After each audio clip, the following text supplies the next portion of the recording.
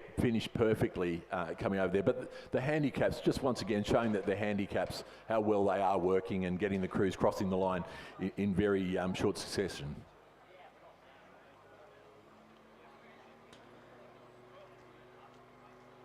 And just turning our attention to the pontoon, we're going to present the mug for the winner of the Women's Masters Single Scull Division 4, a win for North Shore's Susan Walter. Congratulations to North Shore Rowing Club. And we move straight to race 11, Men's Masters Pair Division 2. In lane 3, we have Lake Macquarie's Stuart Boyd and Jeremy Smith. In lane 4, North Shore, Timothy Sargent and Nick O'Brien.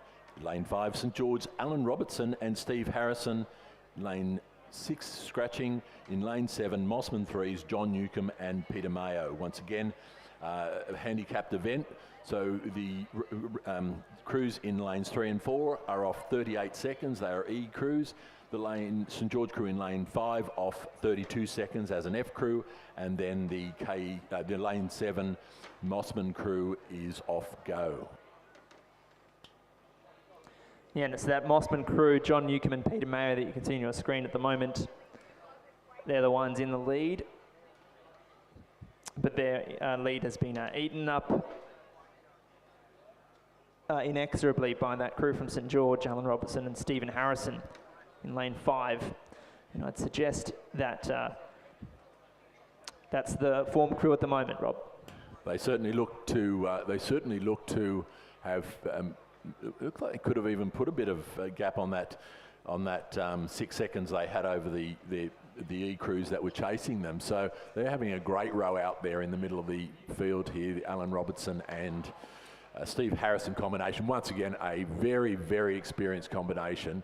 But it does look like the crew over there, Lake Macquarie crew of Stuart Boyd and Jeremy Smith, have certainly picked it up some and are on the chase at the moment. I'm not sure if they'll have the room to get there. The crew in the Mossman crew, though, just struggling a little bit over here in lane 7. They're toying with the boys, which is not a great thing in a pair. Certainly not. Plenty of disruption in a pair to come into contact with the Boyd markers. And I think it is the case, Rob, that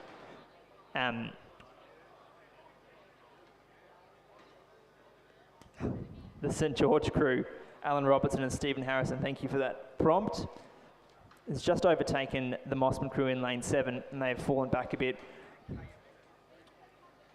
The Lake Macquarie crew in lane 3, Stuart Boyd and Jeremy Smith, not making things easy for St George in lane 5, but in the ascendancy at the moment, Alan Robertson and Stephen Harrison.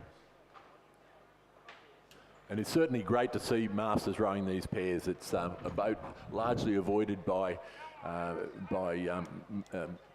crews in general, so it's great to see such a quality field out in the Masters pair. But it will be the St George crew coming down to the line, Alan Robertson the bow, Steve Harrison in the stroke seat, and they cross the line for a great win in this Men's Masters Pair Division 2, followed by Lake Macquarie, Stuart Boyd and Jeremy Smith, and it looks like it will be North Shore's Timothy Sargent and Nick O'Brien that'll come through the Mossman crew and take out third place, followed by Mossman in lane 7, John Newcomb and Peter Mayo.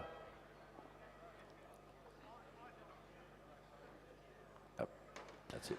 We'll move now to the presentation of the first division for the Men's Masters Pair, race 10, and it was won by the very experienced crew, Ben Homer and Jason Waddell from Newcastle Rowing Club and Nepean Rowing Club respectively. Congratulations to Ben and Jason.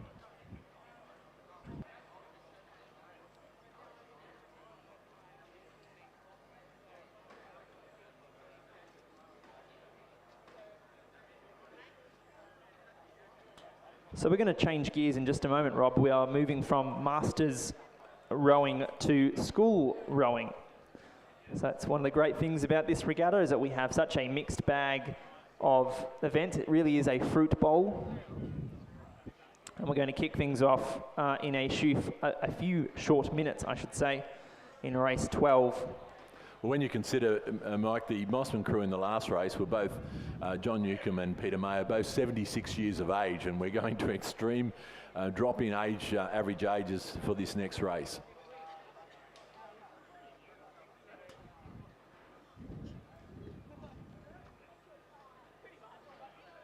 Yes, indeed. So this will be the school 4th that we'll have lining up on the starting blocks in just a moment.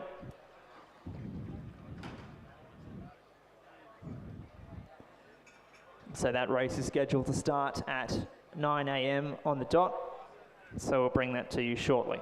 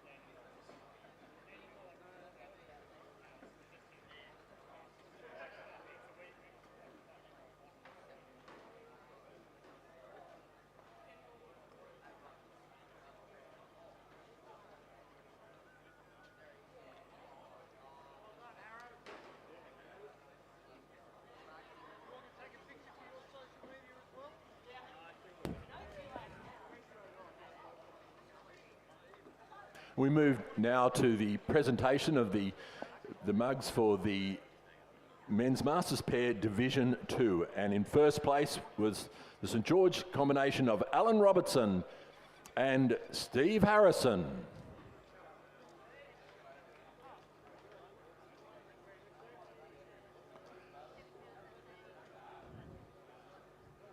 Let's join me in congratulating Alan Robertson and Steve Harrison on first place in the Men's Masters Pair.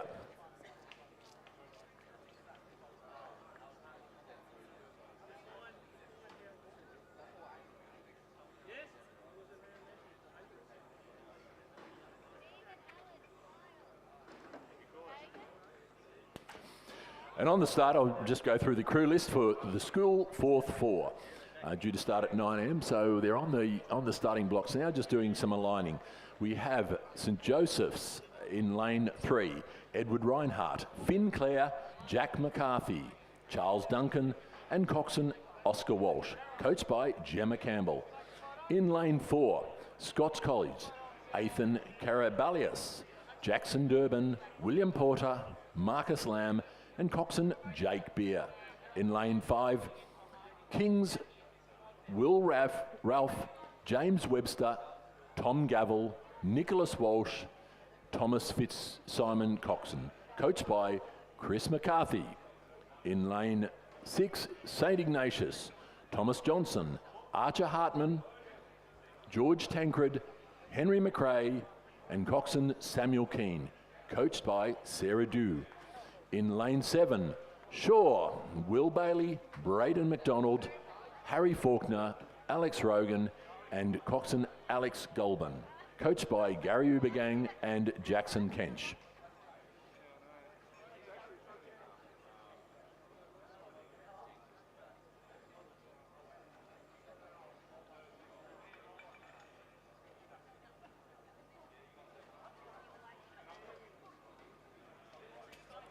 So we have an alignment at the start. We have, when we get down to the finish, you'll notice that two of the crews are carrying a lane 7. The Scots crew in lane 4 has the wrong number on, but that should not affect their progress in the race at all. But they're in the starter's hands, and the start is imminent.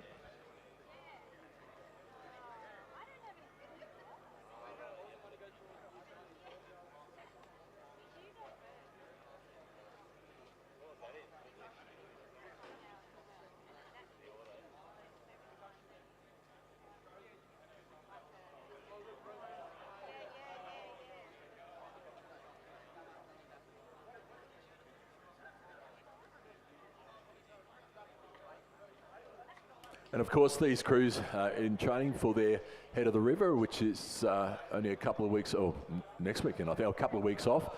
So certainly this is their probably last big 2,000 metre hit out before the Schoolboy GPS head of the river. Well, that's exactly right, Rob. These young men looking forward to the all-important AA GPS head of the river out here at the Regatta Centre in a few short weeks. And that is a very, very large event. So, yeah, probably one of the last preparation races for these young men in the School 4th Fall. And of course, next weekend we also have the Schoolgirl head of the river and the Schoolboys head of the river, which is both open events and not necessarily the AAGPS, although they're welcome to join and welcome to enter. But certainly, the Schoolgirls head of the river next Saturday, which will round out the Schoolgirl season. Although I'm sure there are a number of crews going on onto the nationals a couple of weeks after that. Still waiting for a start here. We've still got, it looks like we have got a line now, and the starter's got his finger poised over the go button, and everybody looking set to get underway.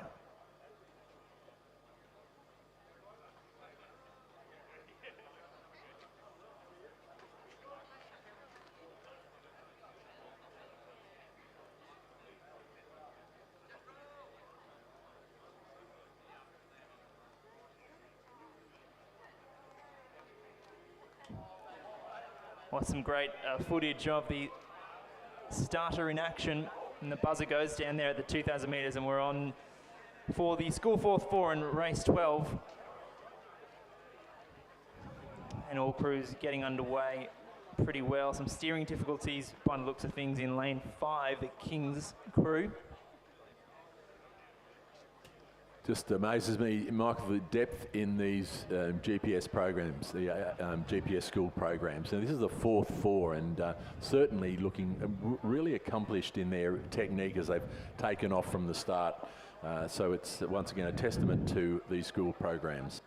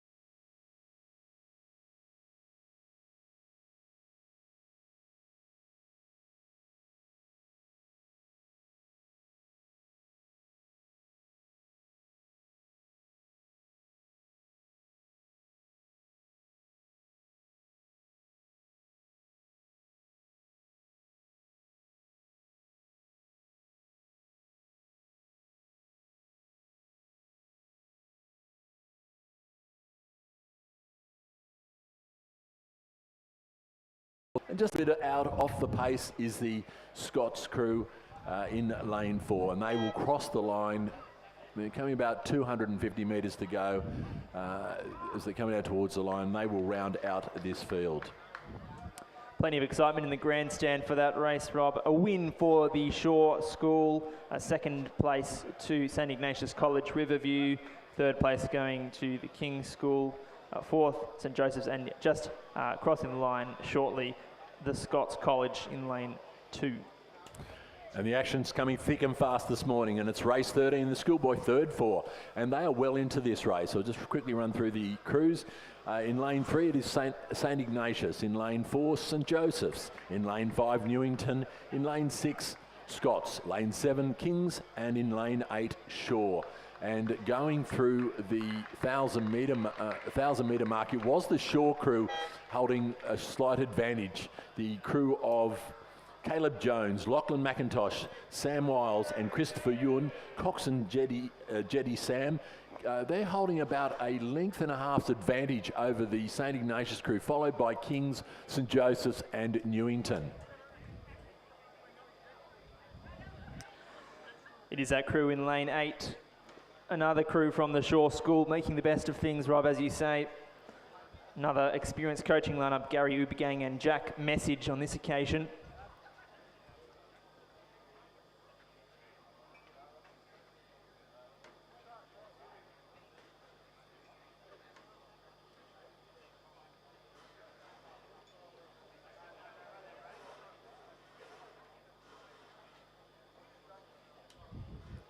Some very clean rowing in that Shore crew in lane 8. Ably coxed by Jetty Sam. St Ignatius in lane 3 on the far side of the course in this race. Well, they're currently in second place, and they've got some work to do if they're to catch the crew from the Shore School on the near side of the course.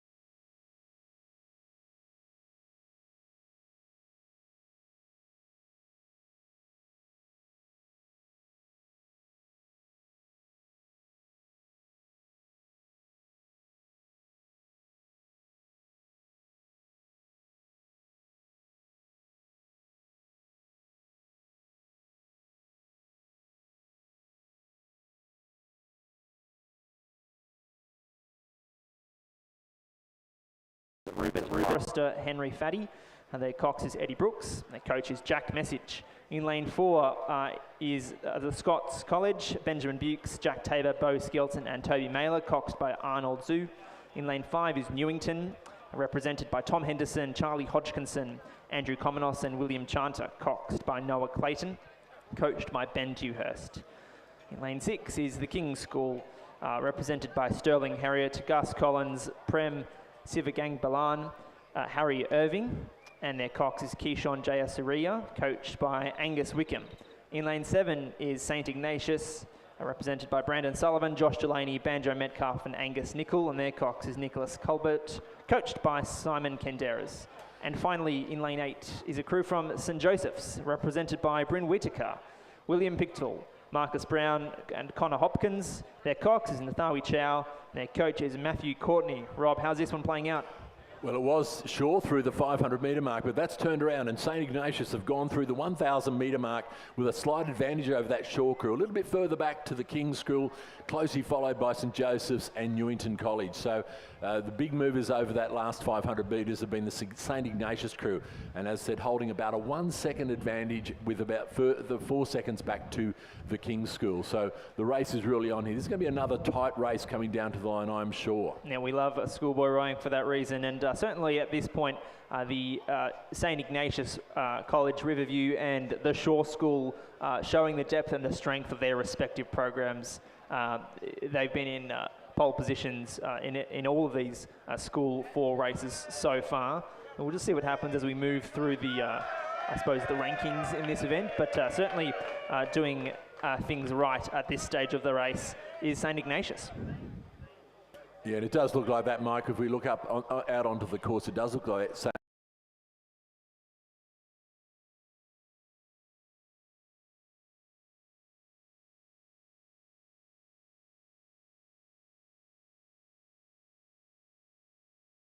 Sort of feel about where they're sitting as the crews that are just off to the right of St Ignatius, the King's School, who are certainly within hearing distance of what's going on at that front of the field. Well, the margin at the 1,000 metres is 1.08. We're going to have some updated numbers in just a short moment. It was St Ignatius in the lead, Shaw School in second. It looks as though that is still the case.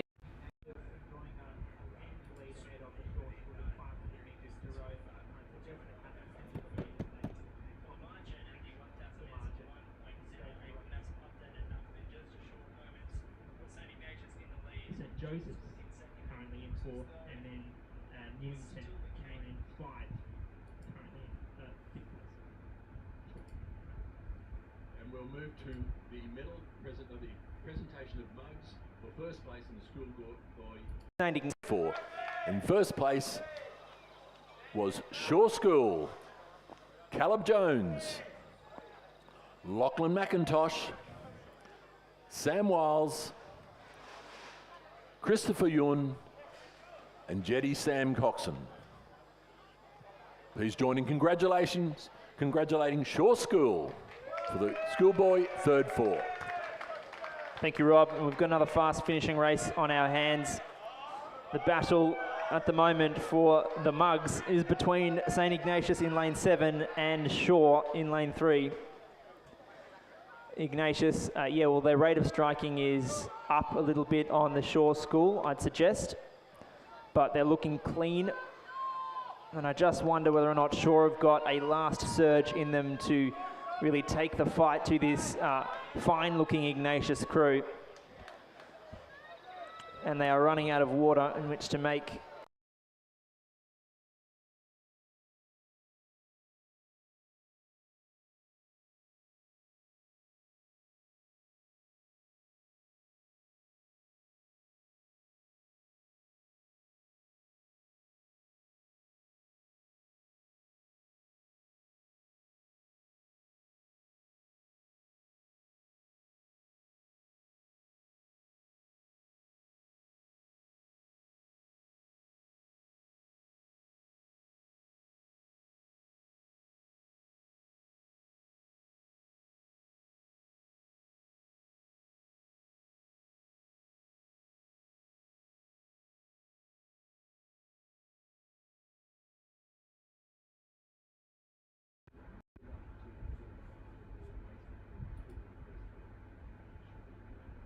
Shore School, Austin Hamilton, Joshua Salas, Sam Bowman, Toby Crowther, Oscar Miller Coxon. In lane 4, Newington, Michael Smith, Jed Robertson, Jasper Patterson, Liam Mitchell Zancanaro, Oliver Easton is their coxswain, coached by Ben Gilhurst. In lane 5, St Ignatius, Maximilian Burke, Xavier Donahue, Hugo Brown, Thomas Tancred, and Ryan McNulty is their coxswain, coached by Simon Kinderis. In lane 6, St Joseph's, Archer Crawford, Christian Tripolini, Samuel Spork, Jed Holgate, Lachlan Mulders Coxon.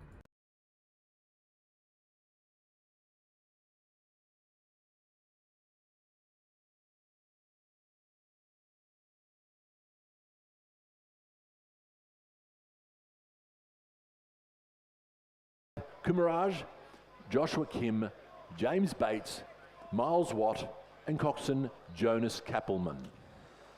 Thanks, Rob. And through the 500 metres, we had St Ignatius in the lead in lane 5. That's a crew comprised of Maximilian Burke, Xavier Donahue, Hugo Brown, and Thomas Tancred, coxed by Ryan McNulty. So they went through in 1:37, cracking time, and they look as though they have, a slight advantage ahead of the Shore School over there in lane 3, I'd suggest.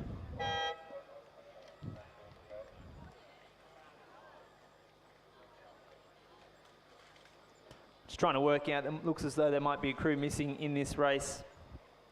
But for the moment, it is St Ignatius going through the 1,000 metre mark in the lead, and it is Shore second at this stage. So those two schools really flexing their muscles in these Schoolboy 4s.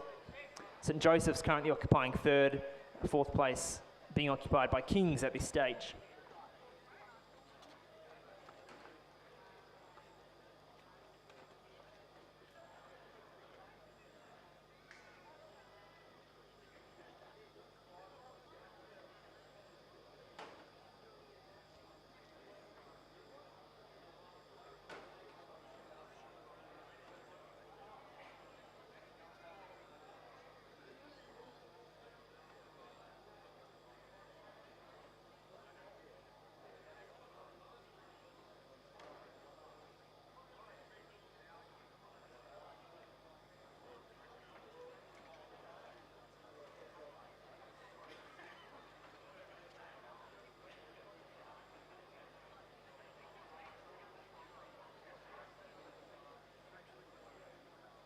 And Mike, it does look like this St Ignatius crew still holding that slight advantage over Shore as they come down towards the 1,500 metre mark. Certainly the fairly close between these top three crews. A little bit of space back to the King School in lane 7, and then further back to Shore over there in lane 3. But as they come down towards the 500 metre mark, and we've got it on the screen now, it is this St Ignatius crew in lane 5 that will go through the 1,500 metre mark. Look to may have just extended their lead a little bit over the Shore School, but still not much in it, and still they could make stage a comeback from there. Will be St Joseph's going through a further 4.7 seconds behind, followed by Kings, and then a little bit of a gap now back to the Newington and Shore crews.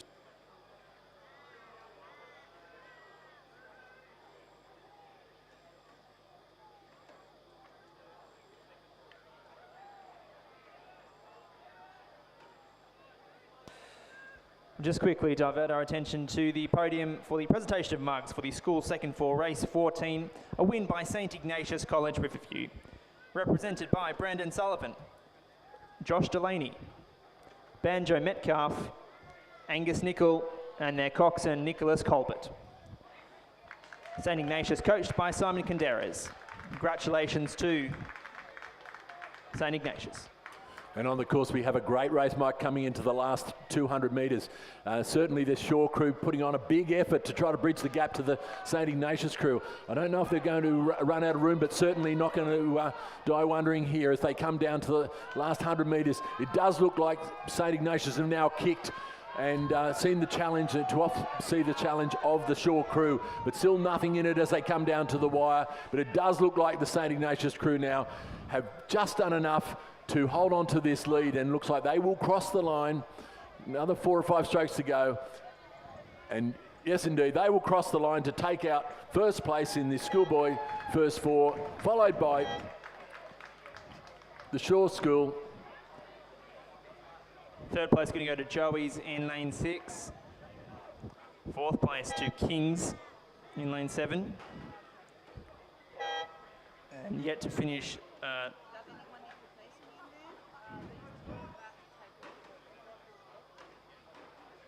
crew from Scott's over there in lane 2, and from Sydney Grammar in lane 8, finishing in a few short moments.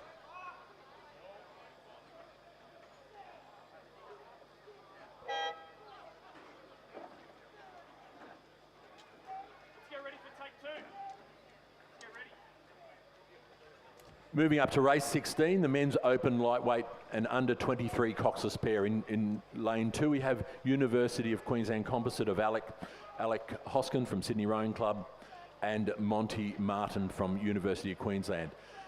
Coached by Shane Mulvaney and Randall Martin. In lane 3, UTS, Joe Lynch and Joshua Wilson, coached by Matthias Ungermark.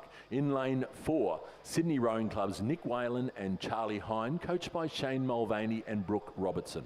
Lane 5, Sydney Rowing Club's Hugh Harold and MacArthur Bucknell, coached by Shane Mulvaney and Brooke Robertson.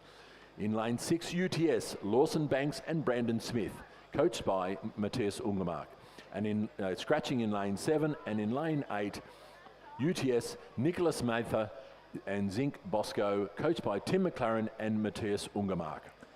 Well, thanks, Rob. And this is another important race in the context of today's program, and certainly for these young guys out there, their coaches and selectors alike will be watching this one closely. I'd suggest each of these combinations will compete at the Australian Rowing Championships down in Tasmania in a few short weeks' time. In the under 23 and lightweight categories respectively.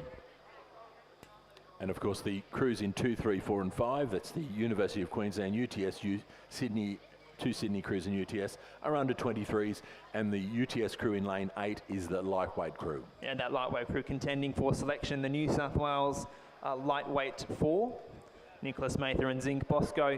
But at the top end of the pack, it is Josh Wilson and Joe Lynch from UTS Haberfield Rowing Club that enjoy the lead. A very experienced combination, Lynch and Wilson, and they are very accomplished indeed.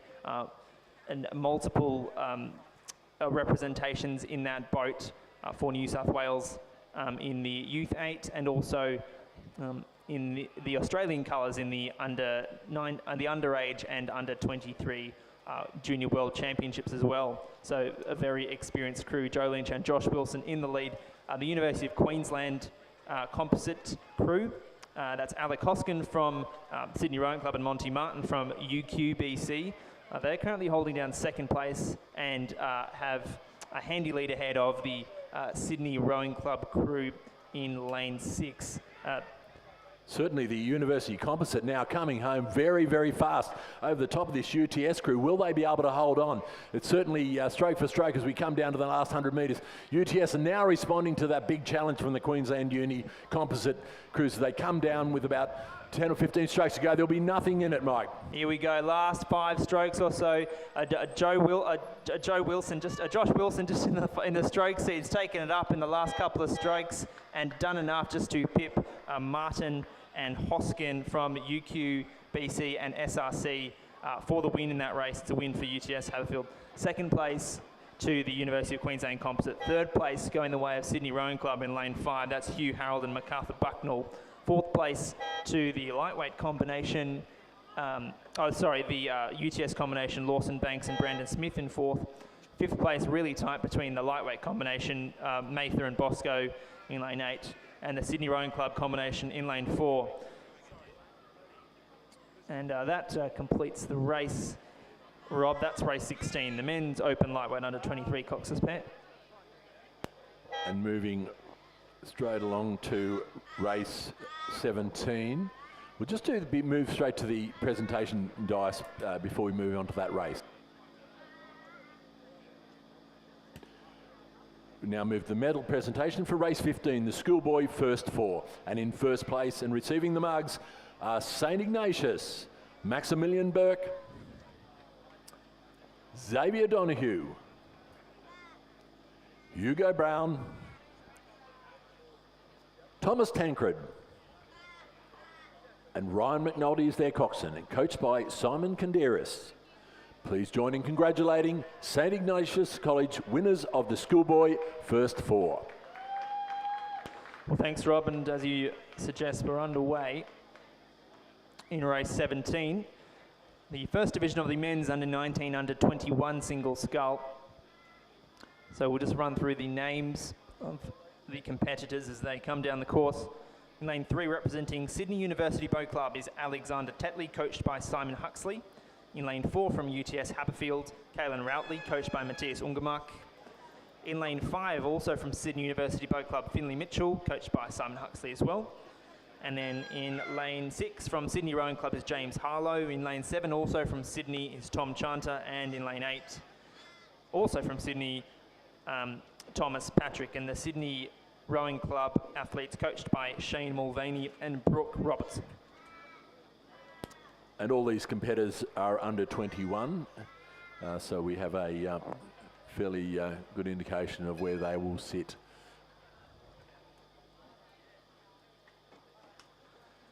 Well, Finley Mitchell from Sydney University Boat Club.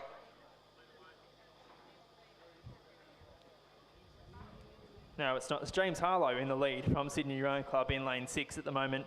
He's enjoying a handy lead ahead of Finn Mitchell, some 3.4 seconds behind. Kaylin Routley presently in third position. 500 metres to row, I should say. Tom Chanter currently 4th, followed by Alexander Tetley and Thomas Patrick in 6th at the moment. Yeah, certainly a handy lead now by James Harlow. He certainly has the look over the field and could be extending that lead just slightly over the Sydney University's Finn Mitchell in lane 5 as they come into the last 400 odd metres.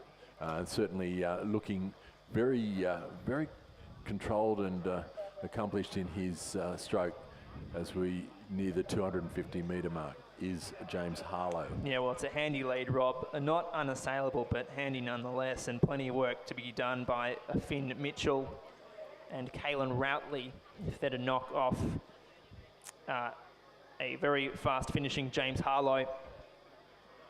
And his rate of striking is very controlled.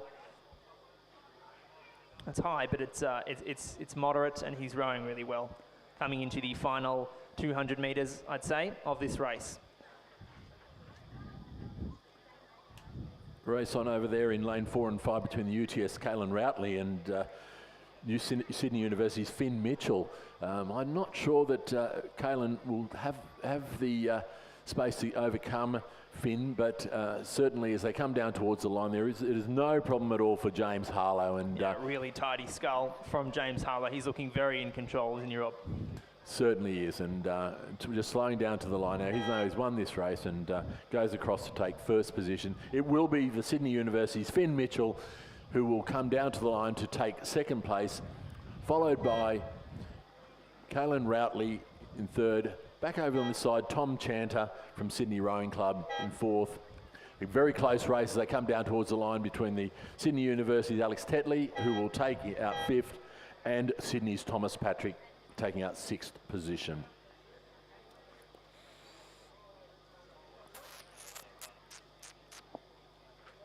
'28, '87, I don't know. 18.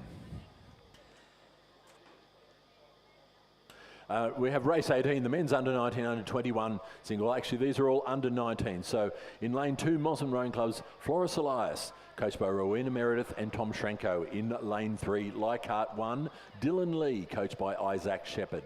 In lane 4, Sydney University's Bryn Potter, coached by Simon Huxley and Peter Warren. In lane 5, Mossman 1, William Robertson, coached by Rowena Meredith and Tom Schranko. Lane 6, Sydney 1, Tommy Poulton, coached by Patrick Graham. Lane 7, UTS, Robert Olivier, coached by Matthias Ungermark and Tim McLaren. In lane 8, Sydney 2, Nicholas Callanan, coached by Patrick Graham. And in lane 9, Leichhardt 2, Remy Wilson, coached by Isaac Shepherd. And it was Tommy Poulton through the 1,000-metre mark, holding a very slight advantage over Sydney Uni's Bryn Potter, a little bit further back to UTS's Robert Olivier. So a very close race coming into that mid-race. Yeah, that's right, Rob. Tommy Poulton doing well in the lead in this race so far. 0.78 the margin to Bryn Potter, currently occupying second. So we are not going to be writing anything in stone just yet, and there are plenty of metres left to row for these young men in the under 19, under 21 category. Tommy Poulton through the 1,500, extending his lead ahead of Bryn Potter to 3.02 seconds. And Mossman's William Robertson currently in third, followed by Dylan Lee from Leichhardt, Robert Olivier from UTS, and Nicholas Callanan from Sydney Rowing Club, in that order. And 500 metres to row, and the race is spacing out a little bit more, Rob, as Tommy Poulton stamps his authority on this one, and he's in the lead. Certainly is, Mike, and he certainly is looking the goods out there at the moment, and looking very accomplished in his technique. Still, Bryn Potter not dropping out of it. He's not losing too much, but certainly holding down that second place. So we'll move to the presentation of the mug in the first division of the men's under 19, under 21 single scull. A win for James Harlow and Sydney Rowing Club. Congratulations, James.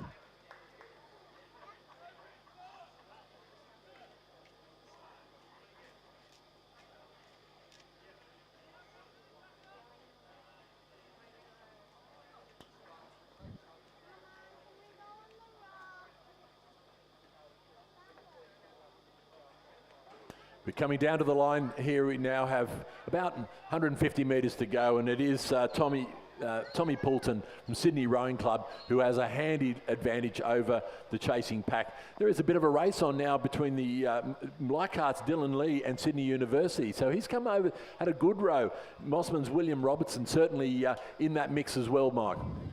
Yeah, this race has tightened up in the final 250 metres. It is still going to be a win by the looks of things for Tommy Poulton and Sydney Rowing Club. He's going to claim first place. Second, pretty safely, then to Bryn Potter from Sydney University. He's enjoyed second place all the way. A bit tighter for third. It's going to be Mossman Rowing Club and William Robertson. Dylan Lee and Leichhardt have to settle for fourth. Fifth place going to go to Robert Olivier from UTS. Sixth place to Nicholas Callanan from Sydney Rowing Club in lane 8. And finally, crossing the line is Remy Wilson from Leichhardt Rowing Club in lane 9.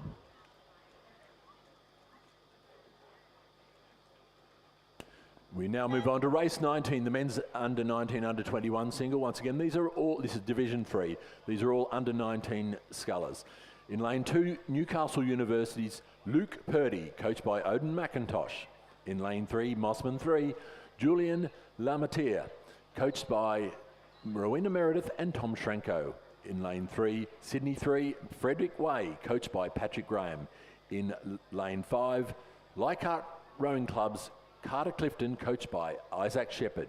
Lane 6, Sydney, coached by Oscar Way. In lane 7, Nepean Rowing Club's Aidan Hall, coached by Daniel Waddell and Angus George. And in lane 8, Leichhardt Peter Simkovic, coached by Isaac Shepherd.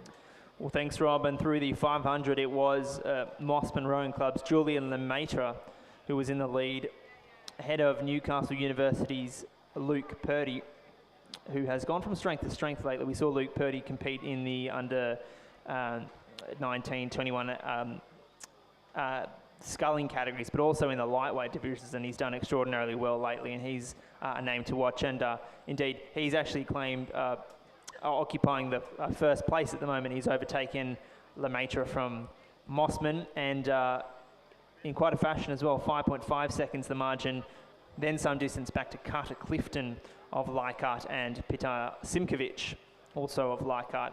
Frederick Way and Oscar Way, both from Sydney Rowing Club, currently in 5th and 6th place.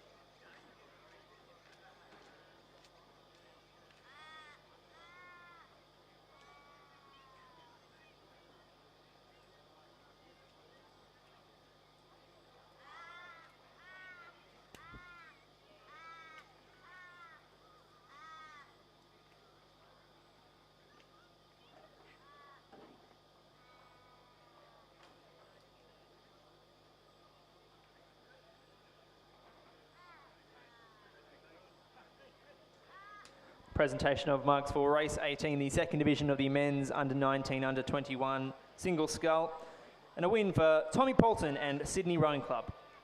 Congratulations, Tommy.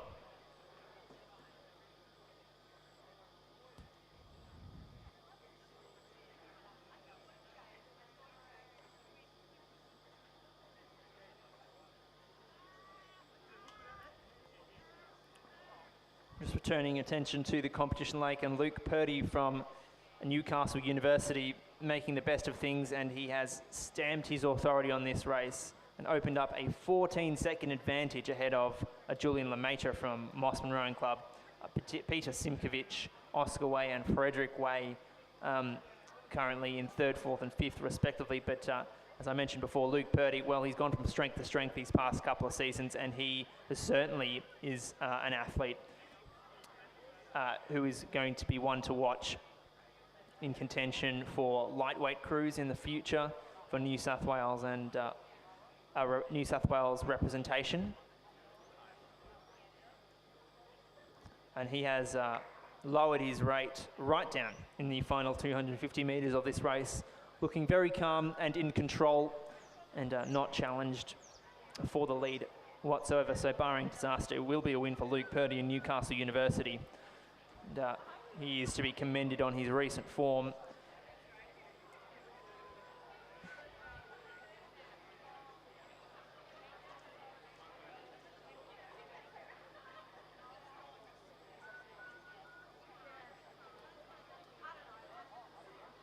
As we come down to the last 100 metres, Luke Purdy certainly has brought the rating right down as he's clearly got the advantage in this race. It does look like the race is on, though, between the Mossman's Julia Lemaitre and Leichhardt's Peter Simkovic over on this side. So that's going to be very tight, but there will be no problems whatsoever for Luke Purdy, who is coming down to the line. He'll cross the line now to take first place in the men's under 19 scull division 3. Very close race as we're coming out towards the line, but it looks like it will be the Mossman's Julian Lemaitre taking out second, followed by Leichhardt, and then the second Leichhardt crew of Carlton Clifton coming in 4th. A little bit further back now to the Sydney Scullers, Oscar Way and Frederick Way.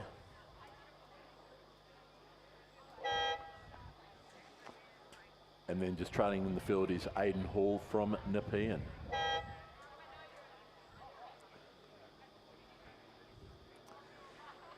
So the sun just poking its head out from behind the clouds now, and shaping up to be a really nice day for rowing down here at the Regatta Centre.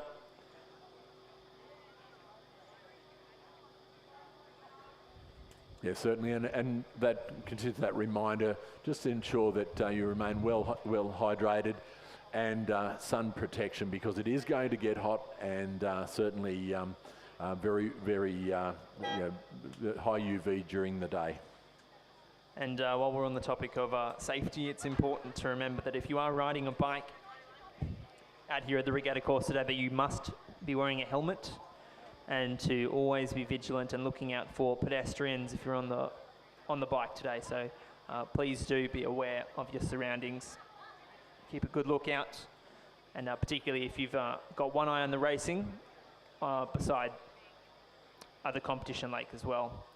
So a race 20 is on the course now. It's the first division of the women's under 19, under 21 single scull, contested by 6 athletes. So in lane 3 from Sydney Rowing Club is Georgia Allen. In lane 4 from Sydney University, Alice McCready. In lane 5 from UTS Haberfield, Layla Gaston. In lane 6 from Sydney Rowing Club is Victoria Binns.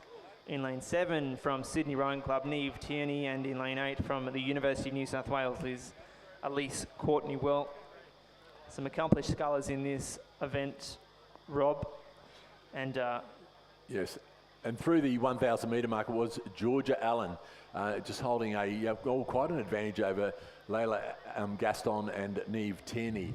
So Georgia certainly has had a good first 1,000 metres of this race.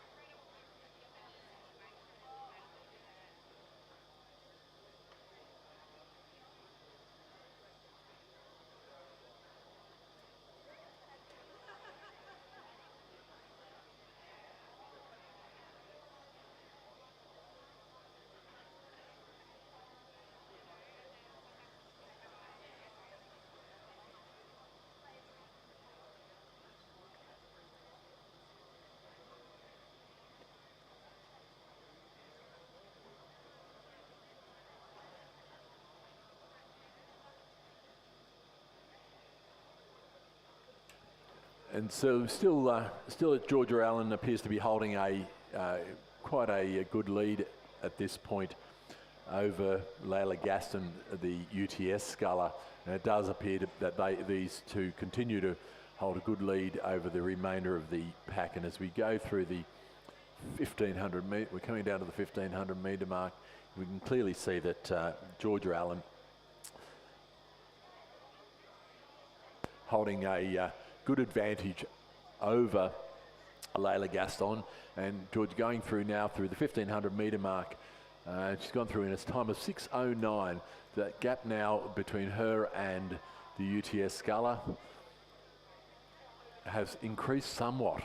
So she's had a very good third 500, this Sydney sculler Georgia Allen, and Layla Gaston now going through some 13 seconds in deficit to Georgia Allen. So probably not much chance of making much of that up, but it will be Neve Tierney from Sydney Rowing Club following the UTS sculler through the 1,500 metre mark, and then a further gap back to the remainder of the field. But as we look up out onto the course now, it is Georgia Allen, the Sydney Rowing Club competitor, who is extending her lead all the way and certainly looking very comfortable as she comes down to the last 300 metres.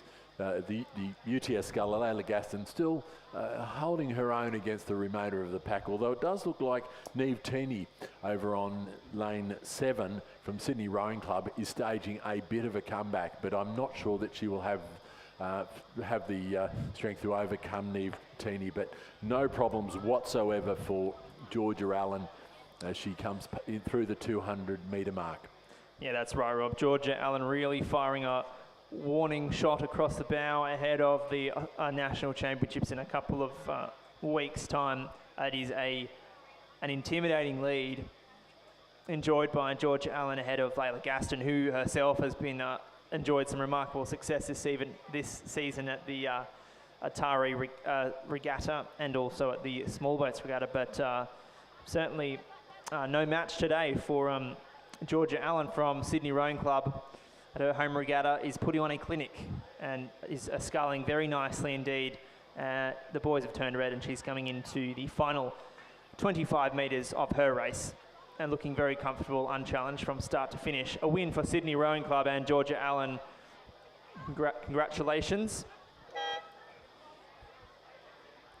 As we look out, and Layla Gaston from UTS now has brought the rating down, realising that she's not going to, George has already crossed the line. She's got a big gap between her and the third places, Neve Teeny, and will cross the line to take second.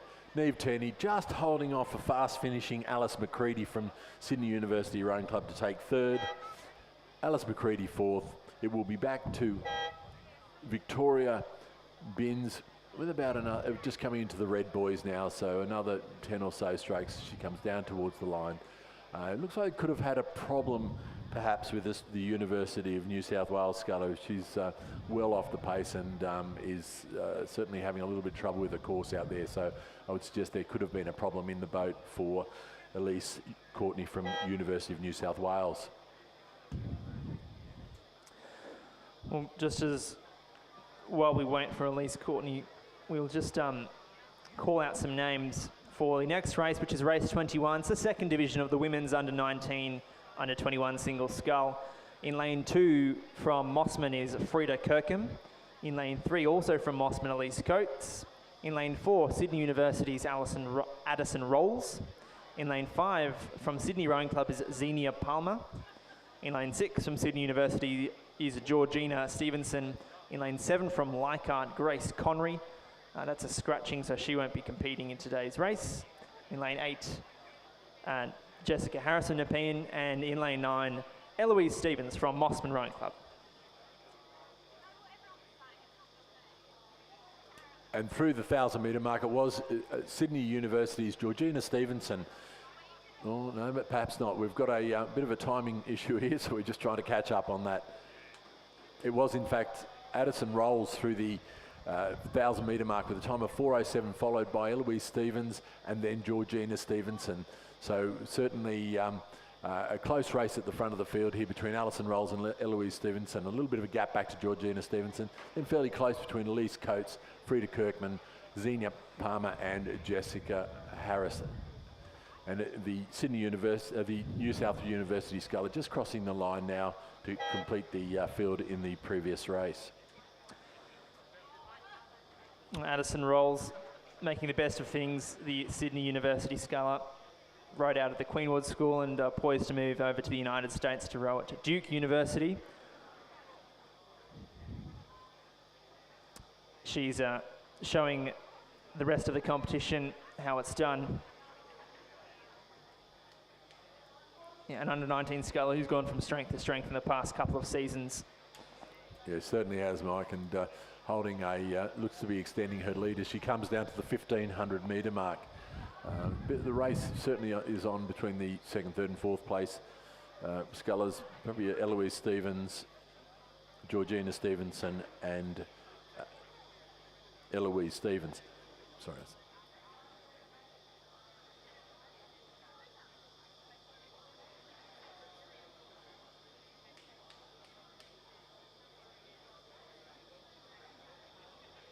And through the 1,500 metre mark, we have Addison Rolls going through in a time of 6:14 with about a 3.5 second advantage over Eloise Stevens from Mossman Rowing Club, followed by Elise Coates from Mossman and then Georgina Stevenson. So a bit of a change around in a couple of those positions. There's nothing between that third and fourth place at the moment, so that's going to be where the race should be on. I'm not sure that Eloise Stevens will have enough time to take over to catch Addison Rolls, who looks very comfortable out in front, probably underrating the rest of the field by a couple of points as she's coming through the 400 metres to go mark. Yeah, pretty handy lead. She's enjoying ahead of Eloise Stevens from Mossman Rowing Club, and then some 6 seconds back to Elise Coates from Mossman. Yeah, Addison Rolls, the form sculler in this race. And another warning shot to the rest of the competition in the under-19 category for the National Championships, I'd suggest. She's coached by Alan Bennett and Alfie Young in the Sydney University Boat Club program.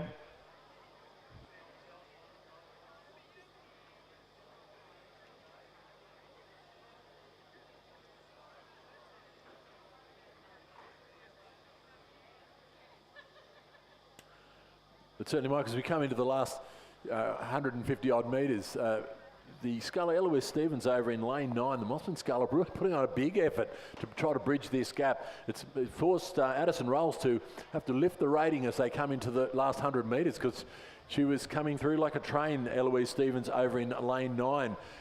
It will be close, but it does look like Addison Rolls will hold on. She's just picked the rating up a bit now and got a little bit more urgency in her rowing coming down to the line, but won't be a lot in it, Mike, as they come to the wire. But it is Addison Rolls who will go through to take first position.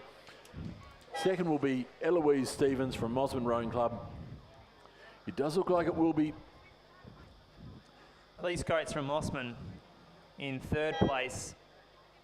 Fourth place to Georgina Stevenson of SUBC. Fifth place looking as though it'll go the way of Frida Kirkham from Mossman.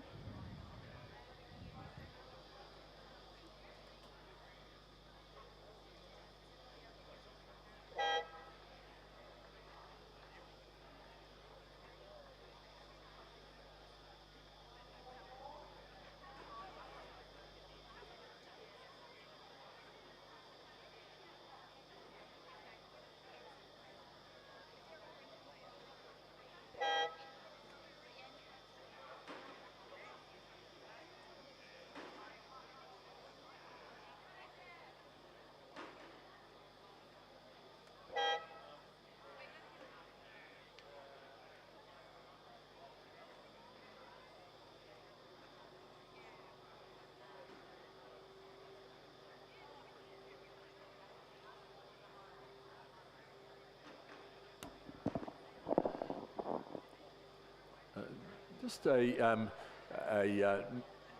suppose a call out for Ken Ricard Bell, who sadly passed away this week, a long-time Sydney Rowing Club rower, a member, and a stalwart of rowing in Sydney Rowing Club and certainly in the Masters group. And it was a very sad occasion this week for the passing of Ken, and we do send all our condolences to Ken's family and to the members of Sydney Rowing Club who knew him and appreciated him, his time at the club.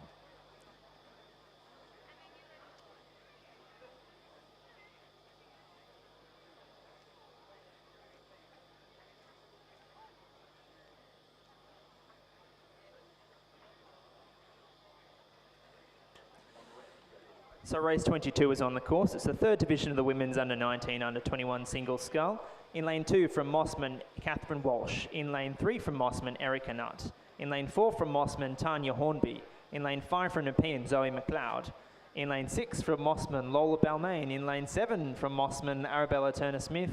In lane 8 from Mossman, Heidi Heap. And in lane 9 from Mossman, Lottie Ravenstein. So it is a Mossman dominated race, this one, race 22, Division 3 of the women's under-19, 21 single scull. And joining me to face all the action this morning is Ben Homer. Welcome, Ben. Hey, Michael, how you going? Good to be up here. Great conditions, isn't it, today? Beautiful out there on the water. So looking forward to talking about some racing. It's a bit easier than being out there. It's far easier to talk about it than it is actually do it. Congratulations on your win earlier. Well fought. But for the moment, it is women's under-19, under-21 single sculling in this Mossman whitewash race. And it's Heidi Heap making the best of things at the moment. She's rowing out of lane 8, and Lottie Ravenstein in lane 9, currently occupying second place. So those two sculls on the near side of the course making the best of things at the moment. Michael, you've been around rowing in Sydney a lot longer than me. I'm just wondering, have you seen a race like this where you've got such a dominant field from one club? This is quite incredible. It is quite remarkable, and you asked that question, Ben, and I'm not sure I could give you an answer. It is a very impressive lineup of scullers from Mossman, all of the same age category as well, all in the under-19 group. So it is a testament to the depth of the program being developed out at Mossman Rowing Club. Some big names in the coaching staff as well. Rowena Meredith, of course, Australian Olympian, Tom Schramko, multiple Australian representative, Ben White-Wolf, Joshua Hewitt as well, joining the ranks there. So some fantastic coaches down there at Mossman Rowing Club. A testament to, yeah, as you say, Ben, a fantastic depth of talent coming through the ranks down there at Middle Harbour. So leading this Mossman-dominated field is Heidi Heap out in lane 8. And she's coached by Rowena Meredith and Tom Schramko. And it's a fairly decent margin back to Lottie Ravenstein, who is in lane 9. Then over in lane 3 is Erica Nutt. So the top 2 coached by Rowena Meredith and Tom Schramko. Sculler in 3rd place, Erica Nutt coached by Ben White-Wolf and Joshua Hewitt. So it'll be a Mossman 1, 2, 3, 4, 5, and then the Nepean sculler Zoe McLeod a little bit further back in 6th place. So Erica Nutt in 3rd, 4th place is Tanya Hornby, and then in 5th is Catherine Walsh.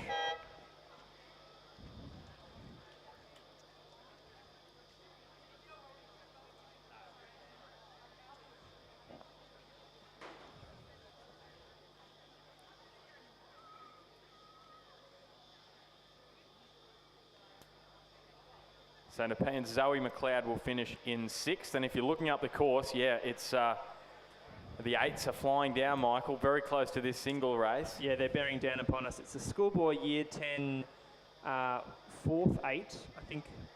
Yeah, the Schoolboy Year 10 4th 8. We've got, this is an interesting race because we've got 8s and 4s in the same race, Ben. So this is something quite peculiar.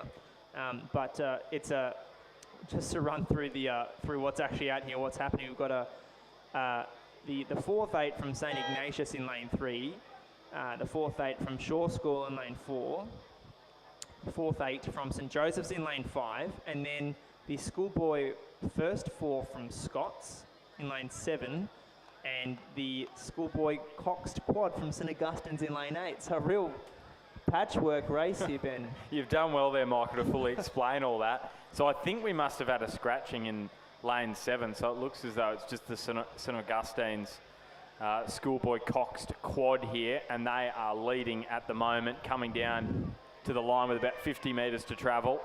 St Ignatius is 4th 8, they are over in lane 3, they're in 2nd place, but it will be the Cox Quad. They're going to cross here. Time really the important thing in this particular race for them, 7:05.11. And the 4th 8 from St Augustine's will finish 2nd in this race. Shaw will finish in 3rd, and then we've got St Joey's in 4th place. Yeah, congrats to St Ignatius getting the win over Shaw. They were really happy about that one. I'd suggest those young guys in their first season of sweep or rowing in the 8s, coming out of the quads in years 8 and 9. So great to have a hit out in the 8 on a fantastic morning out here at the Regatta Centre. Still the finish is the Schoolboy 4th Year 10-8 from St Joseph's in lane 5. We're finishing in a few short moments, and then we will turn our attention back down for the Year 10 Schoolboy 2nd 8, and that's race 25 on the program. That race is already underway, just as the Joey's Year 10 4th 8 crosses the line. The 2nd 8s are underway, and it is a pretty stacked field, Ben. We've got Cruz in lanes 2 through 9. So in lane 2 is Sydney Grammar, lane 3 is St Ignatius, lane 4 Scott's, lane 5 St Augustine's, lane 6 Newington, lane 7 Shaw, lane 8 Kings, and lane 9 St Joseph's. And earlier in the morning, Ben, we saw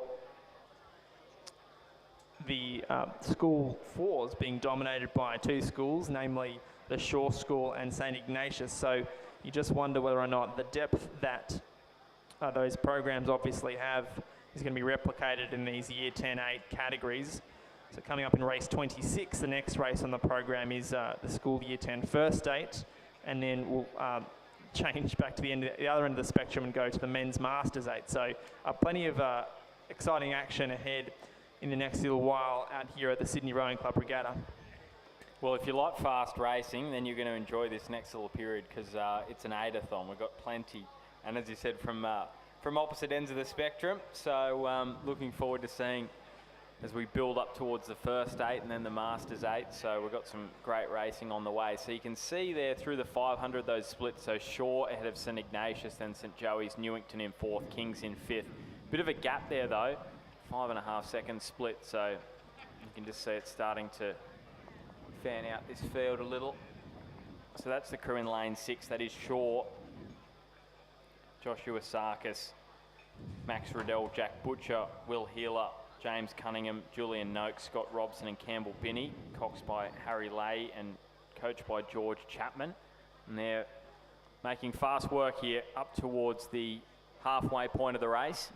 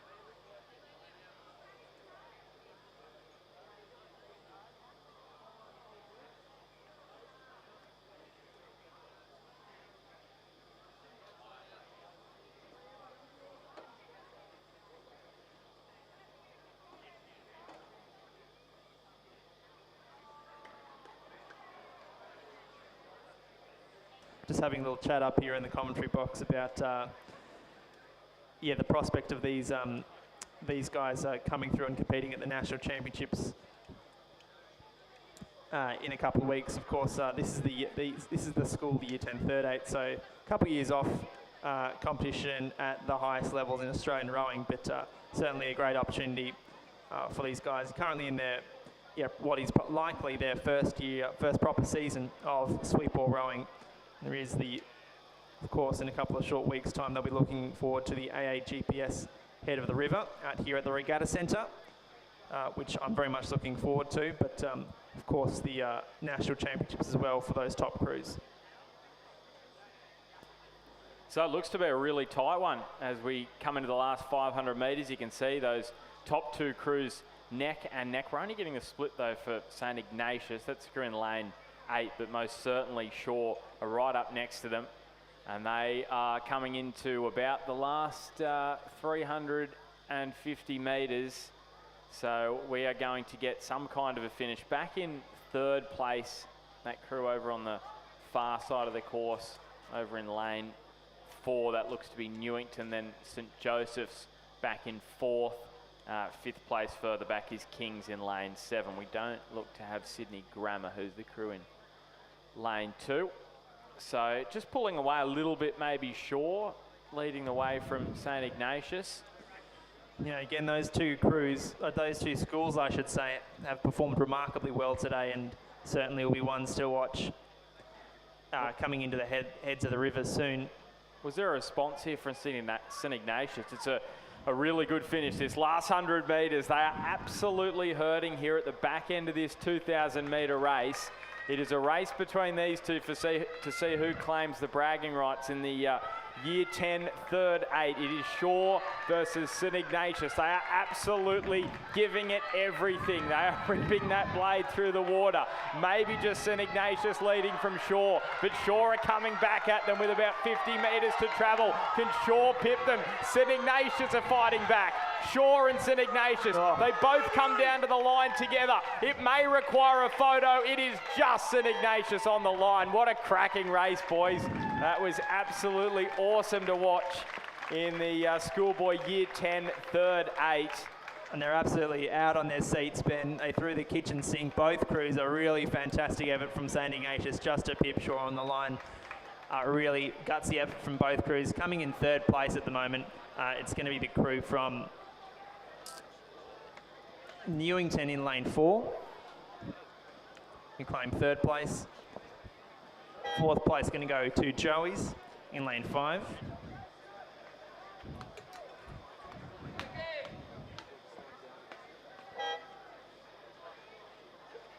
And fifth place going to the King School in lane 7. Well, we can all take a breath, Ben, after that cracking finish. Well, if we can get the next couple of Schoolboy Year 10 8s as good as that finish, we're going to have some kind of racing over the next 10, 15 minutes or so. That was absolutely fantastic to watch. There's nothing better than a close race, but especially involving a couple of 8s. You've There's just nothing got quite like it. Yeah, everyone screaming. Coxswain's yelling, there's, you know, blades splashing, it's mayhem, but it's fantastic and we love it. But race 25 is now on the course. It's the School Year 10 second day, which I think I called incorrectly as the last race a moment ago, but to repeat myself, it is we've got a cruise in lanes 2 through 9, Sydney Grammar, St Ignatius, Scots, St Augustine's, Newington, Shaw, Kings and St Joseph's. And race 25, it looks as though they passed through the 500 metres, and again we are seeing strong performances from the schools in lanes 3 and 7. That's St Ignatius and the Shaw School, again flexing their muscles. Some fantastic depth in both those programs, and they're showing why they are key contenders for many events at the various heads of the river coming up in a couple of short weeks. St Ignatius had a very short lead through the 500, and again it's pretty tight, Ben, through the 1,000. 0.75 the margin between St Ignatius and Shaw. St Ignatius the ones in the lead at the moment, but we're not going to be writing anything in stone just yet, because hopefully we're in for another couple of tight finishes in these next couple of races. Well, if only they knew what happened in the last race. So what are we keeping score here? Because St Ignatius got the job done in the 4th 8 and the 3rd 8. So does that mean Shaw's going to set us up here? Well, yeah, they're due for a win in the School Year 10 8s are the Shaw School, and they've got some work to do. 0.75 down. It's not an unassailable lead, but it's certainly pretty flattering. That the distances to make up in an 8 can be pretty tough with the boat so heavy and 9 guys in the boat. So let's just see what happens in this final 500 metres or so. They're about to pass through the 1,500, and we'll get some updated numbers in a moment. The added challenge to this race as well for the two crews out in front is they're on opposite sides of the course. So very much the Cox will be trying to keep their heads in the boat so they're not swinging around and having a look to see where that crew is on the other side of the course, because they're not right next to each other. It can get quite challenging to do that when you're coming into the back end of a race.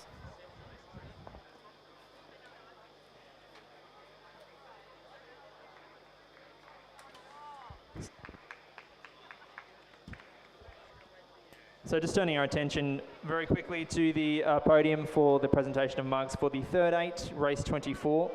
It's a win for St Ignatius. They're represented by Archie Coble, Alexander Raymond Nash, Ignatius Byrne, Maximilian Nix, Jagger Short, Hugh McWilliam, Charlie Forshaw, Angus Field, and their coxswain Elliot Solomons, coached by Marcus Bambajotti.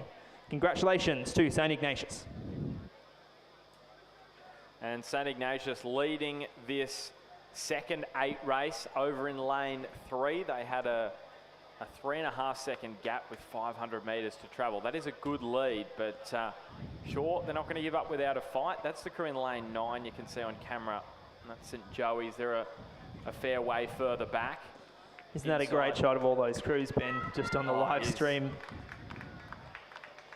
And that's the Shaw School, who are in second place at the moment. They're furthest away from camera, and they are trying to pull back St Ignatius, who are leading this one. About 200 metres to travel. Can Shaw pull off a comeback of about 3.5 seconds with 500 to go? It is a big ask for them, but they are trying to come here at St Ignatius, who has got the wood over Shaw in the last couple of 8 races. And it looks as though they have enough of a lead to feel comfortable. Maybe not, because Shaw are coming at them here with 50 metres to travel. St Ignatius, they do have to lift it a little bit, but they are going to have enough here for about half a boat length win. Good finish from Shaw, but St Ignatius did the work early. They finish in first place. Another mark on the tally for St Ignatius in these year 10-8s. Congratulations. Shaw settling for second, as you say, Ben. Newington in third place. Kings in fourth. Scots in fifth. Sydney Grammar taking sixth place, followed by Joey's over here in the far side, who will claim seventh, and followed then by St Augustine's over there in lane 5 to finalise that race.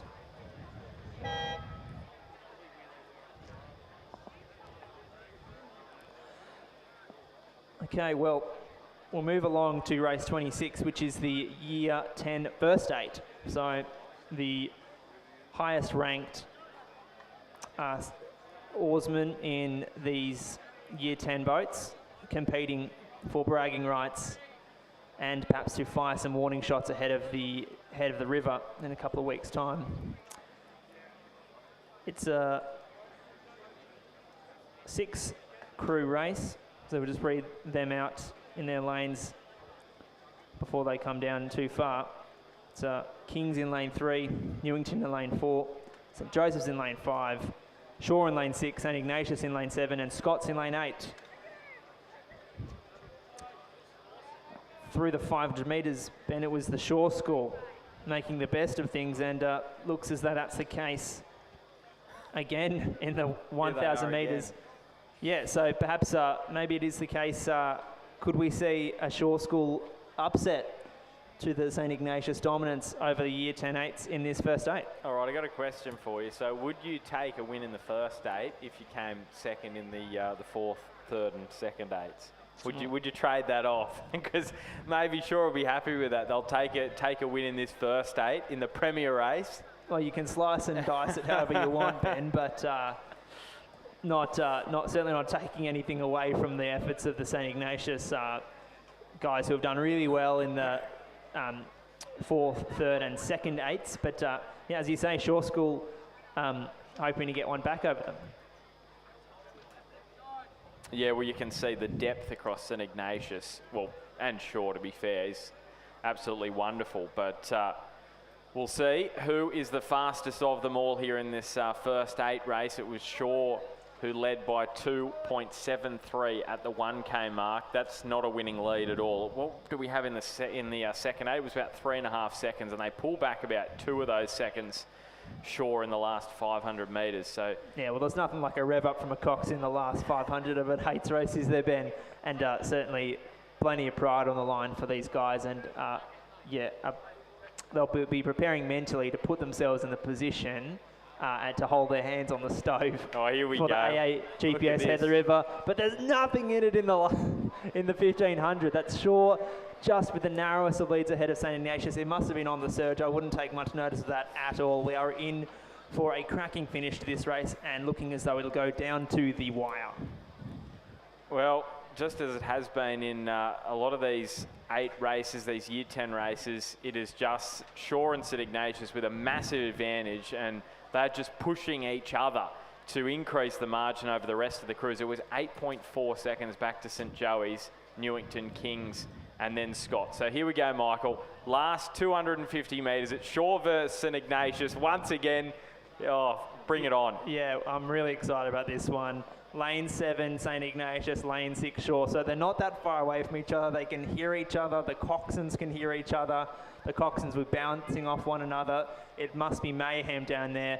And this is the kind of thing that we love as rowing commentators. But looks as though St Ignatius in lane 7 have pulled away. I don't know if there were a couple of dirty strokes there. The Shaw School just floating with the buoyed markers on their bow side. So not sure what's going on there, but St. Ignatius, they've either lifted the rate of striking or Shore School might have suffered a couple of dirty strokes, but they're the ones that have pulled away a couple of strokes advantage ahead of the Shore School.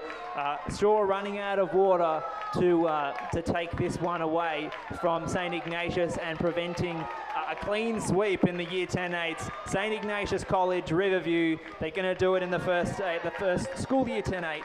Congratulations, a win for St. Ignatius, second place going to the Shore School. A really well fought race by both of those crews. It was really tight for the whole way. Joey's coming in third place in lane 5, fourth place to Kings in lane 4. Newington, I should say.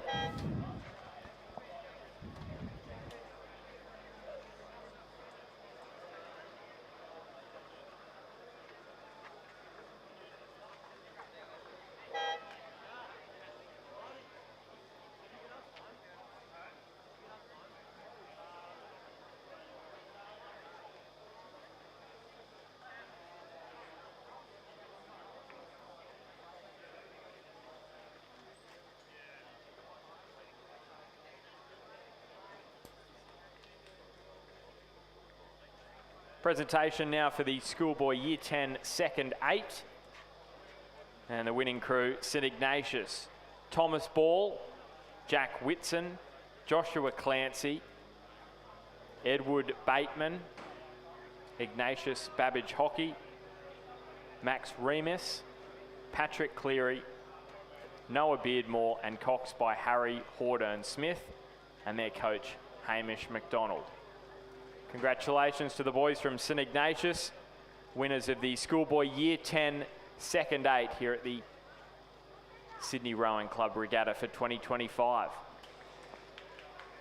Congratulations to St. Ignatius, and we should have the presentation of mugs for their colleagues in the first 8 in just a short moment. But quick word on this next race, which is the Men's Masters 8, race 27 on the programs.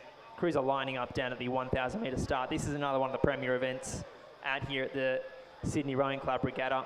It's always fiercely contested as we go back into some Masters rowing before returning to the school rowing. But yeah, this, as Rob mentioned earlier, Ben, we had a member of the Rowing New South Wales community pass away earlier this week. That's Ken Rickard Bell of Sydney Rowing Club. So our thoughts and commiserations go out to his family and to the Sydney Rowing Club extended family. In lane 5, the Sydney Rowing Club crew in this race are wearing black armbands to mark his contribution and his life. And so plenty on the line today for this Sydney Rowing Club crew, rowing with plenty of pride. So over in lane 2, North Shore, they'll be off 28 seconds. So they're a C crew. So too Leichhardt in lane 3. They're also off 28 seconds, a C crew.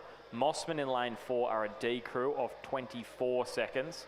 Sydney and E crew off 20 seconds. North Shore in lane 6. They're an F crew off 15. And then lane 7 and lane 8, that is Mossman in 7, North Shore in 8. They are all off go. So expect that right-hand side of your picture to start moving first. And if you're looking down the course here at Cirque, the left-hand side of the course as you view it from this angle, we'll start motoring, and then it'll be up to the crews on the far side of the course to pull them back. 28 seconds is a decent margin. That's the gap between a C crew. So their crew average is between 43 and 50 from my memory. And a H crew, well, I'm not going to mention their age, but they're very experienced, we'll say that. A little bit older than the C crew. So, well, I'm not quite. I've got a couple of months until I'm a Masters eligible rower, Ben. So I'll defer to your expertise on the issue, but. Yeah, it's always fascinating, Masters rowing, because of the handicaps that are involved and how much time some crews are going to have to wait to catch up after the buzzer goes for the first crew to take off. And 28 seconds, well, it's a pretty flattering distance to make up for the crews over on the far side of the course. So let's just see what happens. So you can see all the crews just rolling up here to the start. Looks like a decent line there. So they'll be underway very, very shortly, and lovely conditions. So it makes it nice and easy for the starter. Not held starts here at the 1K mark. They will be held at the state masters and national masters a little bit later on in the year. Yeah, we'll look at those conditions. It's a starter's dream, isn't it, Ben? Completely flat. The sun's come out. Not a breath of wind. We are poised for a start in race 27, the men's Masters 8.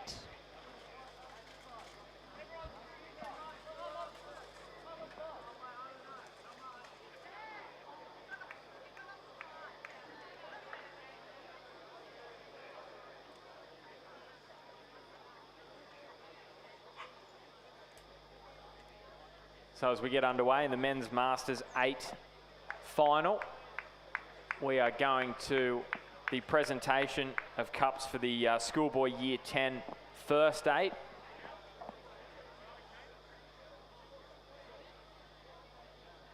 And the winners today completing a clean sweep in the Schoolboy Year 10 8s. St. Ignatius,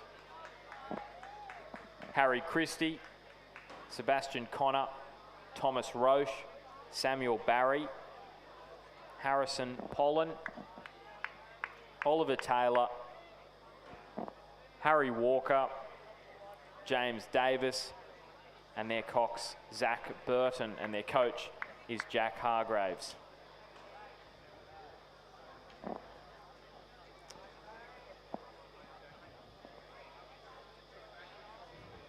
And no surprises early on in this men's Masters 8 race that Mossman and North Shore, both off go, are in the lead. We are riding here with the North Shore crew off 15 seconds. Sydney Rowing Club, though, off 20 seconds. They have absolutely flown past them, so they had to make up 5 seconds on North Shore. Well, they've made up that and some more. So it looks as though at the moment it is that crew from Sydney who are making the best ground through the middle of the course. You're getting to see those crews on the far side who have the longer handicaps in Mossman, Leichhardt, North Shore. They're also making a move. But through the first 500, it is Mossman. They were off go, but expect the pullback to start occurring here in this last 500. Yeah, certainly, Ben. Sydney Rowing Club just chomping at the heels of North Shore and Mossman in lanes 7 and 8 respectively. And it's a nervous, I suppose, situation for those two crews to be in, as they can just look at Sydney Rowing Club coming up on them. Yeah, it's Sydney Rowing Club probably up into second, you'd say, at the moment. Leichhardt and Mossman over on the far side. North Shore are further back in lane 2, so they're out of it at the moment. But Leichhardt and Mossman, lane 3 and 4. Hard to tell who's in front. They are neck and neck, but it's Sydney Rowing Club who are coming up alongside Mossman with about 250 metres to travel. So, have Mossman got anything left in the tank? They had a 20-second advantage over this Sydney crew. Did they save anything for this back end, or is Sydney going to row through them today? Of course, honouring Ken Rickard Bell. They got black armbands. This would be a pretty special victory if they can get one over their Sydney rivals from Mossman Rowing Club. The other Mossman crew in a battle with Leichhardt maybe for second, if both of those crews can row past the Mossman crew currently in second place. Leichhardt and Mossman are very, very tight in second place. But out in front, it is Sydney Rowing Club who are going to claim a win on a day where their hearts are pretty heavy. And that is a special victory in the men's Masters 8 for Sydney Rowing Club. It is going to be very, very tight for second place. It'll just go the way of Leichhardt. Mossman in third and in fourth, and North Shore 5th and 6th. Yeah, as you say, Ben, a special victory for Sydney Rowing Club, and congratulations to them. And they did the work early on and just ate away at the lead enjoyed by Mossman and North Shore over here on the near side of the course. Yeah, just weren't those two crews not able to hold off, I should say, a fast finishing Sydney crew. So congratulations to them.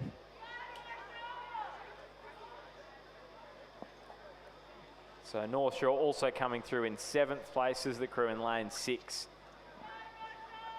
So Sydney first, Leichhardt second, Mossman third and fourth, North Shore fifth, sixth and seventh in the men's Masters 8.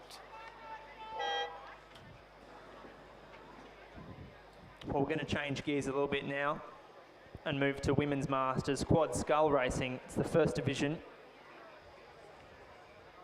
the first of two divisions. And this regatta, Ben, of course, will be watched closely by the New South Wales Masters state team selectors and coaches. So this one will be a key event for the New South Wales selectors for the interstate women's quadruple scull. So we'll just run through the crews before we get underway in a few short minutes' time. In lane 2, representing Glebe, is Elizabeth Lester, Belindy Rowe, Heidi Lindell and Jacqueline Harris. In lane 3 from Mossman is Jem Lambert, Lucy Stackpool-Moore, Sarah O'Hearn and Carissa Kleiman. In lane 4 from North Shore is Sasha Titchkowski, Rebecca Talmalolo, Brioni Short and Elizabeth Buzo. In lane 5 from Lake Macquarie is Rayleigh Eason, Michelle Duzel, Kirsten Berry and Trudy McDonald. Lane 6 from Leichhardt is Diane Williams, Amy Funden Neuenhoff, Belinda Brigham and Jane Hutchison. In lane 7 is a North Shore Shoalhaven composite represented by Zita Briones. From North Shore, Catherine Boland from North Shore, Katrina Davis from Shoalhaven and Olivia Tong from North Shore. And finally is a UTS composite crew, Kathleen Hexdale from Drummoyne, Renata Eatma from Drummoyne, Bronwyn Downey from UTS and Christine Phillips from UTS. So we're about to get a start in this one, Ben. This is another race where we'll have a handicap involved. Starting on go with the crews in lanes 8, 7, 6 and 5. That's UTS composite, North Shore composite, Leichhardt and Lake Macquarie. Off 4 seconds is North Shore in lane 4. Off 7 seconds are the crews in lanes 3 and 2. That's Mossman and Glebe. So the start formation is almost impeccable. Commendations to the starters. We've got to start in the first division of the Women's Masters Quad Scull in a key selection event for many of these Masters athletes.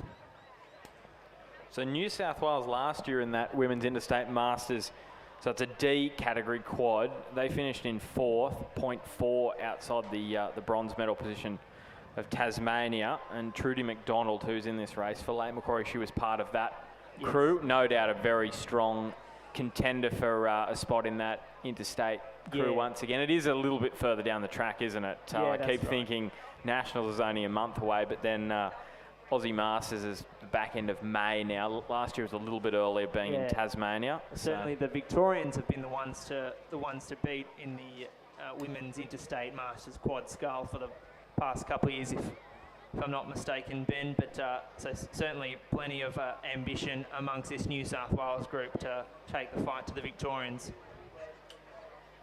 Yeah, Victoria gold last year, Queensland silver, Tasmania bronze in the interstate quad last year. Now you can see the Lake Macquarie crew in lane 5, Rayleigh Eason, Michelle Duzel, Kirsten Berry and Trudy McDonald. They're on screen at the moment. Get a better view of where they sit in the race as it stands. It looks as though the crew's out on this near side North Shore composite and UTS composite, maybe just ahead. UTS Drummoyne composite with their... Yeah, well, plenty of experience on board that boat, Ben. We saw Renata Eatma and Kathleen Hexdale race in the single sculls earlier on this morning. They're both performing very well and in fine form. UTS Drummoyne in first place at the moment, followed by North Shore Shoalhaven. Third place being occupied by Lake Macquarie. Fourth place, Glebe. Fifth place at the moment, Mossman, followed by North Shore and the second Leichhardt crew in 7th position.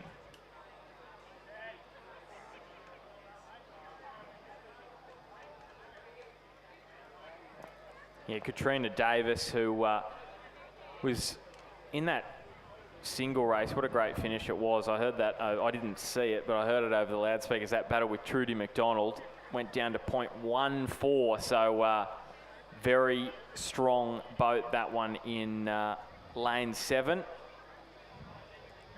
But can they fight back? Because they've got a little disadvantage back to UTS Des Moines Composite. So Kathleen Hextall from Des Moines, Ipma from Des Moines, Downey from UTS, and Phillips from UTS. Leigh Macquarie sitting in 3rd place as it stands at the moment. Yeah, looks as though the race is going to unfold on the near side of the course between UTS and North Shore Composites. I'd suggest that North Shore are the ones in the hot seat with the work to do. You wonder whether or not they've left any surge too late. UTS Des Moines Composite looking comfortable. And their rate of striking is controlled coming into the last 100 metres or so, Ben. Yeah, so it's a very sizable advantage now with 50 metres to travel. So that Des Moines UTS Composite nicely positioned in the boat. I like that. UTS Des Moines, nice and easy for us to read, and they get the win. Women's Masters quad. 2nd place is the North Shore Shoalhaven Composite. And then Lake Macquarie in 3rd place. 4th is Glebe. 5th place Mossman. 6th will be Leichhardt, and 7th will be North Shore.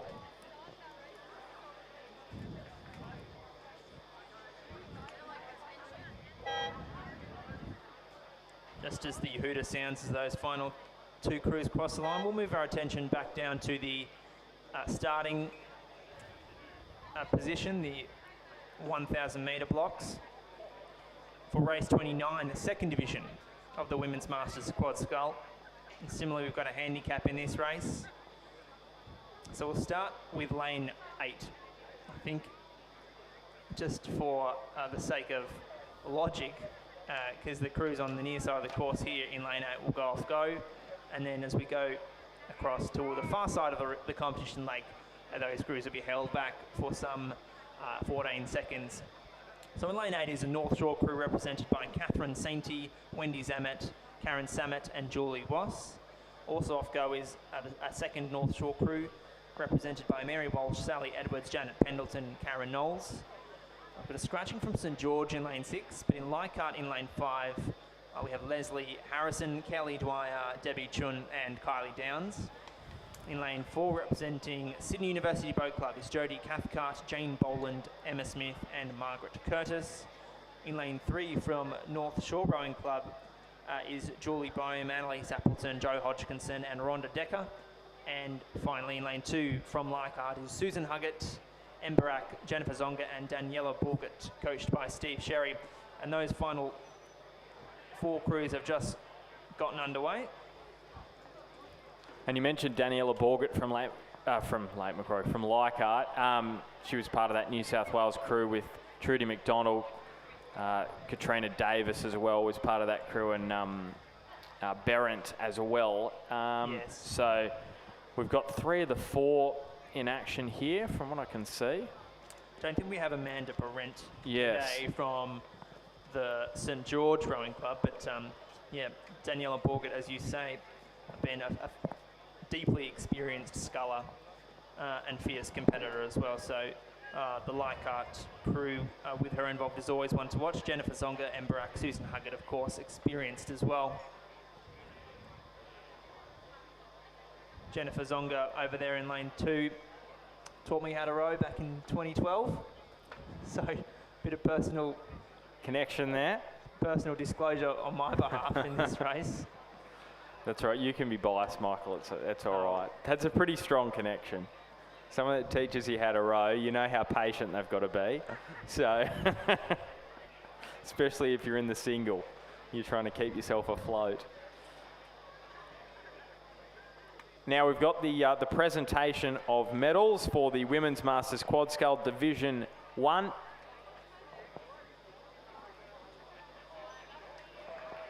Kathleen Hextall from Des Moines Rowing Club. Renate Ipma from Des Moines Rowing Club. Bronwyn Downey from UTS. And Christine Phillips from UTS. So please congratulate our winners in the Women's Masters Quad Scull Division 1. Now to Division 2, which is entering the last 500 metres. It was North Shore leading 2:01.09 through the first 500, remembering that they were off go. So that's the crew in lane 7, but This is a good lead that they've got back to Leichhardt, who are in second place, but it's that Leichhardt crew on the far side, and that is the one we were just discussing, Michael. It has Daniela Borgert in it, member of the state crew last year in the interstate regatta at the Australian Masters in Tasmania. So if there's any crew that's going to pull back this North Shore crew, it is going to be them over on the far side of the course. That's right, Ben. This Leichhardt crew, I'd suggest, will be very, very fast finishing, and suggest will be eating up a lead enjoyed early by the North Shore crew. They're just starting to hit a little bit of treacle, aren't they, the North Shore crew? It's just starting to get a little bit heavy all of a sudden, but Leichhardt have still got some work to do.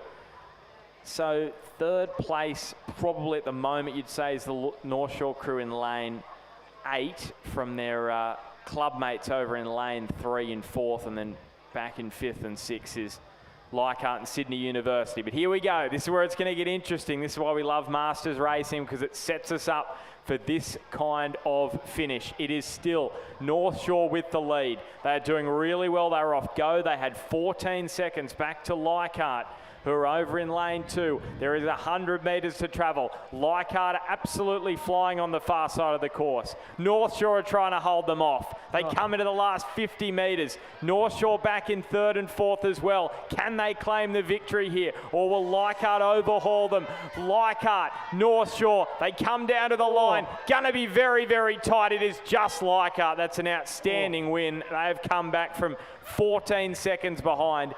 North Shore just pipped. We've got 0.46 as the margin, but we'll be very interested to see once they have a look at that and we get the official results. North Shore in 3rd and 4th as well, and could be a bit of a battle here for 5th and 6th. Look at this. This is very, very tight racing between Leichhardt and Sydney University. Sydney University are trying to come at Leichhardt, who has got enough in the tank.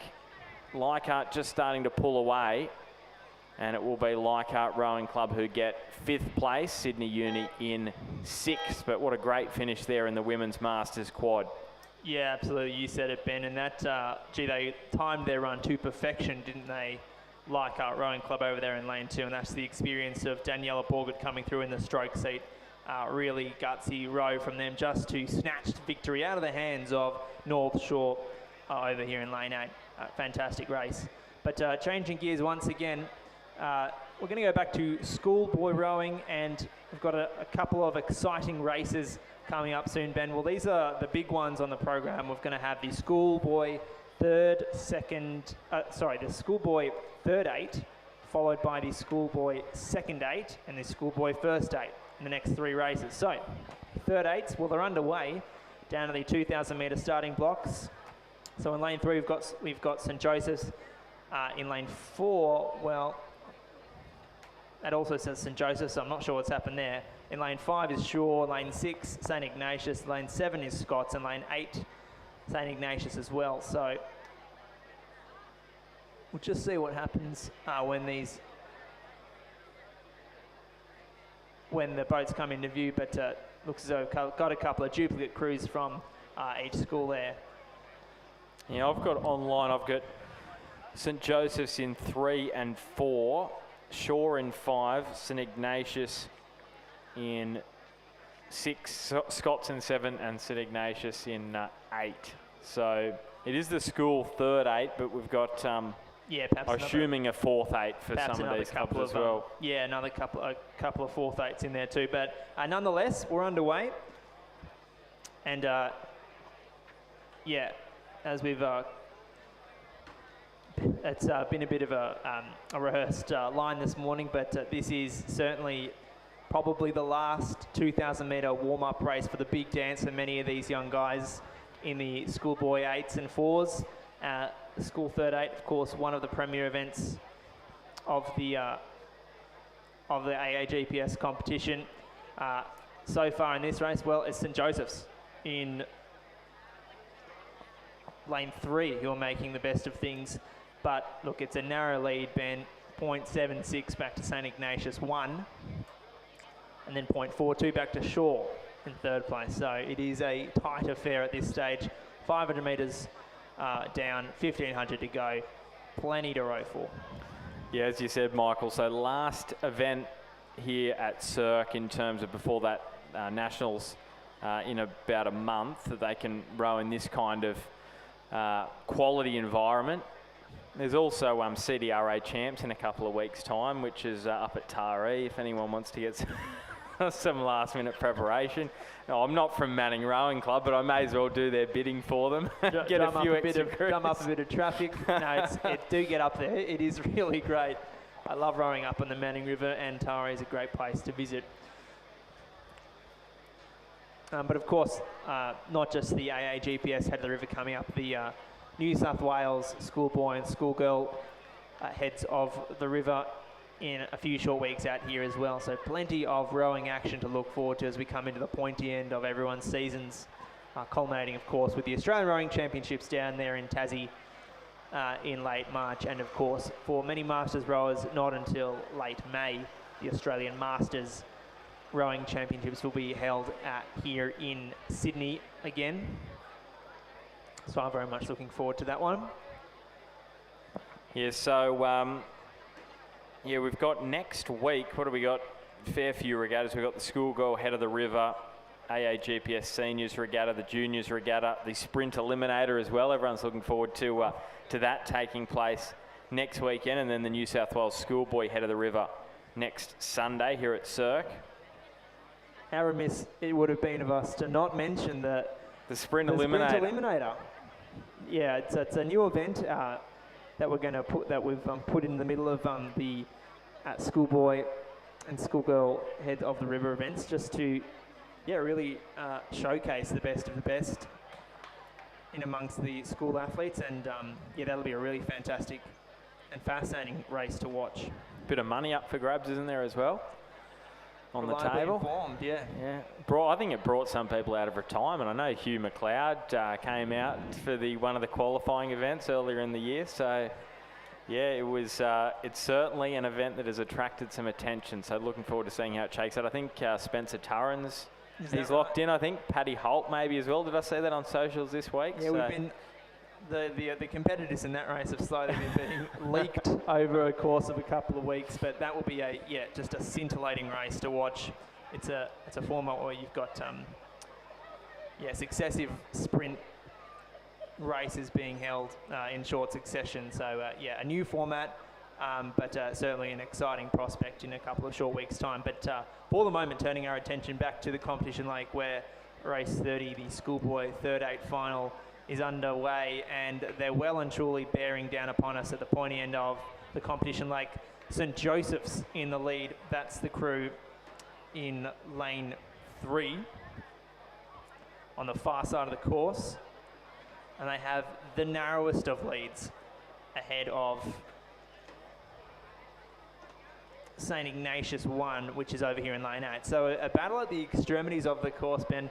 I always found that hard when you're looking across at a crew that's next to you and competing against them. It's far easier to judge where they are, but on the far side of the course, it's a bit harder because you're so far away from your immediate competitor. So let's just see what how these boys respond. St Ignatius in lane 8 on the near side of the course. St Joseph's in lane 3 on the far side of the course. Well, they're the ones that were in the lead and enjoyed a very narrow margin. But as we come into the final 250, it is St Ignatius in lane 8, St Joseph's in lane 3. That's where the battle is. Here we go.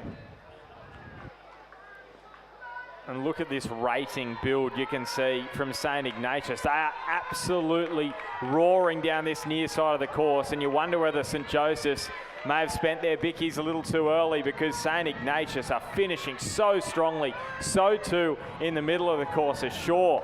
They may even be rowing over the top here. They have to do well here to hold on. St Joseph's maybe even to second, but St Ignatius, they have been the kings of the 8s today. They have been absolutely dominant, and they are showing no signs of that ending anytime soon. So St Ignatius, St Joey's in second, Shaw in third, and St Ignatius, this second crew in this race, in fourth place, and St Joey's in fifth. Well, the big question now we're going to ask, Michael, is are St Ignatius going to lose one of these races? Because they won all the Year 10 races. Now they've won the Schoolboy third 8.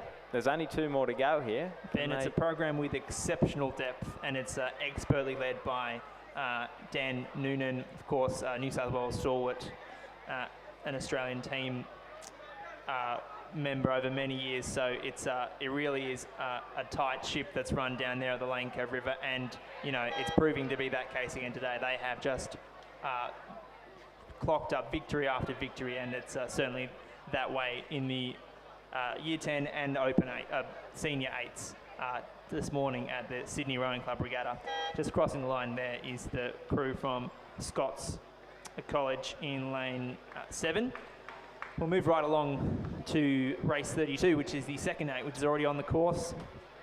Crews in lane 3 is St Joseph's, in lane 4 is Kings, lane 5 is Scots, lane 6 Newington, lane 7 St Ignatius, and lane 8 Shaw. Well, they're right next to each other. They're right next to each other. And Shaw. And the very, I don't want to talk too early because it's about a 2-second lead Shaw have got over St Ignatius. So I don't want to say, well, this is Shaw's race to win, because we've seen what St Ignatius have done. They've been coming home strong. So I'll wait till the 1500. We'll get the splits there. And we can start to cast aspersions as we're often in the habit of doing, you and I.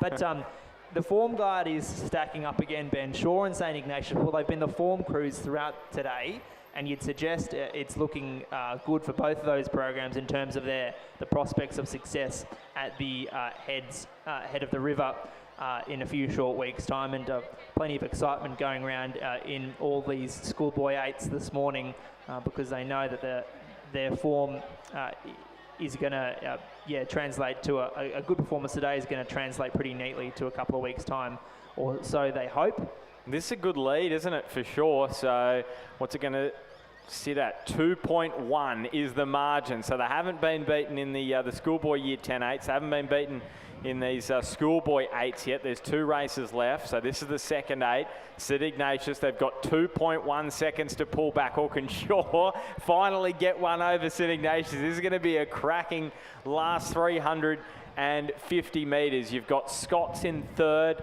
And then in fourth place is Newington. So Newington just 3 in from this near side. Scott's in the middle of the course. And then further back, St Joey's and Kings. But here we go. Oh, don't you just love it? This is going to be a fantastic finish to this race, Ben, on the near side of the course. Coming down to the point end of this race. 250 metres to row. They come into the grandstand. They're going to start to hear the cheers of the crowd in just a few short moments. Shaw in lane 8, St Ignatius in lane 7. Well, it's all ado for the boys from the Lane Cove River at this stage. St Ignatius, they're in the hot seat. The Shaw School have just got to jump on them. The margin was 2.1 at the 1500, and I'd suggest that the Shaw School have consolidated that lead and perhaps even extended it very slightly. The Shaw School looking very strong indeed. Coming into the final 100 metres as the boys turn red is going to be a win by the looks of things for Shaw. St Ignatius, well, they were there or thereabouts, but Shaw just had enough in the tank to power away in the last 250. A win for the Shaw School in Year 8. It's another one on the tally for them today. St Ignatius having to settle for second. Third place going to Scots in lane 5. Fourth place to Newington in lane 6. Fifth place to Joey's in lane 3. And sixth place to Kings in lane 4. Well, that was a real gutsy row by the crew in lane 8 from the Shaw School, Ben. Huge win, isn't it? That's a big win. Spoiling the Ignatius party and defeating the whitewash. And Scott's pretty proud of that third place finish as well, getting through, especially when you're competing with St Ignatius and Shaw, who have been basically 1-2 in most of these 8 races. They come through, get there in third, so they're pretty happy with that. So here we go, first 8. Here we go. So Newington in 3. Whoa, hang on a second, what's going on here? We've got a scratching from St Ignatius. Now, I'd be very interested to know what has happened there. Well, I don't know what's happened there is the answer, but of course this is one of the most anticipated events in the Australian rowing calendar, the Schoolboy First Aid. Many of these crews will be competing out here at the Regatta Centre in a couple of short weeks' time, of course, for the head of the river. And this is, as we've said, the last key preparation event. But no St Ignatius, you would suggest that they've been the form crew this season. They've enjoyed wins the past couple of races. So you wonder whether or not it's the crew from Shaw that are going to be favourites for the purposes of this race, at least in lane 5. But it certainly won't be out of the minds of the rest of the competition that St Ignatius, a heavyweight in this Schoolboy 8 cohort this year, are not going to be competing. So for the moment, things going the way of the Shaw School, and they're looking pretty comfy, Ben, as they come into the final 500 metres of their race. Yeah, so Shaw leading. Second place alongside them is St Joey's. It's about 2.5 seconds, and then back to third place is Newington, and then pretty tight for fourth and fifth, Kings and Scots. So the big question hanging over this last 400 metres outside of St Ignatius scratching is Shaw, can they hold off St Joey's, who were 2.5 seconds further back at the 1,500 metre mark. It looks to be a similar kind of margin at the moment, heading towards the 1750.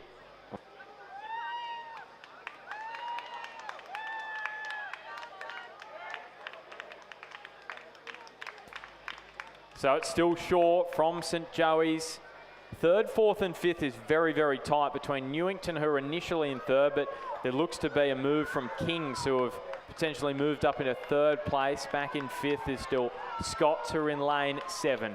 So St Joey, so they got anything in the tank. It's a solid margin that they've got here, Shaw. And probably no surprises considering it's been they and St Ignatius who have been going 1-2 in a lot of the races in the Schoolboy 8s today. Yeah, that's a really tidy performance from the Shaw School. They've led start to finish, and they are looking confident, and they can breathe a sigh of relief as their preparation for the head of the river goes really well today. It's a win for the Shaw School. Second place to St Joseph's in that distinctive cerise boat. Third place goes the way of Newington. Fourth place is going to be tight between Kings and Scots. Kings claim it. Fifth place to Scots, and I think with the scratching, that's the balance of the field. Well, a warning shot across the bow, perhaps, Ben, by the Shaw School. Yeah, that's going to be very intriguing. No doubt bigger regattas to come in the coming weeks. So St Ignatius boys will be keen to be involved in that.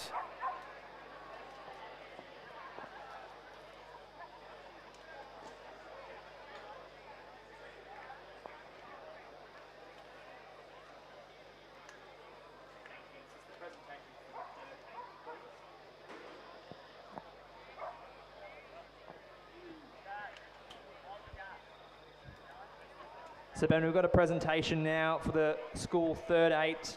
The presentation's being performed by Michael Rowan from Sydney Rowing Club.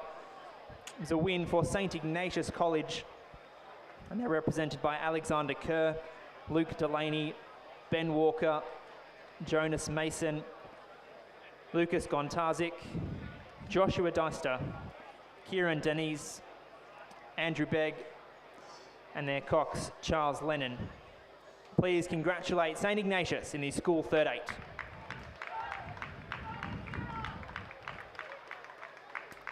And heading down the course to the men's open lightweight under 23 single scull. So this is Division 1, so this is all open scullers. Lane 3 from Community, Christopher James, coached by Liam James. Lane 4, Pasha Bevan from Sydney, coached by Shane Mulvaney and Brooke Robertson. In lane 5 from St George, Tom Masterton, coached by Mark Featherson. In lane 6 from Sydney, Nicholas Miro, coached by Shane Mulvaney and Brooke Robertson. And in 7, Sam Green from UTS, coached by Matthias Ungermark. So Sam Green, couple of seconds behind Nicholas Miro from Sydney Rowing Club through the 1,000 metre mark, 3:35, so pretty swift time through the halfway point of the race. Pasha Bevan in third, Christopher James well further back in fourth, and then Tom Masterton in fifth. So a bit of a margin back between fourth and fifth, but the top three a little bit tight as they head towards the 1,500. Thanks, Ben. We might just go down to the presentation of mugs for the school second 8, race 32 on the program. It was a win for the Shaw School. Shaw represented by Ethan Nam, George Scammell, Angus Marshall, Connor Glancy, Addison Stanberg, Kaylin Welsh, Henry Roxburgh, Oliver Paris, and their cox is Jethro Chapman.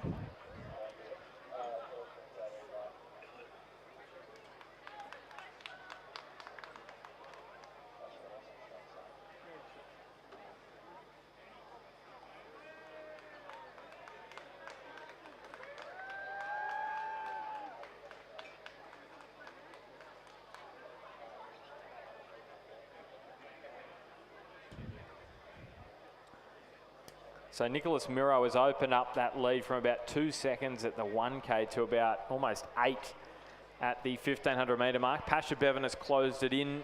He's in third place at the moment, the sculler from Sydney Rowing Club, but out in front, Miro from Green from Bevan. So Sydney, UTS Sydney, 1, 2 and 3 in this men's open single scull, Division 1.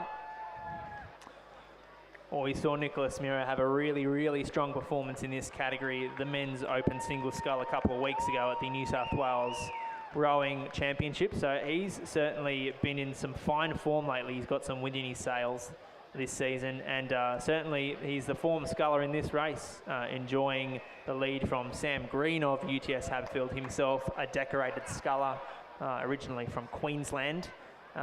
Does his sculling down there at Iron Cove at UTS Haberfield. But Nicholas Miro in the sky blue of Sydney Rowing Club, showing the rest of the competition how it's done, and some 100 metres to row.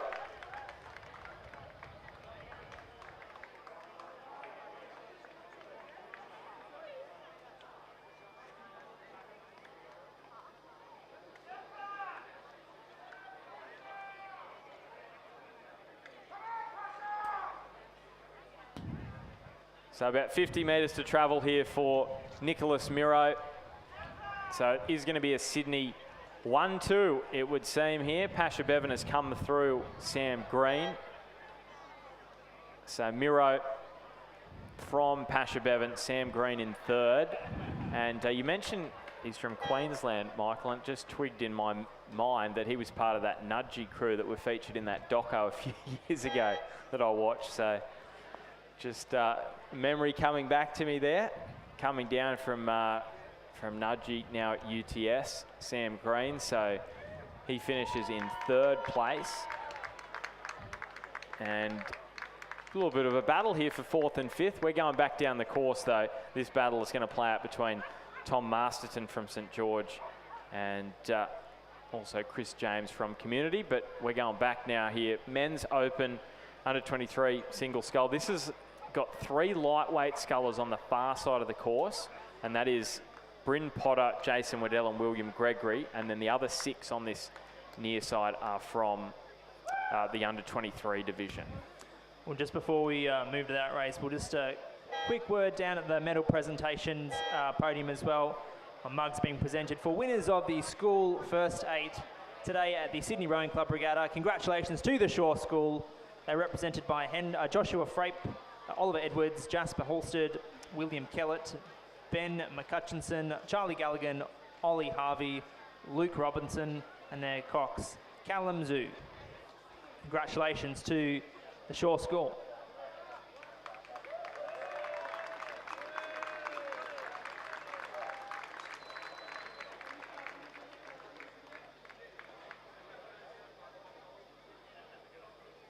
So Division 2, men's lightweight and under 23 single scull.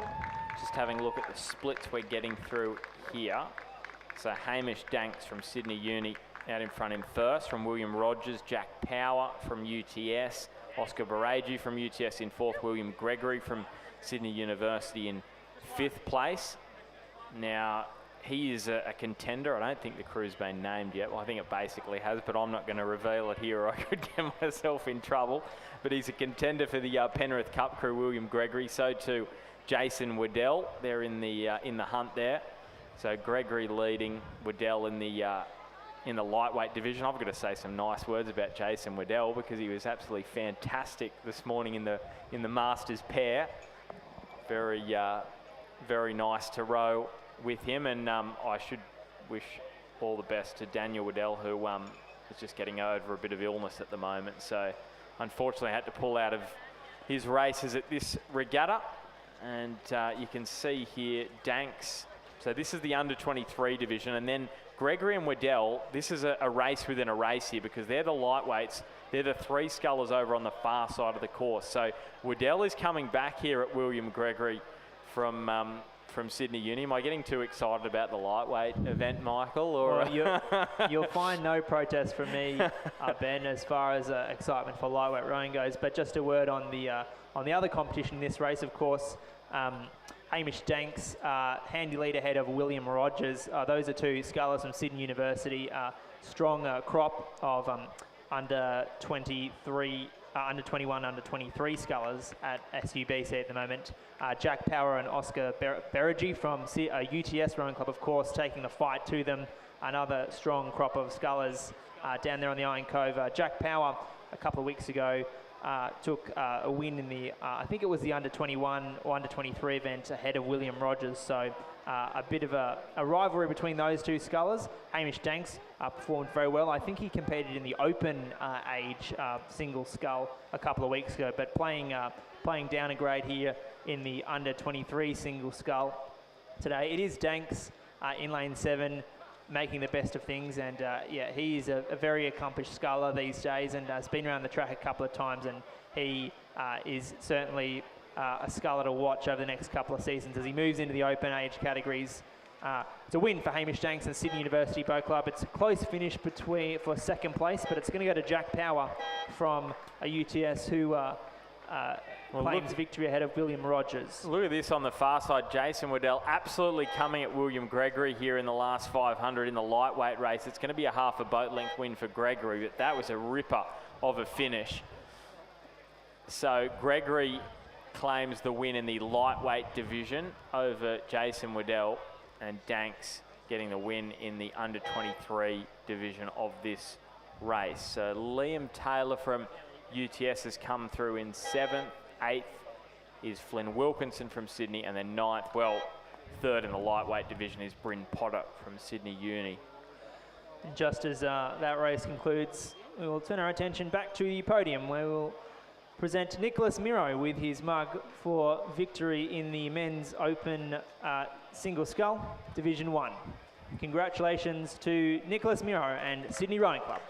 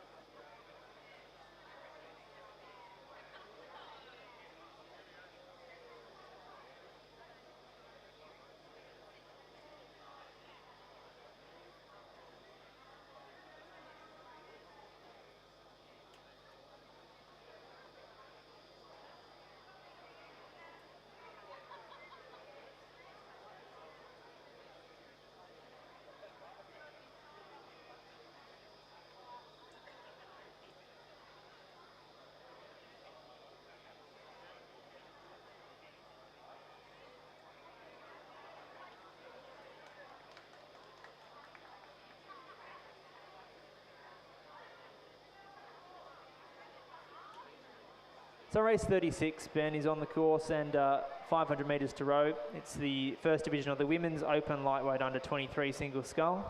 So in lane 3 from the University of New South Wales is Samantha Backler. scratching in lane 4. So in lane 5 we have Aisling Hayes from Sydney University. In lane 6 from Sydney Rowing Club, Grace Cypher. In lane 7 from Sydney University, Kiara Beasley. So it's Aisling Hayes making the best of things at the moment in the colours of Sydney University Boat Club, but as I understand, Aisling is an Irish national over from on loan from the Skibbereen Boat Club, very famous boat club over there.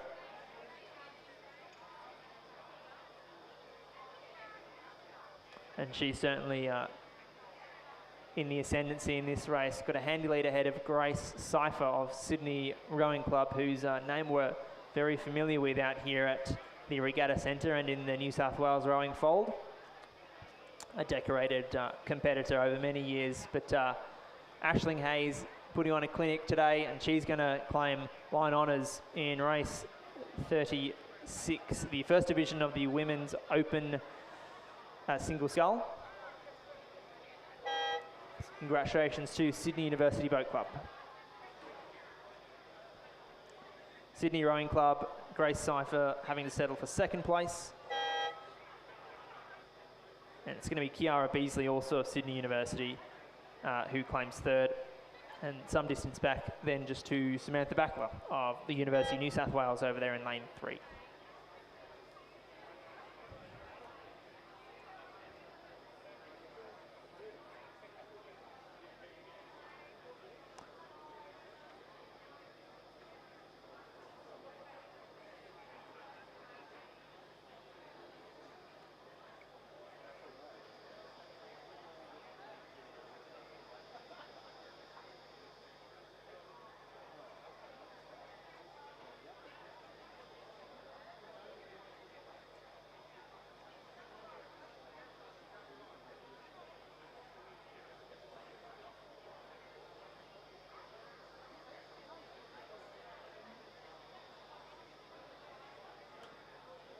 So the second division of the Women's Open Lightweight Under 23 category on the course.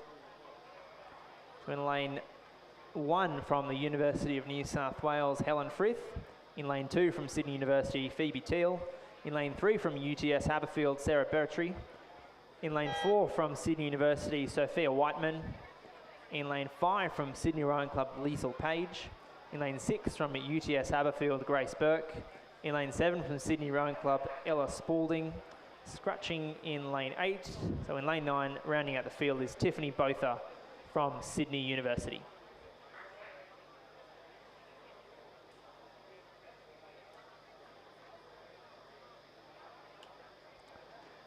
And through the 1500 metres in this race, it is Liesl Page who has the advantage ahead of Tiff Botha from Sydney University. Ella Spalding currently occupying third. Sophia Whiteman in fourth. So all those names I've read out are in the under 23 category. And Phoebe Teal from Sydney University in lane 2, first of the lightweights to cross through the 1500 metre mark. So Phoebe Teal and Sarah Berrickrey, they're in the lightweight battle. And then Helen Frith on the far side, she's part of the under 23s race, so a little bit further back. So looks like a fairly sizable lead for Phoebe Teal in that lightweight event. Under 23s though, Liesl Page, I just said, Michael, so about 6 seconds at the 1500 metre mark. In lane 5 from Sydney at the home regatta here. Second place out in lane 9 is Tiff Botha, so had a fair bit of work to do at the 1500 metre. Has done a little bit of that work. There's also a move coming from the middle of the course. You can see Sophia Whiteman up there as well. We're sitting in 4th place at the 1500 metre mark. It was pretty tight amongst 3rd and 4th. Phoebe Teal from Sydney Uni back in 5th, the lightweight sculler. So they come into the last 100 metres. Liesl Page looking really comfortable. Not completely safe from a late finish from Sophia Whiteman of Sydney University, but she's certainly done enough I'd suggest, in the final 5 strokes or so of this race to claim the win in the second division of the women's open lightweight under 23 single scull. Sydney University having to settle for second. Oh, but it's really tight. I didn't see the late finish, just in the shadow of the tower from Tiffany Botha. I think Whiteman just claimed second ahead of her club mate Tiff Botha. Ella Spalding, 4th place for Sydney Rowing Club.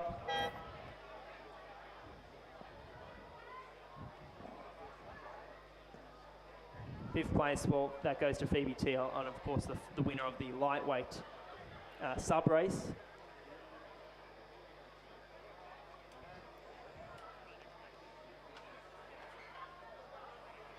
And it will be Uni of New South Wales Helen Frith in 5th place in her category.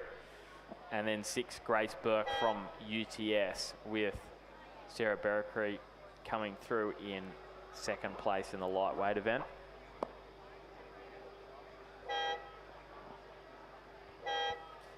So we've got 4 races now till the lunch break.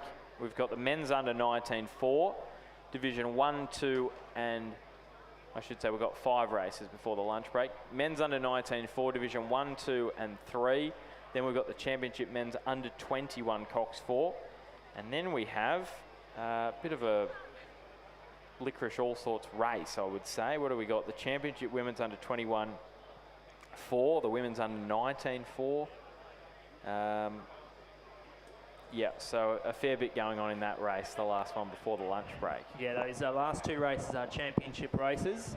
So 1st, 2nd and 3rd medals awarded for those races. But yeah, for the moment, we've got the under 19 4s to get through. So we'll just run through the crews. This is race 38 for the moment.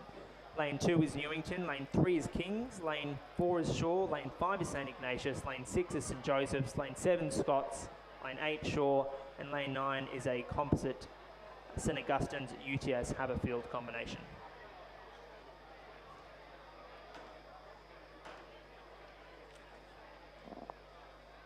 So St Augustine's have had a wonderful day today.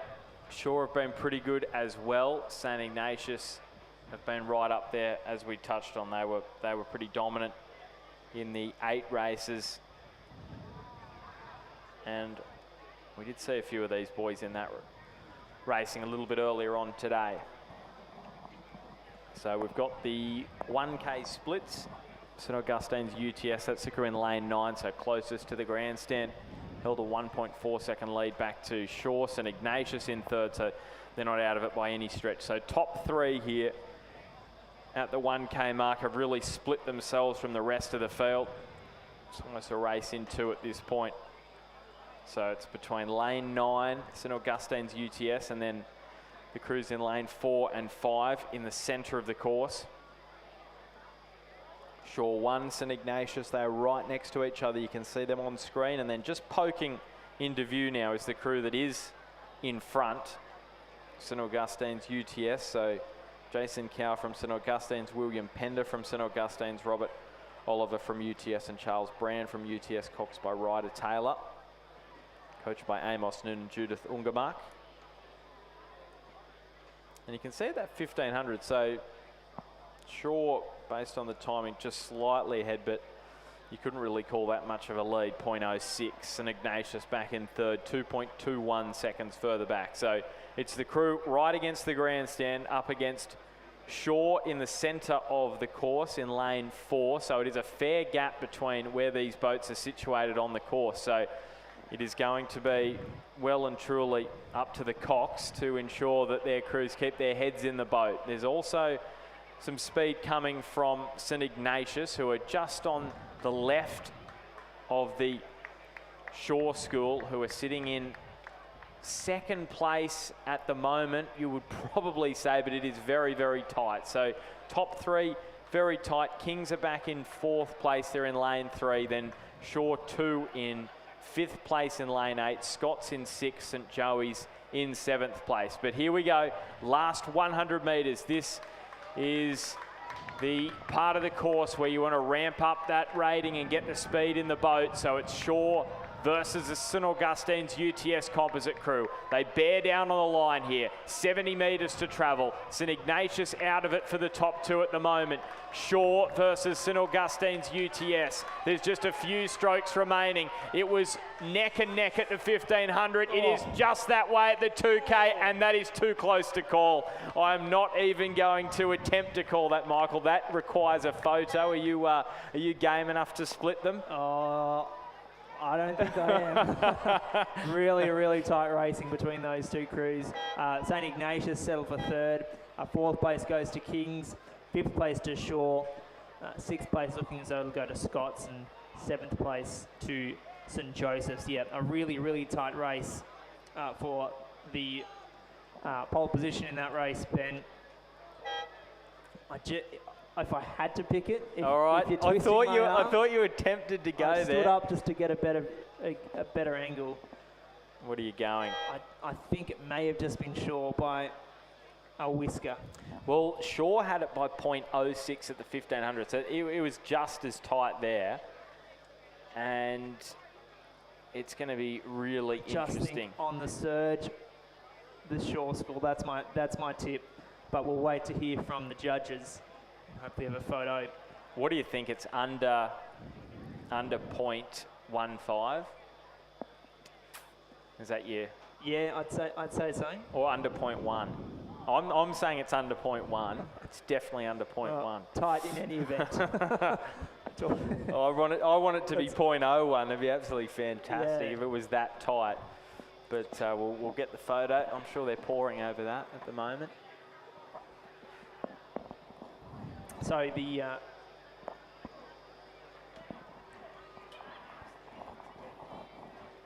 race 39 is underway, the second division of the men's under 19.4. So we'll bring you the official results of race 38 when we can. But yeah, race 39 is lane 2 Newington, lane 3 St Ignatius, lane 4 Joey's, lane 5 Shaw, lane 6 Kings, lane 7 St Joseph's, and lane 8 St Ignatius.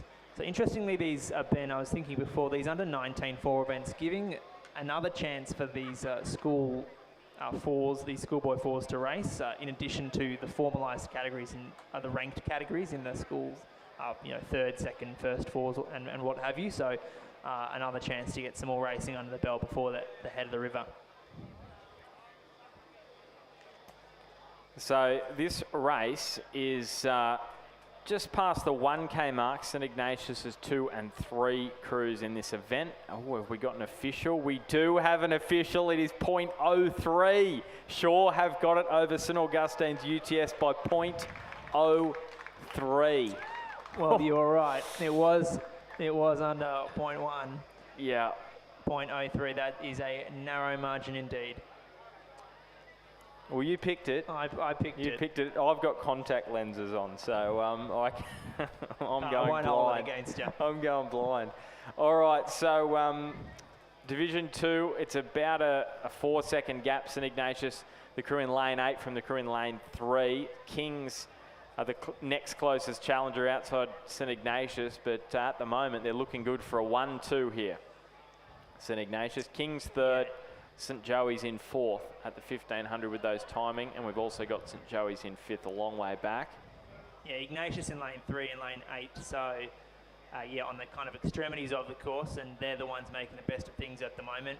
Well, we may have a crew here. I think there may have been an issue with the timing because there are 6 crews in this particular race, but there is no doubt that it's St Ignatius in lane 8. They are winning, and then the crew over there in lane 3, their third crew, they are sitting there in 2nd place. 3rd, 4th and 5th, you could dead set throw a blanket over those 3. It is extremely tight, and that's St Joey's, that's Shaw, who didn't pop up on our timing, and Kings, who are in there as well. Maybe just Kings pipping the other crews for 3rd place, but they are pulling back here on the St Ignatius crew, are sitting in 2nd, but it is a massive lead for the St Ignatius 2 crew of Brandon Sullivan, Josh Delaney, Banjo Metcalf and Angus Nicol, coxed by Nicholas Cuthbert, coached by Simon Kenders. And just a few strokes for them to go here. Can they go a 1-2 here? You'd expect them to. because their third crew has a good gap. So St Ignatius in first place. They're also going to claim second here. There is a good push at the back end here coming from Shaw, but it will be Kings who are going to finish in third, Shaw in fourth, St Joey's in fifth. Some good racing there for third, fourth and fifth. And sixth, they've had a little bit of searing issues there. St Joey's will cross.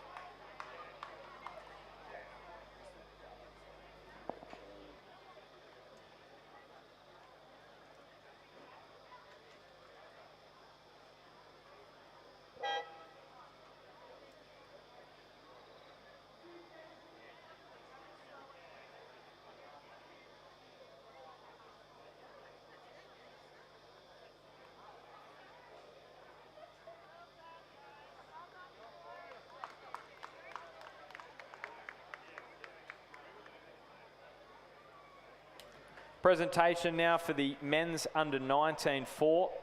A victory by .03 by Shaw, Austin Hamilton, Joshua Salas, Sam Bowman and Toby Crowther. And they are coxed by Oscar Miller and their coach Jack Message. So congratulations to the boys from Shaw, Division 1 winners in the men's under 19-4.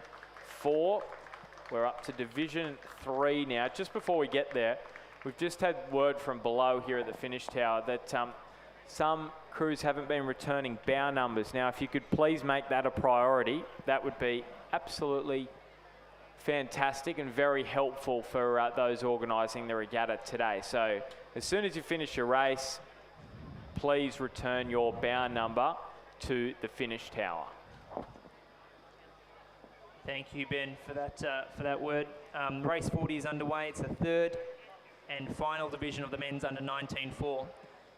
In lane 2 we have St Joseph's, in lane 3 Shaw, in lane 4 St Ignatius, in lane 5 Kings, lane 6 Newington, in lane 7 Shaw and in lane 8 Kings. So as we've seen a couple of times this morning, a couple of duplicate entries and of course just reflecting, I'd suggest, the different rankings of the crews, and it's an all-in brawl in this third division of the men's under 19-4. Race 40 through the 1,000 metres it was Shaw, and predictably St Ignatius hot on their heels, 1.37 the margin, ahead of Kings in lane 5, Kings in lane 8 and Newington in lane 6.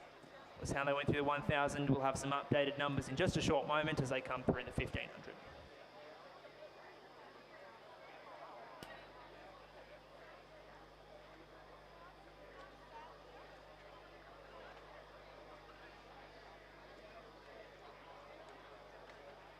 So, no surprises. Once again, Shaw versus St Ignatius in the battle for pole position in this men's under 19-4, Division 3. And it's Shaw with a 2.9 second advantage back to St Ignatius. Kings in third and in fourth place. But it is between Shaw and St Ignatius again, third and fourth. Out of it at the moment. Shaw in lane 7, St Ignatius in 4. We've seen St Ignatius pull back this kind of margin earlier in the day. So can they produce it here in Division 3 of the men's under 19-4? So Kings third and fourth, and still getting the timing coming through for Newington. They're in fifth place. So just the 5 boats in this race. And St Ignatius, they are coming here. Can Shaw hold them off?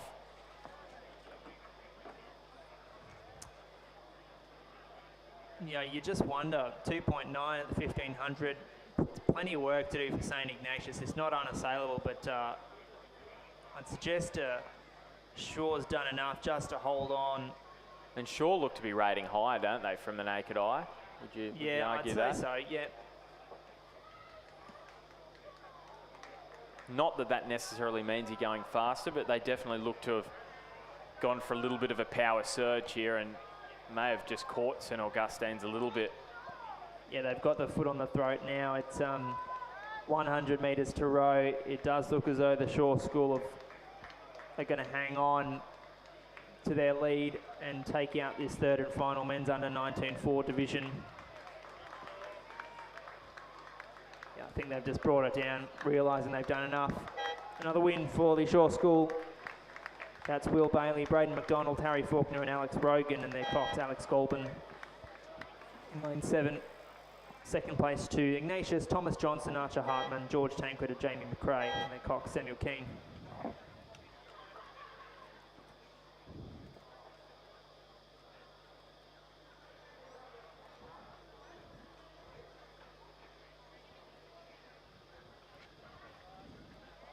Now, we may have had that presentation. For the Division 2 men's under 19-4, congratulations to the St Ignatius crew of Brandon Sullivan, Josh Delaney, Banjo Metcalf, Angus Nicol, coxed by Nicholas Cuthbert and coached by Simon Kenders. So the penultimate race of this morning session in this 2025 Sydney Rowing Club Regatta. So race 41, that's the championship men's under 21 coxed 4. In lane 4, Sydney Uni. In lane 5, UTS. In lane 6, Sydney Uni. In lane 7, Sydney Uni, Newcastle Uni Composite. And in lane 8, Sydney Rowing Club. Now, have we got some splits? I don't think so at this point. They're very much in the early stages of the race. And there is the 500. And we're getting them through here. So it is, you may not see them on your screen, but I can tell you it's the Sydney Uni, Newcastle Uni composite crew. 139.39 through the first 500. Sydney in second. Yep, there they come. Sydney Uni in third, Sydney Uni in fourth. So there's nothing to separate them through the first quarter of the race. Oh, this is shaping up to be a fantastic race. Only 500 metres road so far, but plenty of water to go. But those margins are looking delectable, Ben. Yes, yes. Hopefully they can stay just as tight at the 1K mark. You can see there's the bridge there, so they're coming through the 750. So we've got this race, and then we've got the championship women's under 21 4, the cox 4, and there's also a cox quad, women's under 19 cox quad in that race as well, just the one crew from Queenwood.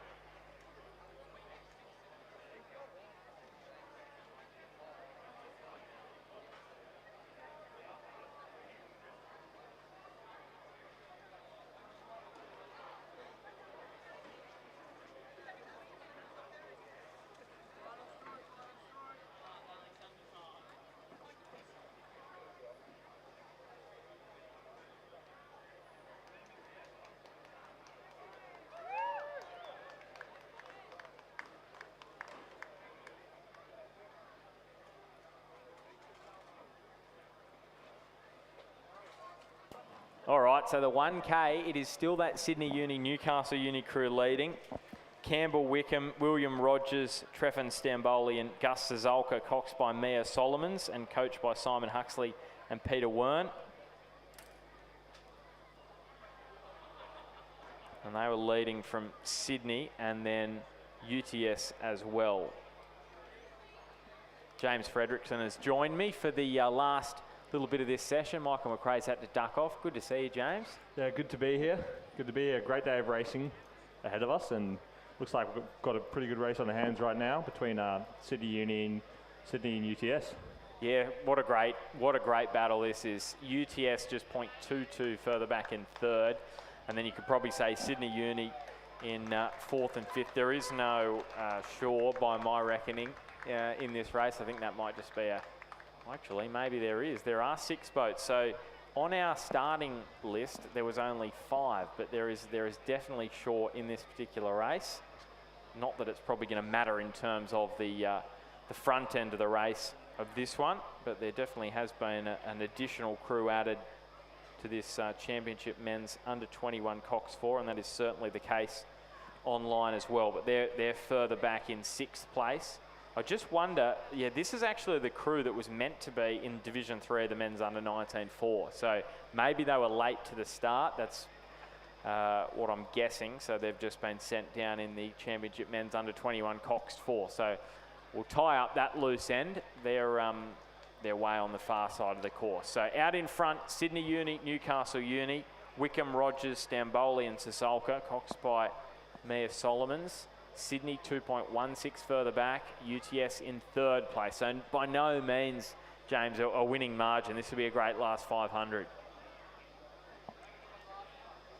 Yeah, exactly. All the crews coming in to this last 500 in great form. It's pretty difficult to change speeds in a Cox 4 since it's such a heavier boat. So it'll be interesting to see what these guys can do coming into this last 250 meters, see how they can adjust their speeds to try and see if they can get that bow ball out over the other crews. Well, it's that Sydney Uni, Newcastle Uni composite who have led for most of the race from Sydney Rowing Club in second, but can Sydney overhaul them here? UTS look a little bit further back at the moment, but maybe that is just the angle because they are starting to move up through the middle. Sydney Uni's other crews in lane 6 and 4, they are out of the reckoning for winning this race, but it is Sydney Uni and Newcastle Uni composite crew leading from Sydney Rowing Club who are trying to pull them back inside the last 100 metres now. The dark red boys are approaching. UTS are back in third. It is really between Sydney Uni, Newcastle Uni composite and Sydney Rowing Club for the victory in the championship men's under 21 Coxed 4. Sydney Rowing Club are really trying to pull back on the Sydney Newcastle Uni composite, but they have done enough here. They have a half a boat length advantage as they take it to the line. They led for most of the race. That is a great effort holding off Sydney Rowing Club. UTS finish in third place, and then it will be Sydney Uni in fourth and fifth, and the Shaw crew from the previous race. They not sure if they're in this race or not, but they're going to cross the line in sixth anyway.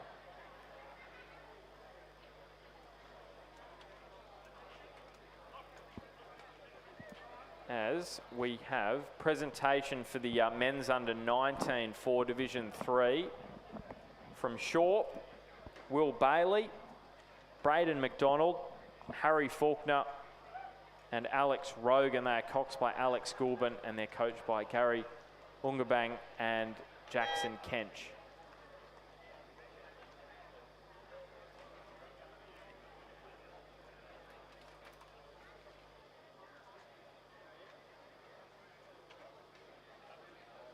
And coming now into race 42, the championship women's under 21 Coxed 4 and the women's under 19 Coxed 4. They've combined these events together. In lane number 3, we have Queenwood. In lane number 4, we have UTS. In lane number 5, we have Sydney Rowing Club. And in lane number 6, we have Adelaide Uni Composite with Sydney University. In lane number 7, this is the one boat that's competing in the under 19 women's 4+. We have Queenwood under 19. Yeah, so that Queenwood Coxed 4 is in lane 7. So they're a fair way back, as you would expect, up against the under 21 crews.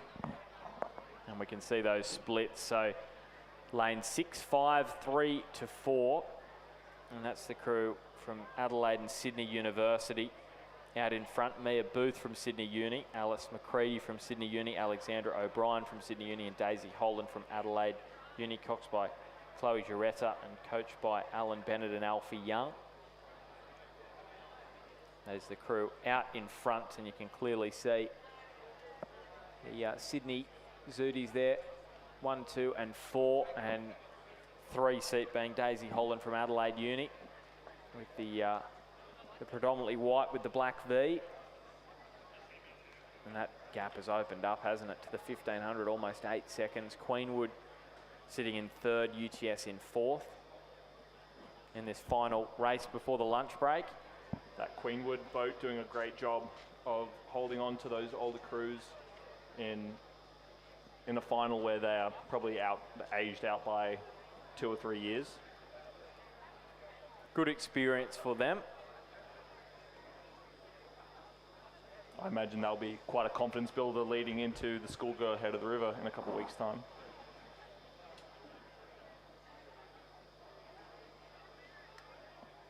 So 250 metres to travel now for this Sydney, Adelaide Uni composite crew.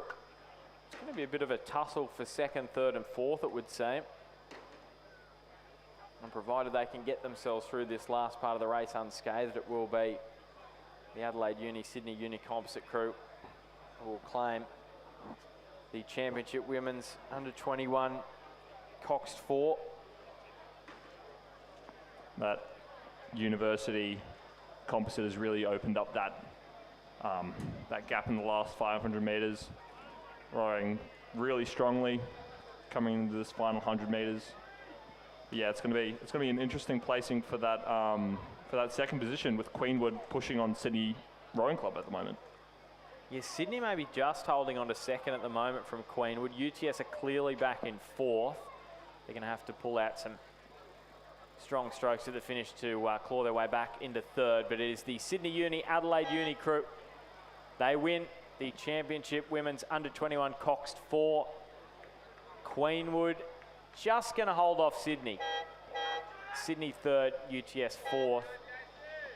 And first place in their division, the Queenwood under-19 Cox 4, will come through now in first place. But very strong performance from that Queenwood crew, potentially maybe even a under-19 Cox 4 for the Junior World Championships coming up in the middle of the year.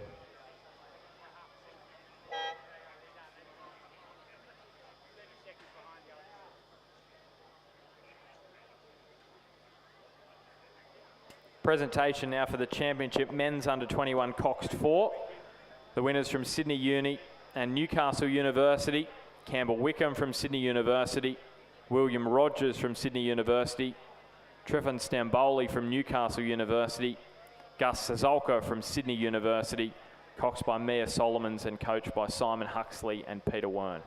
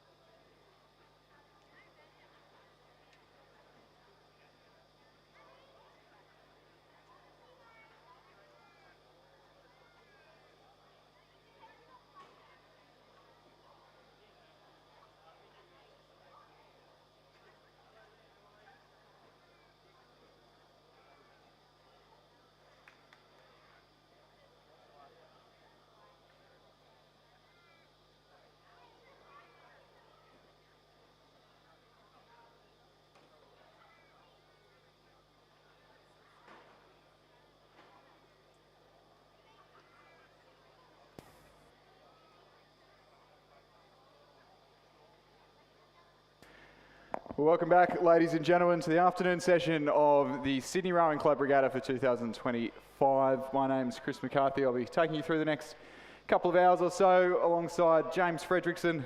James, Division 1 of the Men's Masters Quad Scull, already on the course and racing. Yep, they're on their way down, Chris. So this is race number 43, the Men's Masters Quad Scull. In lane number 3, we have the Nepean Composite with Drummoyne, Newcastle and Lake Macquarie. In lane number 4, we have North Shore Rowing Club. In lane number 5, we have Mossman Rowing Club. In lane number 6, Glebe Rowing Club. And in lane number 7, another boat from Mossman Rowing Club. Yep, the crews on the far stations of the course, starting off the handicaps of the Nepean Composite. You can see just on the left-hand side of your picture, starting off 8 seconds. The North Shore crew off 4 seconds, and then the 2 leading crews you can see, the Glebe and Mossman quads. Mossman quad just coming through the halfway point now, just leading the Glebe Rowing Club crew. Those 2 crews went off go, and they're the ones to catch in the second half of this race, with 8 seconds to make up for the Nepean Composite and the North Shore crew on stations 3 and 4. And at the moment, looking to be sitting just over 8 seconds behind, so some way to catch up in what is some quicker conditions for this afternoon's racing. The Nepean Composite on the far side, we've got Ben Homer in the 2 seat there, our co-commentator whose dulcet tones we were all lucky enough to listen to in this morning's session. It doesn't look like that crew will make an impression on this race. The North Shore crew, you can see on your screen there, just off the back of the pace. That's the crew.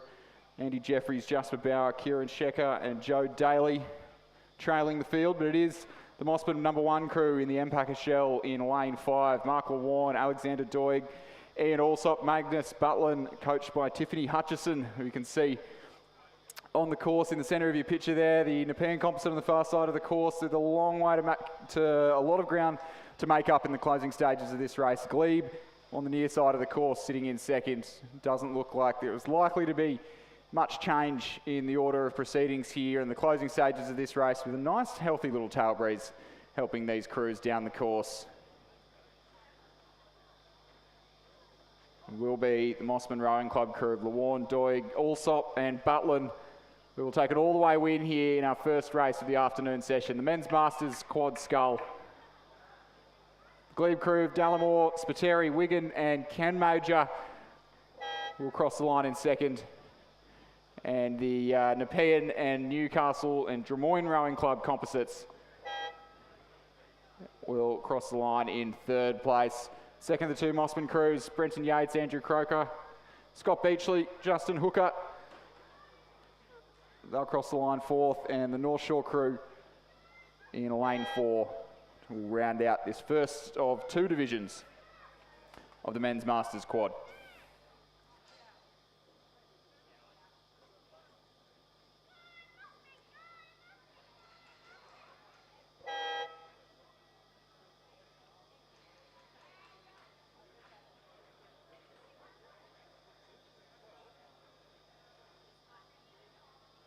And coming now into race 44, the second race in the Men's Masters Quad Scull. This is the second division. In lane number 3, we have Leichhardt Rowing Club. In lane number 4, we have North Shore Rowing Club. In lane number 5, St George Rowing Club. In lane number 6, Mossman Rowing Club. And in lane number 7, North Shore Rowing Club.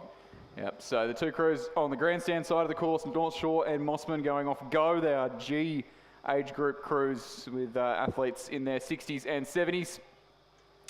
The St George crew in lane 5 going off a 6-second handicap, being F category crews, and then Leichhardt and North Shore on the far side of the course, 11-second handicap. So potential for some good racing to unfold here, with the youngest crews going off larger handicaps and in theory reeling in our early race leaders by the end of the course.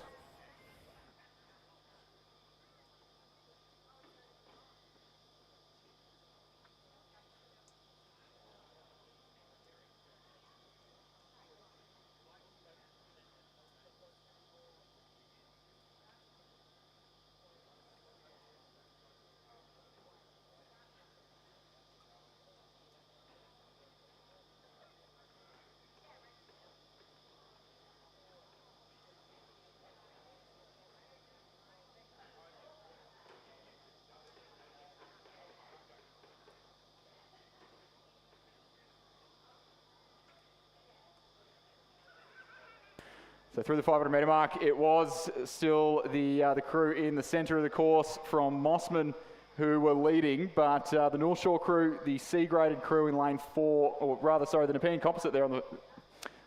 I'll start that again and I'll look at the correct race when I announce it this time. So the St George crew, who went off 6 seconds, were leading there at the halfway point, but the Leichhardt crew on the far side of the course, Richard Medway, Frank McHugh, Terry Bridges and Andrew McKenzie, were sitting in second and looked to have the momentum in the closing stages of this race. About 300 metres left to row for these two quads, and the crew that went off the 11-second handicap coming home with a wet sail. They've certainly got the ascendancy, or certainly got the momentum, looking to gain the ascendancy in the closing stages of this race, as our St George crew of Alan Robertson, Stephen Harrison, Glenn Shooter and Ayrton Granja Ramos just starting to fade in the closing stages, and I don't think they'll have enough to hold off a charge from the younger E-grade crew on the far side of the course.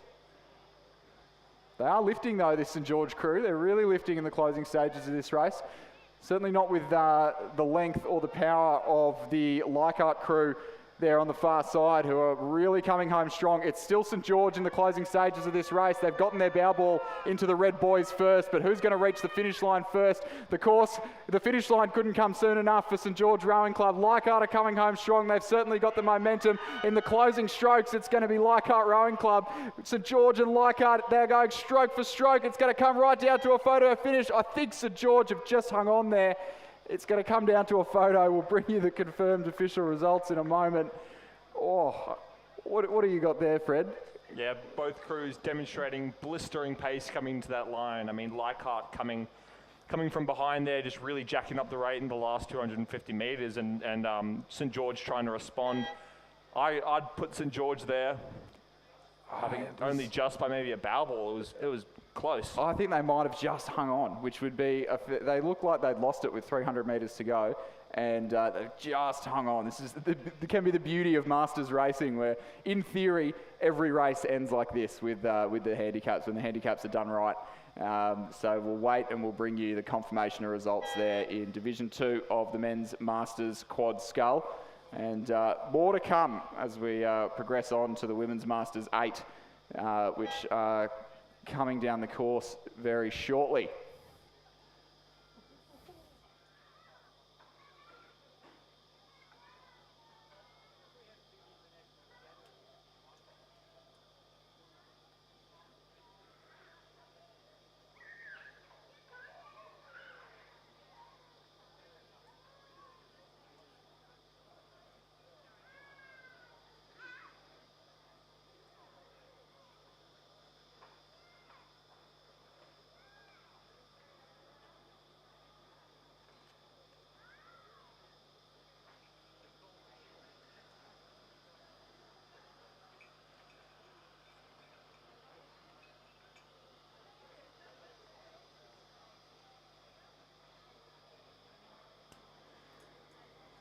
So a full field of 9 boats across here in the Women's Masters 8. It's set to be a cracking race. Leichhardt in lane 1, Glebe in lane 2, Mossman in lane 3. Those 3 crews C-graded, going off 22-second handicaps.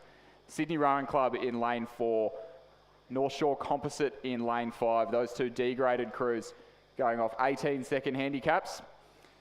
North Shore in lane 6 going off 14 seconds. Sydney University Composite in lane 7 going off 8 seconds, as are North Shore in lane 8 and the North Shore crew in lane 9 going off go. Cox and Peggy McBride almost not ready there with her head strap on, but they are away cleanly. And North Shore and Sydney University Composite also both away. The North Shore crew in lane 6 are away, as are the North Shore Composite and the Sydney Rowing Club crews in 5 and 4. And then a few more seconds back to Leichhardt, Glebe and Mossman in 1, 2 and 3. So in theory, 22 seconds handicap for the 3 crews on the far stations. And in theory, those 3 will be able to catch up right by the end of the race. So with 9 crews across, this is going to be a tricky one, but we will bring you the official results there of race 44, the second division of the Men's Masters Quad. It was, in fact, Leichhardt Rowing Club by 0.03 of a second at the flag. So that's about the width of a bow number, as close as it can possibly get here in the Masters quad. But the 8's well underway as we ride on board with our umpires' boats, just trailing the Sydney Rowing Club crew in the centre of the picture.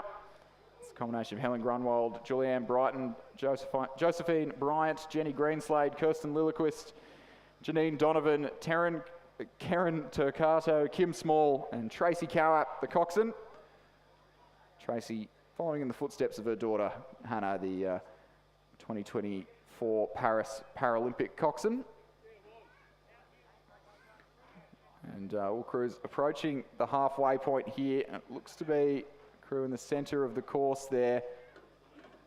I think it's the North Shore Composite there in lane 5. It is indeed the North Shore Composite, UTS Haverfield and Lake Macquarie Rowing Club, who have taken the lead at the halfway point ahead of the North Shore crew on the near side, who went off go, with possibly a challenge coming from the Mossman crew in lane 3, who went off 22 seconds. They're likely the only crew that'll be able to challenge in the closing stages of this race, but at the moment it looks to be the North Shore crew of Zeta Briones, Kristen Berry, Alison Davies, Jennifer Luff, Monique Heinke, Julia Bell, Catherine Boland, Olivia Tong, Jackie Peel, the coxswain, coached there by Guy Morgan. I just ran into as we were coming into the commentary box. With the Mossman crew there in lane 3, that's Alexandra Walding, Helen Krieber, Kelly Ross, Mina Hornby, Sarah Ahern, Lucy Stackpool-Moore, Kim Laurie, Carissa Kleeman, and Michael Rasmussen, the cox, coached by James Taylor, that are coming home pretty strong, but some margin to overtake this North Shore UTS Lake Macquarie composite crew in the centre of the course, who stole a march on the field in the early stages of the race. I'd say the Mossman crew on the far side with maybe a little bit more pace laid on, but it'll be too little too late. I think the race course will run out for them over 1,000 metres here in the Women's Masters 8. It will be the North Shore UTS and Lake Macquarie composite into the red boys now, with about 10 strokes, 15 strokes or so maybe left to race.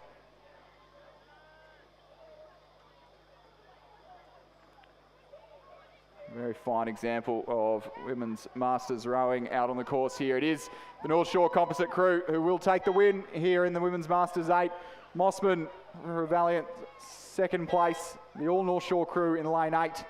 First of 3 of those crews in third. Leichhardt on the far side of the course.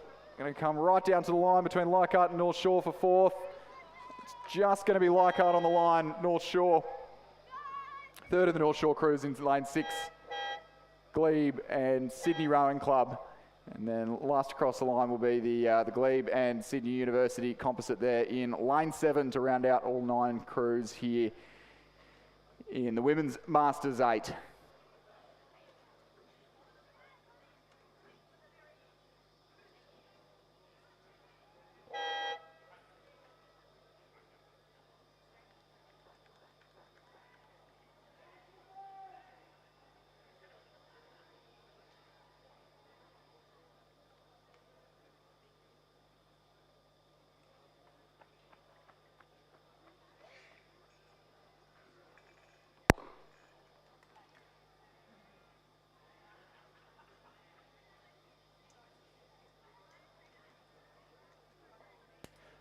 We'll have the presentation of medals for race number 44, the men's Masters Quad Scull, which is won by Leichhardt Rowing Club.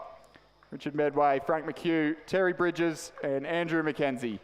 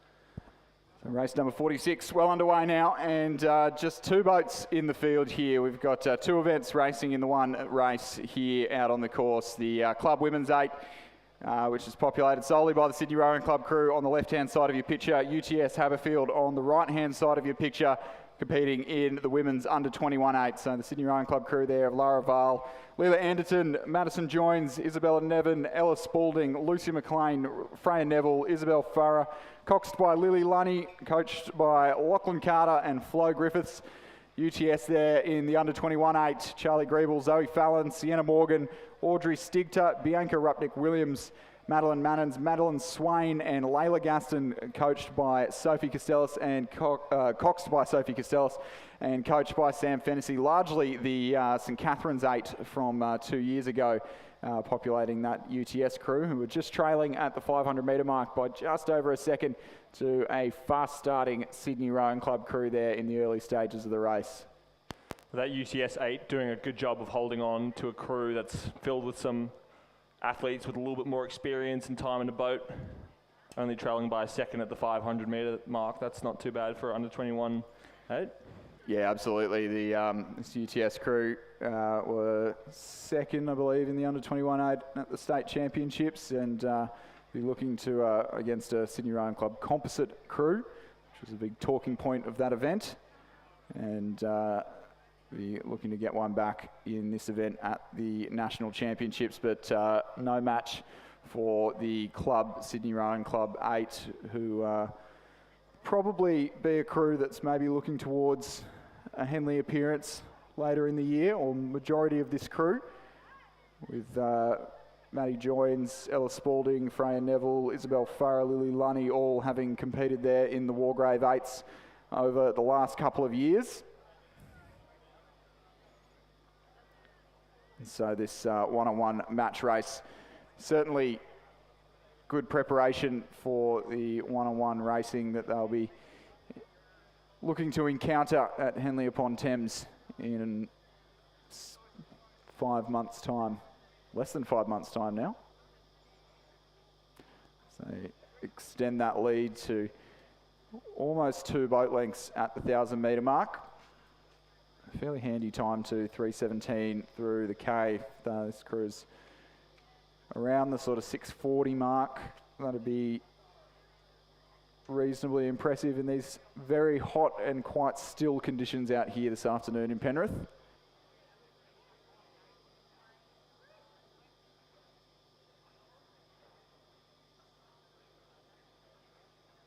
And now drawing our attention to the podium where the presentation for the Women's Masters 8 is currently happening. We have the North Shore composite of North Shore, UTS Haberfield and Lake Macquarie. In the bow seat, Zia Briones. In the 2 seat, Kirsten Berry. In the 3 seat, Alison Davies. 4 seat, Jennifer Luff. In the 5 seat, Monique Heineck. In the 6 seat, Julia Bell. In the 7 seat, Catherine Bolland.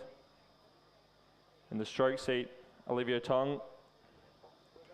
And coxing, Jackie Peel.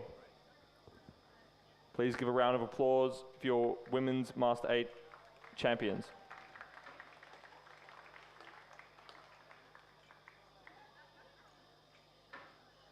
Through the 1,500 metre mark, looking unchallenged at this stage of the race, the Sydney Rowing Club crew, who have extended that lead out to almost 3 boat lengths at this stage over the UTS under-21 combination, who already had a couple of hit-outs today in the pairs and the 4s.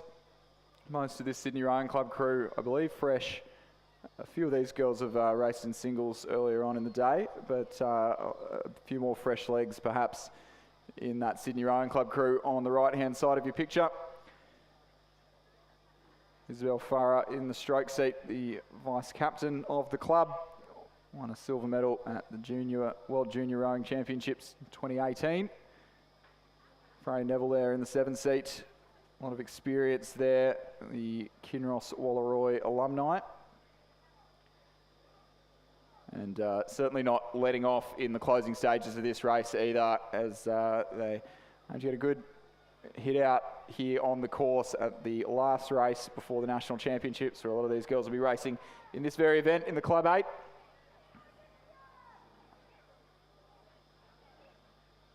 Yeah, Chris, this crew's done a really good job of maintaining that speed through the middle of the race, not bleeding out any energy, and now they're building it to the line, not taking it down, even though they have the space on the other crews to do so. They're racing this one straight to the line.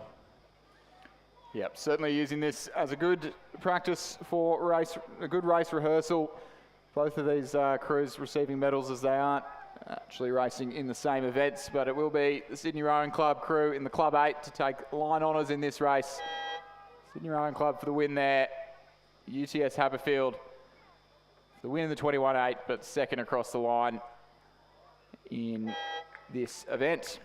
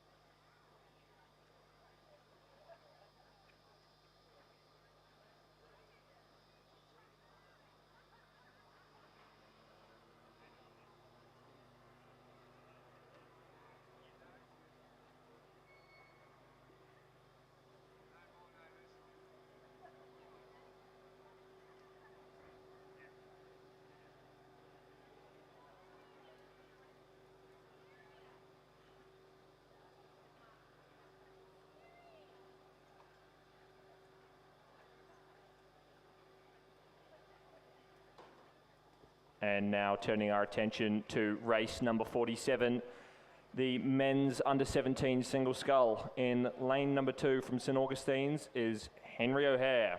In lane number 3 from Leichhardt, it's William Spluge. In lane number 4 from Leichhardt Rowing Club, it's Luca Wilson. In lane number 5 from Sydney, Will Dalton. In lane number 6 from St George, Aidan West. In lane number 7 from St Augustine's, it's Lachlan Schofield. In lane number 8 from Nepean Rowing Club, James Baker.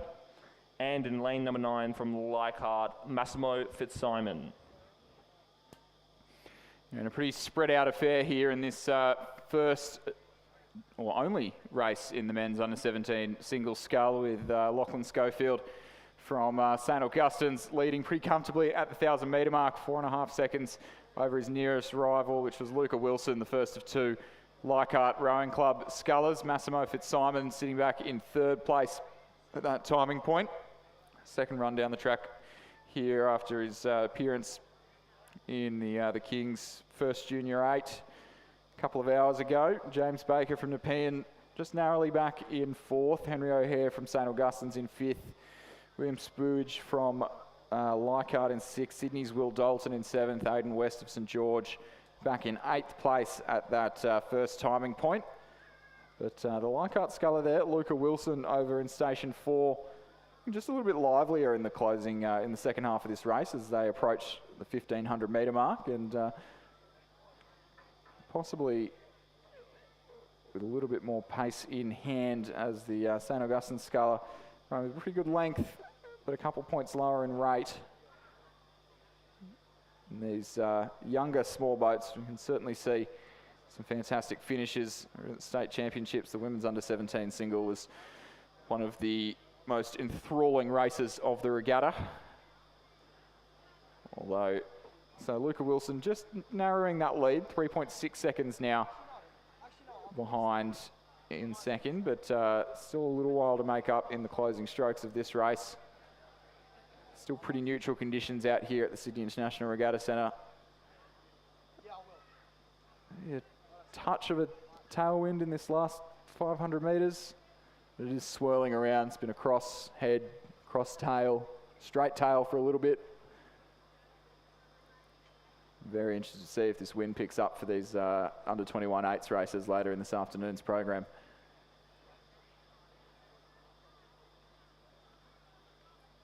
Yeah, if it's anything like the wins from state champs, Chris, I reckon we'll have some pretty fast times from those men's and women's under 21 eights. Yeah, those under 21 eights will be one to watch out for in about half an hour's time.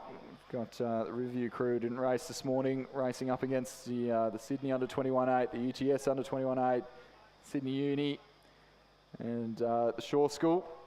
That'll be an absolute cracker of a matchup. It looks to be the closing stages of this race, a valiant effort from Leichhardt Rowing Club's Luca Wilson. Really challenging Lachlan Schofield, our early race leader from St Augustine's, who looks to just have a little bit more length and keeping the rating up nicely in the closing stages of this race. He looks over to check. Actually can't keep his eyes off the second place sculler, but Lachlan Schofield there will feel pretty confident and even stops rowing a stroke before the line, and will take the win in the under-17 single ahead of Luca Wilson from Leichhardt. Second Leichhardt sculler, Massimo Fitzsimon in third.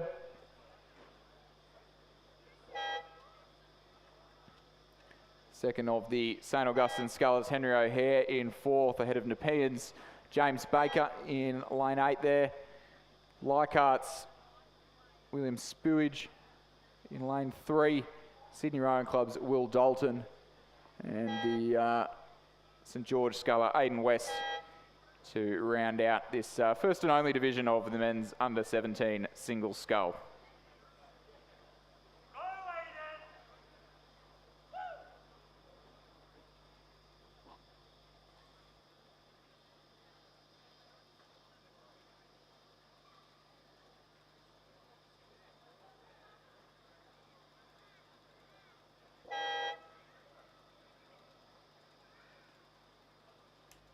Two divisions of the women's under-17 single scull up next. Division 1, race 48, almost upon us, coming through in the third 500 metres now.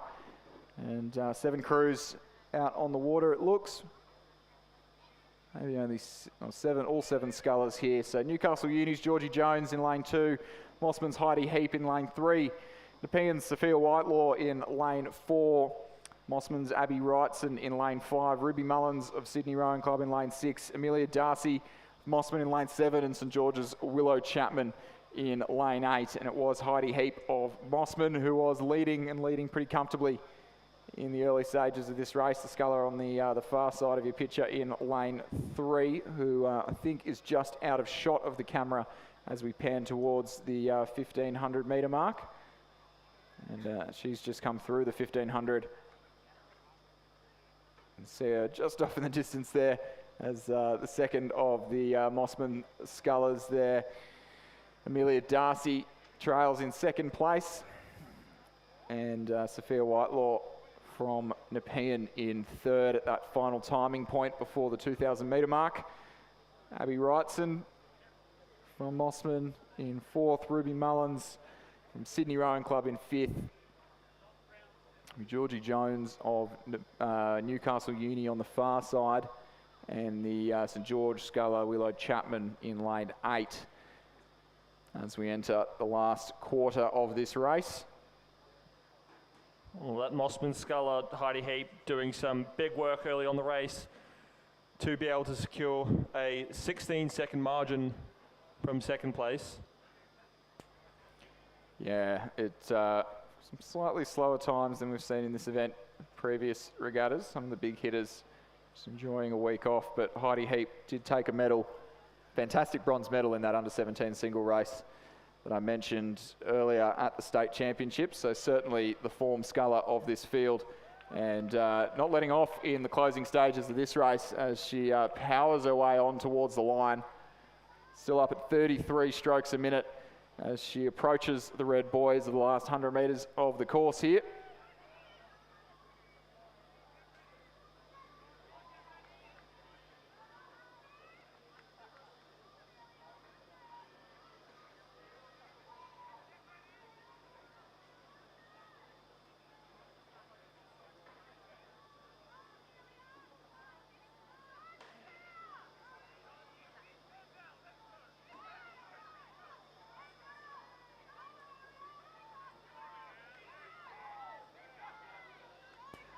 Good race unfold. So it will be Heidi Heap from Mossman to take an all-the-way win by some margin, but a good race unfolding for the minor placings with Amelia Darcy of Mossman, who's been sitting in second the whole way down the course. Now under threat from the Leichhardt sculler on the far side. I think the finish line will come too soon for the local in the blue Zudi in lane 4. Will be Amelia Darcy to hang on for the win by a length. Nepean Sophia Whitelaw for second place. The third of the Mossman scullers, Abby Wrightson, for fourth, ahead of a fast finishing Ruby Mullins from Sydney Rowing Club. Newcastle Uni's Georgie Jones on the far side will finish fifth, or sixth rather. About a length clear of St George's Willow Chapman.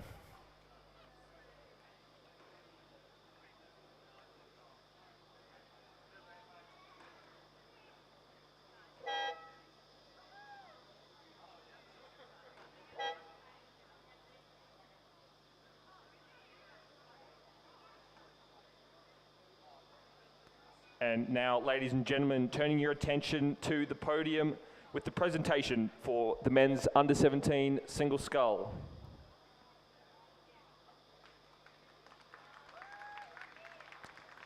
Your winner of the men's under-17 single scull from St Augustine's, Lachlan Schofield.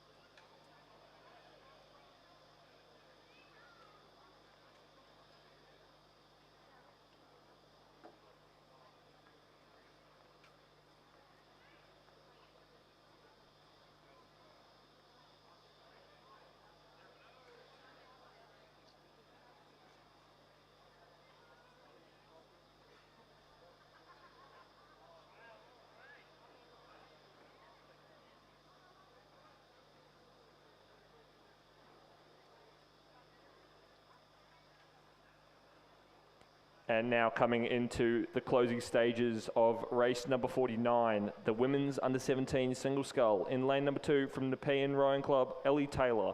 In lane number 3 from Mossman Rowing Club, Isabel Armstrong. In lane number 4 from Nepean Rowing Club, Elise Currell. In lane number 5 from Leichhardt, Mia Simkovic. And in lane number 8 from Nepean, Maya Edwards.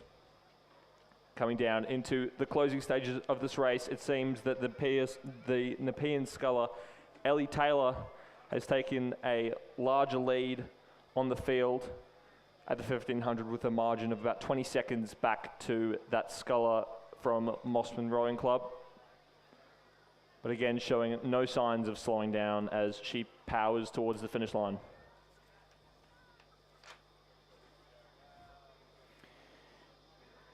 Yeah, so the local Ellie Taylor reversing the result of the previous race, and it is going to be Nepean over Mossman. We are just been notified at a level 1 heat alert here at the Sydney International Regatta Centre, so it just means at the level 1 that we limit our time on the water to about half an hour before the race. Make sure you're drinking plenty of water, drinking an entire bottle before you get down to the start line, and monitoring for any signs of dehydration or heat stroke, but not phasing Ellie Taylor of Nepean Rowing Club, an all-the-way win in the women's under-17 single scull.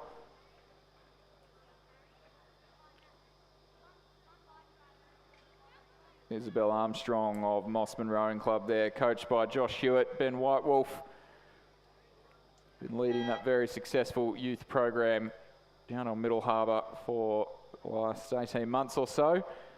And another good race for one of their up-and-coming under-17 athletes. Leichhardt's Mia Simkovic in third, Nepean's Elise Currell in fourth place to round out this under-17 single scull event. And we will have just a slight break before we head back up to the start line. We have a couple of consolidated events, races 50 and 51. And our next race will be a combined running of the under-21 and men's open eights. And what a cracker that is set to be.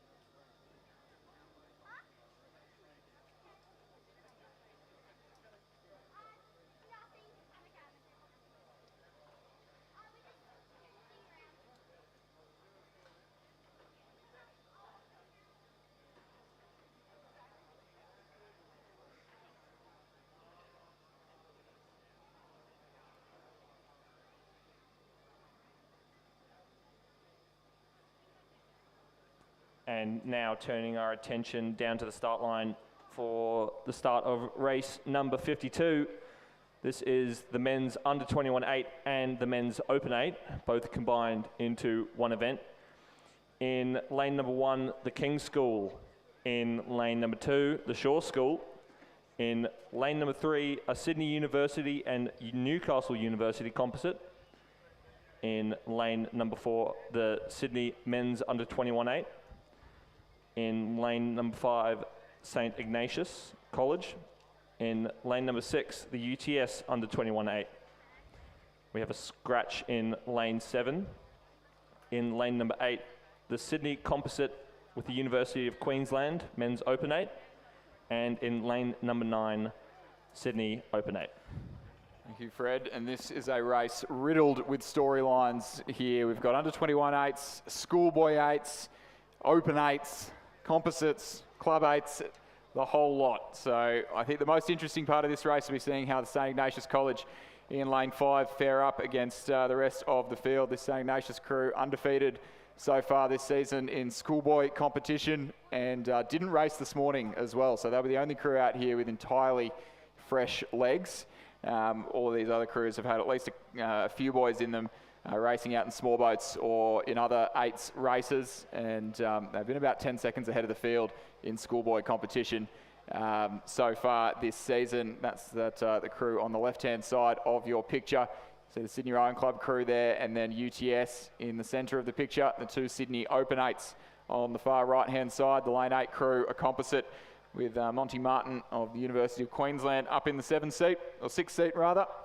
And the straight Sydney crew in lane 9, they're effectively club 8, or second 8 at this stage of the season.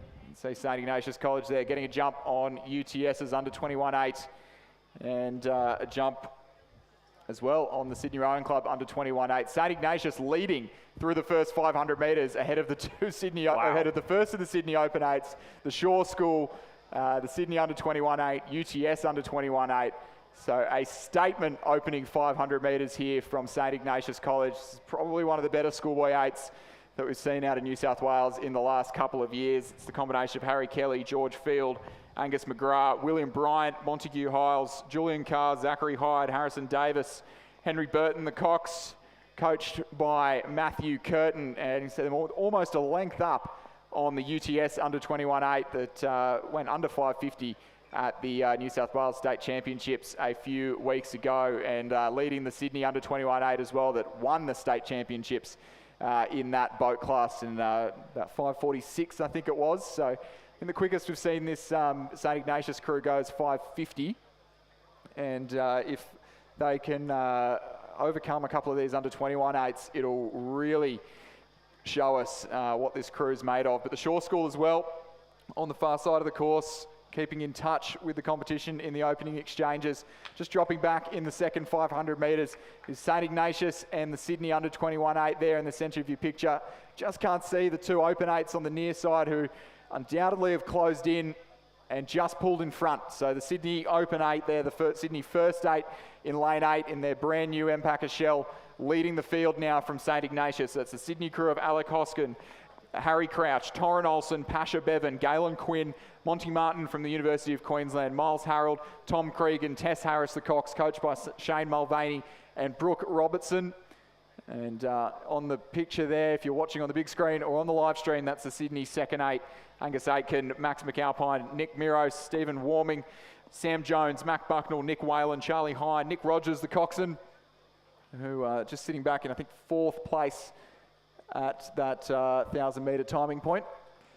Yeah, but Chris, definitely can't count out that St Ignatius crew. They're still holding on to that men's open Sydney 8, coming through the 1K only by 0.67 seconds. I think they're just coming out here to show all the other schools what they can do in Head of the River coming up in a few weeks. They've been posting some blistering times early on this season, and I think they are going to be a force to be reckoned with at the AAGPS Head of the River and the National Championships if they go over to Tasmania. Yeah, absolutely. I think they'll be down in Tasmania, and talks of maybe an international tour on the cards as well for that St Ignatius combination, and out here in some, I mean, they haven't really had the opportunity to show off a really fast time yet this season because they've been about 10 seconds ahead of the field, but having a great battle now with the Sydney Rowing Club under 21.8 on the far side of the field. But the Sydney Open 8 through the 1,500 metre mark, a neat length clear of St Ignatius, who are a canvas up on the Sydney under 21.8, 2 seats up on UTS. The Sydney second 8 in 5th place, the Sydney and Newcastle Uni crew in 6th, and the Shore School in 7th. Interestingly, half that Sydney Uni boat in the coxed 4s this morning, overcoming half of the Sydney under 21.8, but not able to match them in the 8s, so possibly not quite the depth for a full 8s race. But as this 8s field converges in the last 500 metres, you've got UTS just knocking on the door of a podium position in theory of the under 21 division. The Sydney Open 8, the Sydney University Queensland Composite crew in their first race in that brand new Empacker shell, not as yet named, leading the field. St Ignatius really trying to hang on to that lead in the under 21.8. St Ignatius and Sydney Rowing Club. UTS coming home with a wet sail. It'll be Sydney for the win in the Open 8, but the race is on for young and old here in the under 21.8. St Ignatius College, Sydney Rowing Club, UTS in the stripes on the near side of the course. St Ignatius possibly just faltering late stages in this race. UTS coming home with a wet sail. Sydney Rowing Club might be overturned here, the state champions. The Sydney Open 8 will come through for the win. It is a 3-way battle for the win in the under 21.8. It's going to be UTS narrowly from St Ignatius College, and Sydney Rowing Club for 3rd in that under 21.8. The Sydney second 8, second in the Open 8. Shaw just overcoming the Sydney University Boat Club under 21.8. What a fascinating race out there, Fred. What a finish to that race, Chris. All those 3 crews, the UTS under 21.8, the Sydney men's under 21.8, and that St Ignatius crew all coming through within, 0.1 of a second of each other, 0.3 of a second, sorry. Yeah, tight. So that's interesting, the UTS crew getting one up on the Sydney crew that had them by a good few seconds at the state championships. And St Ignatius with the fresh legs coming out, making a real statement in this very high quality under 21.8 field. And that's a crew that is going to be one to watch going through the rest of the field. What a statement. Yeah, that UTS crew obviously putting in a little bit of work in the weeks since the state championships to be able to get a little bit closer and ahead of that Sydney under 21.8. It's all shaping up to be pretty interesting, Chris, at the national championships now that they've introduced that under 21.8 event. Yeah, that's going to be fantastic and one to look forward to. But the second race of these under 21 and club 8s out on the course now. We've got a few scratchings in this one in the centre of the field, but the Shore second 8 on the far side of the course. St Joseph's in the club 8, just a little bit out of the competition in this event.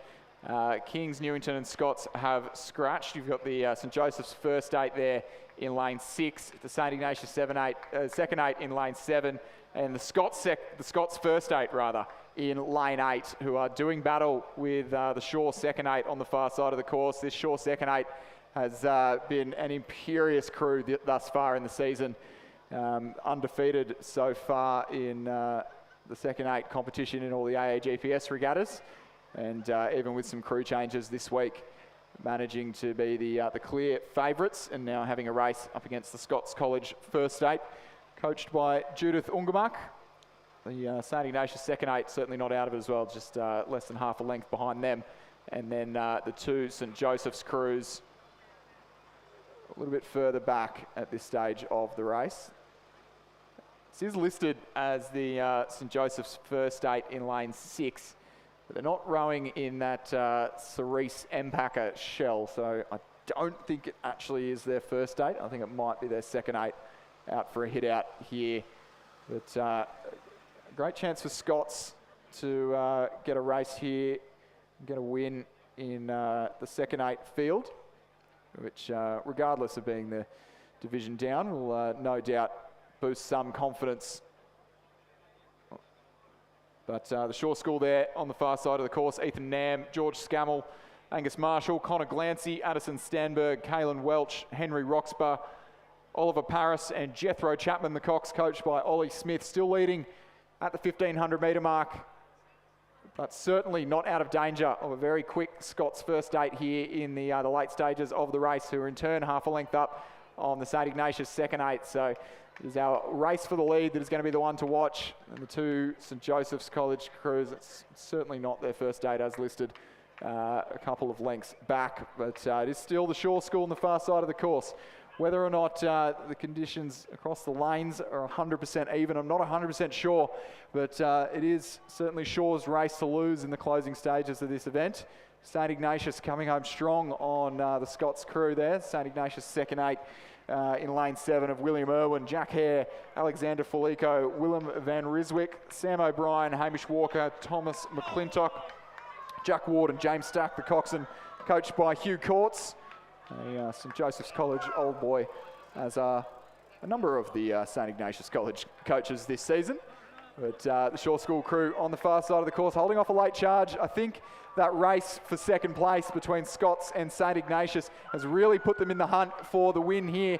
I can't quite tell from this angle who is ahead in the closing stages of this race. I'd say it is still the Shaw School who've just gotten into the red boys. They're still half a length clear on the field. It'll be the Shaw School second 8 who take out this second division of the under 21 8 from the Scots College and St Ignatius. The Shaw School, as it has been all the way through the season, currently undefeated, second 8. Take a win here in the second division of the under 21 8, stretching out that lead in the closing stages over the Scots College for second, St Ignatius for third. It'll be St Joseph's over in lane 6 for fourth place, and the St Joseph's crew over in lane 2, winners of the club division, and fifth place across the line.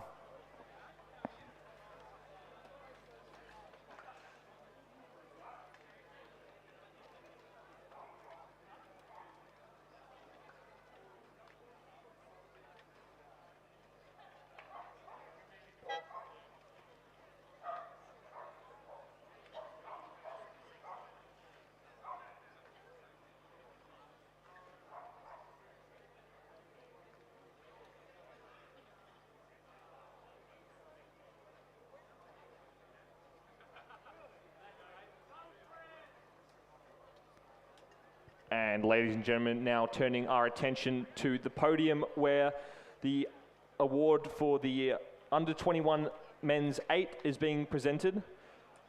Local member Terry McEwen will be presenting the award to UTS.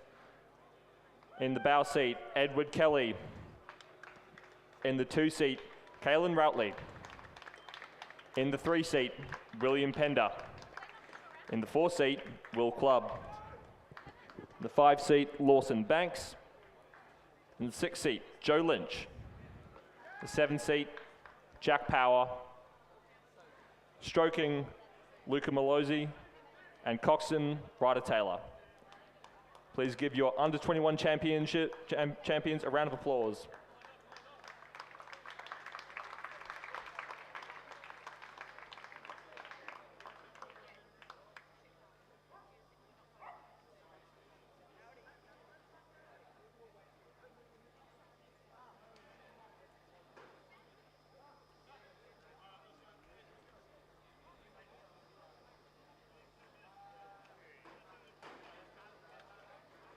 So, slight change in pace now as we move to Division 1, the men's open double sculls. 4 crews entered. Looks like possibly only 3 out on the course here this afternoon. Missing the University of New South Wales over in lane 4, but UTS Haverfield's Mitch Kaponis and Patrick Burke in lane 5. Sydney Rowing Club's Harry O'Donnell and Jack Clements in lane 6. And in lane 7 from UTS, Lucas Stefanovic and Peter Waldersee. It is the UTS crew in lane 4, Mitch Kaponis, Patrick Burke, who are leading pretty easily at this stage of the race as they enter the last 180 metres or so of the course here at the Sydney International Regatta Centre. Sitting in second is the second of the UTS crews, Lucas Stefanovic and Peter Waldersee. Peter Waldersee, the former lightweight and just named one of the Masters state team coaches. And then the Sydney Rowing Club crew there just to be racing the umpire's boat, Harry O'Donnell. Jack Clements, he transfers from the University of New South Wales. It is going to be Mitch Kaponis and Patrick Burke looking very festive in their green and red hats in the closing stages of this race. Certainly not letting up. I'd imagine this would be a potential club double for the national championships.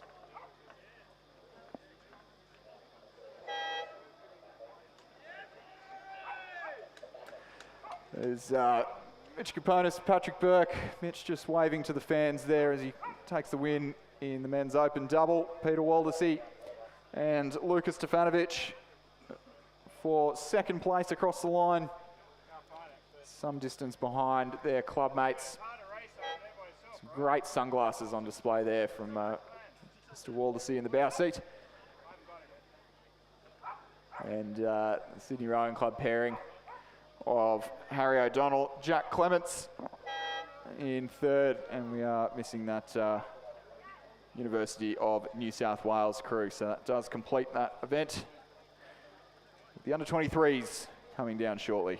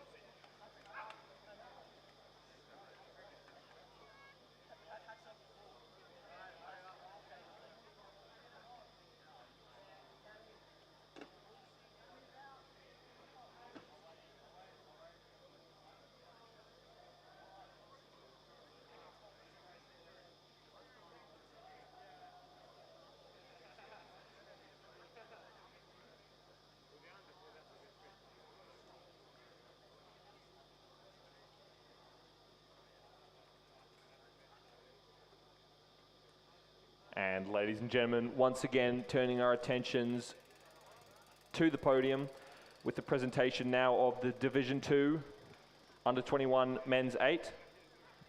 Taryn McEwen presenting the award to the Shaw School. Second 8.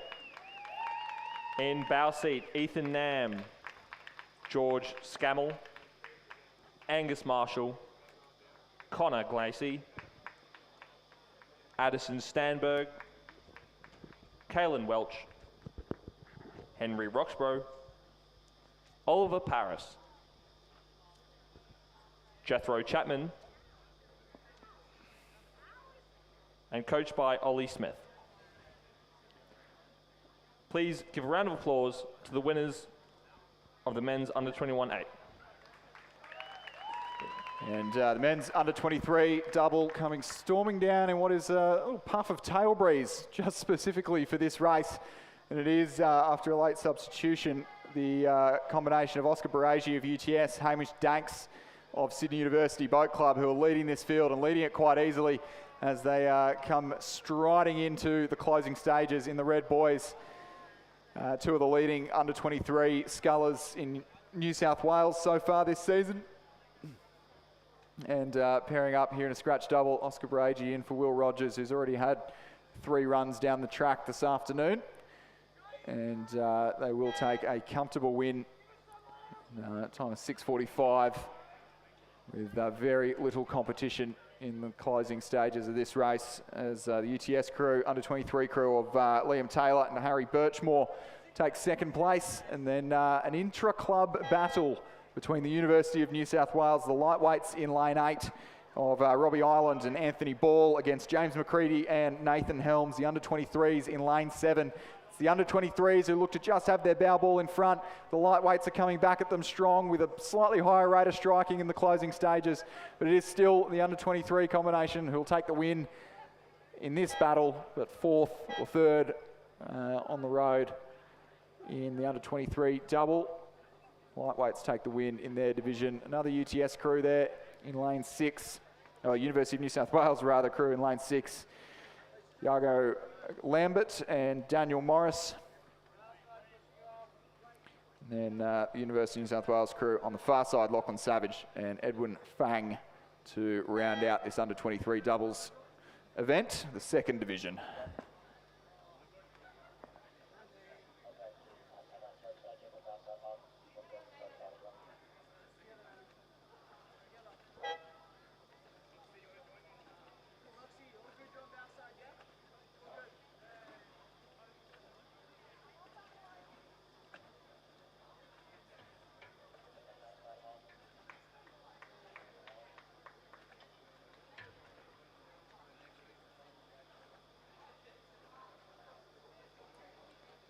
And now turning back to the podium for the presentation of the men's open double scull. And the winners of the event today, UTS, Mr. Caponis and Patrick Burke. Please give a round of applause for your winners. The women's doubles underway, a mix of open and lightweight, or open and under 23 competitors rather, in Division 1 of the women's double sculls. Sydney University over in lane 2, Kiara Beasley, Tiff Botha. University of New South Wales in lane 3, Amy Watson, Georgina Browning. UNSW in lane 4, Samantha Backler, Helen Frith. Sydney University in lane 5, India Hobbs and Aisling Hayes. Composite of ANU and the Sydney Rowing Clubs, Grace Cipher from Sydney Rowing Club, Catherine Kahn from ANU in lane 6. Glebe in lane 7 has scratched. Sydney in lane 8 of Maddie Joins and Amelia Hempelman-Adams. And the sole under 23 combination in this event, Liesl Page and Georgia Allen from Sydney Rowing Club, who were our race leaders by some way at the 500 metre mark, with the Sydney University crew of Kiara Beasley and Tiff Botha in second, ahead of their club mates India Hobbs and Aisling Hayes. You can just see in the Empacker shell there in lane 6, Grace Cipher and Catherine Kahn, who may have just been missed at that first timing point, it looks. As don't have an update on how they were, but they look to be well and truly in the mix, as would be expected. Grace Cipher, under 23 lightweight single scull world champion, coming back from injury this season, and combining with Catherine Kahn.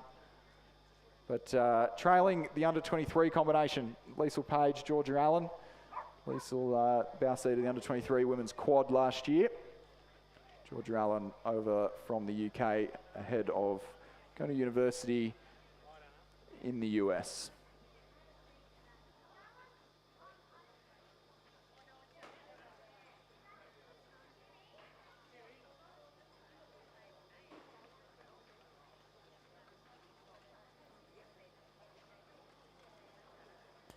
So some pretty quick conditions here in the, especially in the second 1,000. It looks like first 1,000 still pretty neutral, but the wind just picking up in the second half, or maybe from the 1250 onwards, which is about where these crews are. So it does make things a little bit harder to overtake if you are trailing. As you see Grace Cipher in the bow seat, just take a little look out to her left, see where the other Sydney Rowing Club boat is. Look to still just be ahead in this championship quarter of the race. Yeah, definitely can't discount that ANU Sydney composite at this stage after their performance at the state championships a couple of weeks ago, where they got a silver medal, I believe. I think it was the silver, yeah. Silver medal. I reckon back after this race, they'll sort of kick into gear and start moving away, but as you said, the conditions are now changing, making it a little bit more difficult to do so. Ripping tailwind coming through the course. I think this is going to make for an interesting race, Chris. Yeah, absolutely. A field stacked with any former lightweights. Well, both of these two leading crews having former lightweights in the bow seat. So, I mean, no stranger to close finishes. It is the Sydney ANU crew, Cipher and Kahn, just leading the All-Sydney crew of Page and Allen. Sydney University's Botha and Beasley in third. India Hobbs and Aisling Hayes sitting in fourth, pretty tight between those two Sydney Uni crews. And then the All-Sydney crew, Madison Joins, Amelia Hempelman-Adams, just out of proceedings a little bit, back in fifth place. And then the two University of New South Wales crews, some way back in a little bit of a race of their own at this stage. But it's going to come right down to the line between these two leading Sydney and Sydney composite crews. I'd say with these tailwind conditions, that Sydney composite we can see on the screen there, Catherine Kahn in the stroke seat, the ANU, Zudi and Grace Cypher in the bow seat. They had the momentum coming into that last quarter of the race, and with that tailwind, it will be very hard for the All Sydney crew, Paige and Allen, to respond, but they're certainly giving it their best shot as we come into the closing stages of this race. About 150 metres left to row. At the 1500, or for the first K of the race, it was Paige and Allen on the near side of the course. At the 1500, it was Cypher and Kahn. Very, very experienced combination there, who look to have just dropped behind now in the closing stages of the race. Last 100 metres now, I think it is going to be Liesl Page and Georgia Allen ahead of Grace Cypher and Catherine Kahn, who are really throwing the kitchen sink at it in the closing stages of this race. This is going to come right down to the line here in the open and under 23 double sculls. It is going to be Paige and Allen just narrowly go to a photo finish. I think it was the All Sydney crew over the composite. I don't know how to call that one, Chris. I think that was very, very close racing. That is...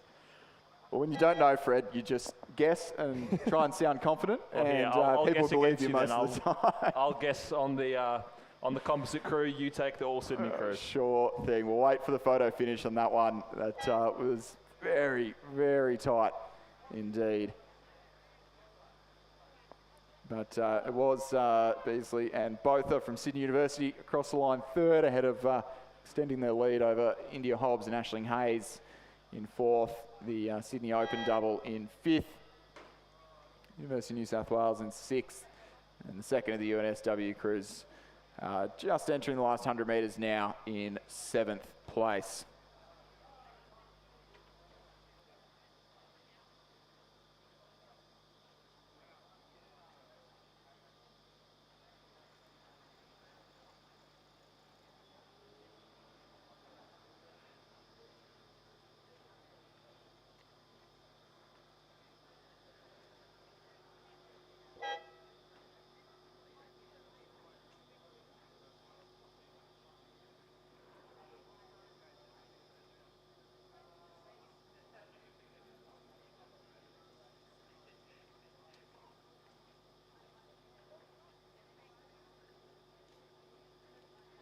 So while we wait for the official results in race 56, we'll head back down to the course for race 57, a composite, or three separate races in one. In fact, Sydney Rowing Club over in lane 5, Victoria Binns and Neve Tierney racing the lightweight double.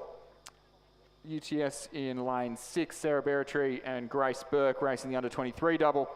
And then the Community Rowing Club in lane 8 racing the para double. Bronte Marshall and Alexandra Bailey Coleman. A couple lanes in between the para double and everyone else, as it is an entirely separate event, whereas the lightweights and under 23s do race each other in this event. So they are next to each other on the left-hand side of your picture. Looks like the UTS crew out quickest in the opening exchanges.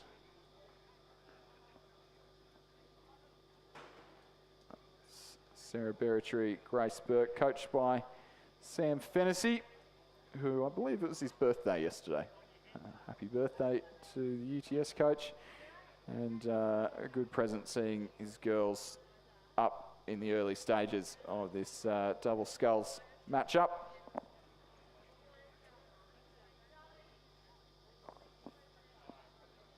Still waiting on the results of race 56. It's at the 500 metre mark in what is increasingly quick conditions here this afternoon. It was Sarah Berretree, Grace Burke leading Sydney Rowing Club's Victoria Binns and Neve Tierney. And only narrowly behind the para combination, Bronte Marshall and Alexandra Bailey Coleman. Bronte Marshall, very experienced para-sculler, representing Australia at the INAS Global Games. Graduate of PLC Sydney a number of years ago.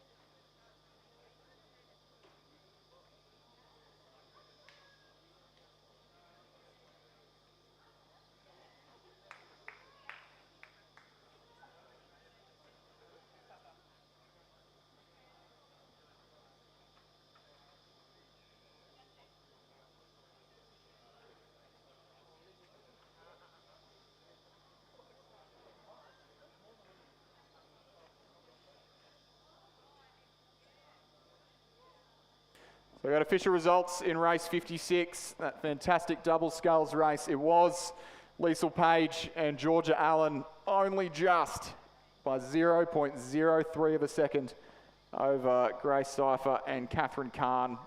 7:21.77 the final time there. So very convincing time and very, very narrow margin. Be interesting to see where those two combinations progress to in the later stages of this season. This race not quite over at the 1,000 metre mark in front of us, as UTS crew had a length at the 500 and only really taken maybe another quarter of a length at the 1,000 metre mark. So still some room for Sydney's Victoria Binns, Neve Tierney to make a late charge. Yeah, especially as they start coming into this tailwind, Chris. It's sort of around the 1K mark. They're starting to approach it now from what we can see from the tower. So it'll be interesting to see how that affects the crews coming forward in the next 800 metres of racing. Yeah, you've got the lightweights on the far side there who should, in theory, get a little bit more of a boost in the tailwind conditions. Binns and Tierney there. Quite tidy now. Maybe looking a little disjointed in the first half of the race, but maybe just finding a little bit of momentum now they've warmed up into things. And yeah, we'll see if this tailwind can make any impact. Neve Tierney was bow seat of the New South Wales lightweight quad that won the Victoria's Cup at the Interstate Championships last year. Doing that as an under-19 athlete, very impressive. Competed at the Henley Royal Regatta the year before. Vic Binns, same age, first year out of school, moving up from South Australia this season. But still trailing UTS's Sarah Berretry and Grace Burke.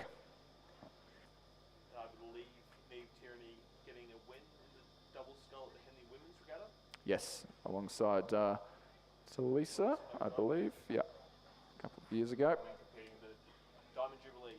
Yeah, they were knocked out by a very handy Wycliffe Rowing Club, who I think went on to make the final in that event. Definitely a bit of pedigree in this event.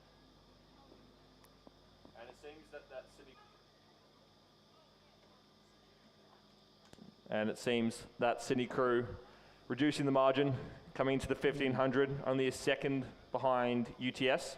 Yeah, so they've halved that margin in the third 500. These tailwind conditions proving beneficial to the kilogram challenged athletes.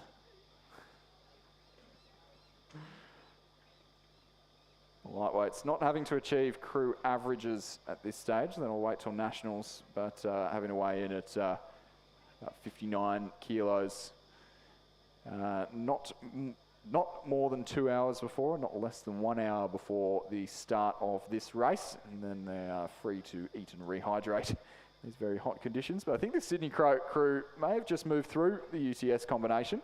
It is certainly going to come right down to the line if UTS can hang on here. But the Sydney crew, with the rating right up in the closing stages of this race, that tailwind really helping build a very tidy looking rhythm. 33.5 strokes a minute for the Sydney crew.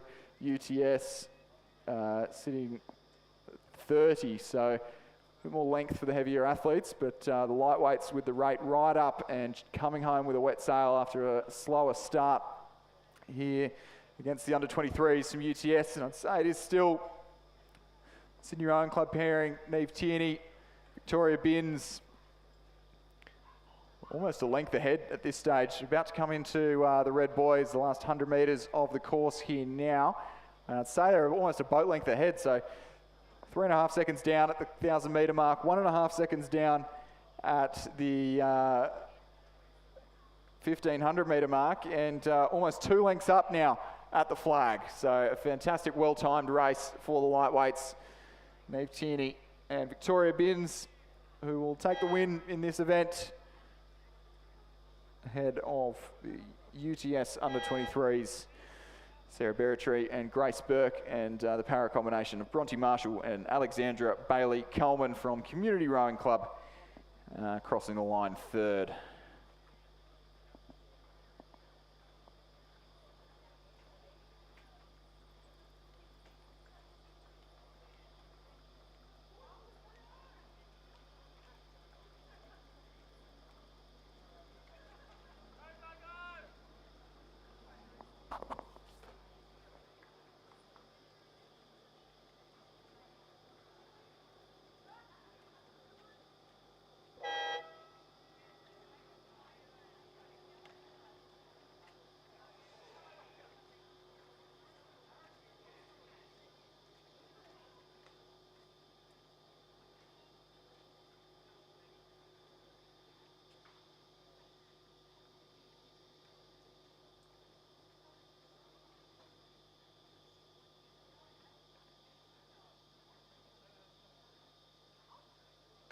And coming now into race number 58, the men's under-21 and under-19 quad scull. In lane number 3, UTS. In lane number 4, Mossman Rowing Club. In lane number 5, Sydney Rowing Club. In lane number 6, Leichhardt Rowing Club. And in lane number 7, St Augustine's Rowing Club. So Chris, in this race, the only crew that's actually an under-21 quad is the UTS crew in lane 3. All the rest are under 19 quads.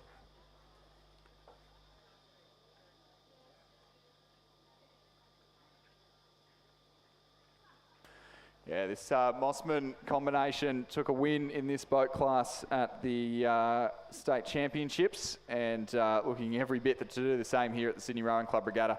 William Robertson, Julian Lemaitre, Floris Elias, his brother Tobias Elias in the stroke seat, who won the under-19 single as well. A very handy young sculler out of the northern beaches of Sydney. And this Mossman crew really extending their lead on the field. UTS crew, the only under-21s, well back in the proceedings at this stage. I think still a fairly young crew, actually, despite racing as under-21s. But good battle for the minor positions there with St Augustine's on the near side of the course. Rory Parker, Jesse Bray, Lachlan Schofield, who just saw take a win in the under-17 single. And Hamish Wise currently leading Leichhardt and Sydney Rowing Club for the minor placings. But none of those crews looking to make an impact here on the might of Mossman, who are leading very comfortably at this stage of the race.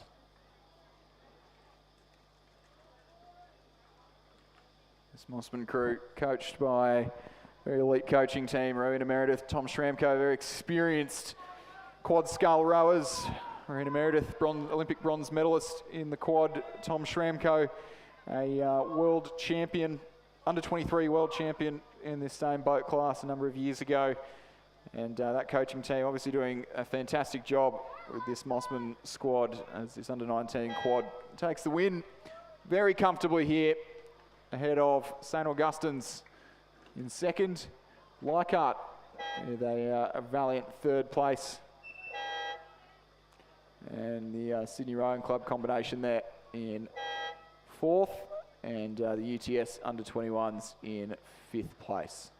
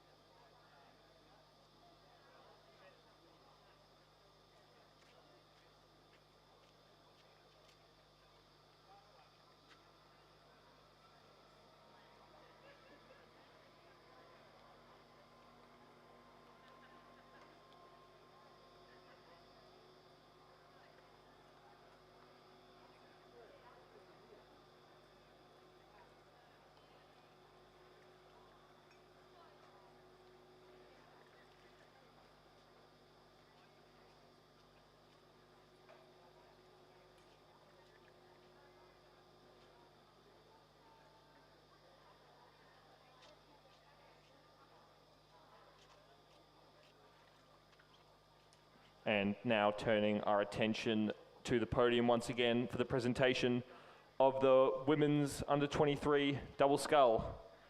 Your winners, Victoria Binns and Neve Tierney from Sydney Rowing Club, coached by Lachlan Carter and Florence Griffiths.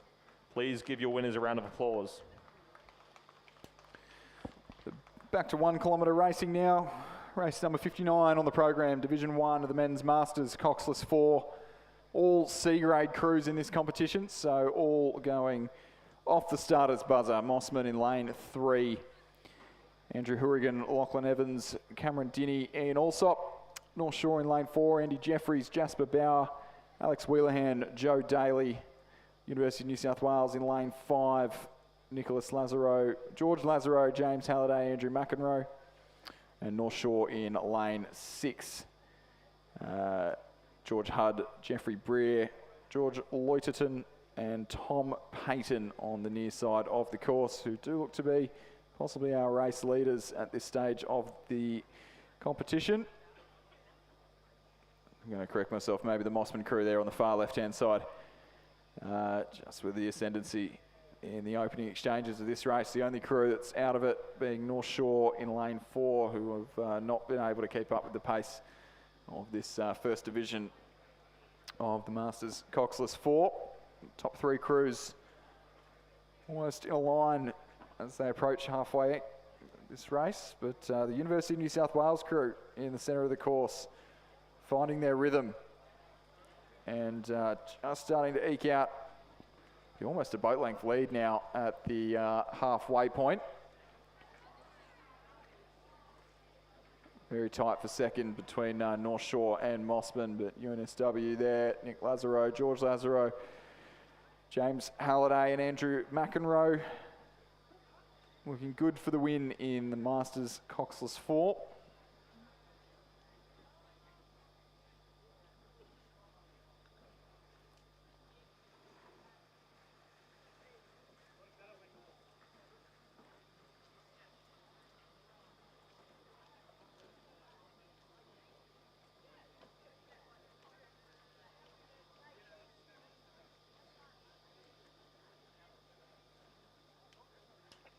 And once again, ladies and gentlemen, turning your attention to the podium now for the presentation of the men's under-19 quad sculls.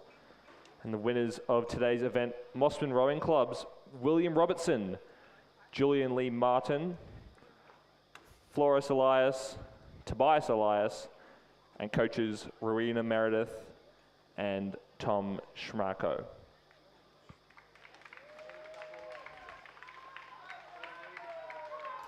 But this men's Masters Coxless 4 coming to a head now in the closing stages of this race. UNSW, as it's been from about 300 metres in, Nicholas and George Lazarou, James Halliday, Andrew McEnroe, the crew in lane 5. Very nice looking rhythm, looking very lively in the closing stages of this race. They'll take a very convincing win in the first division of the men's Masters Coxless 4. Mossman on the far side there in second, North Shore in third, and the second of the North Shore crews on the far side there in 4th place.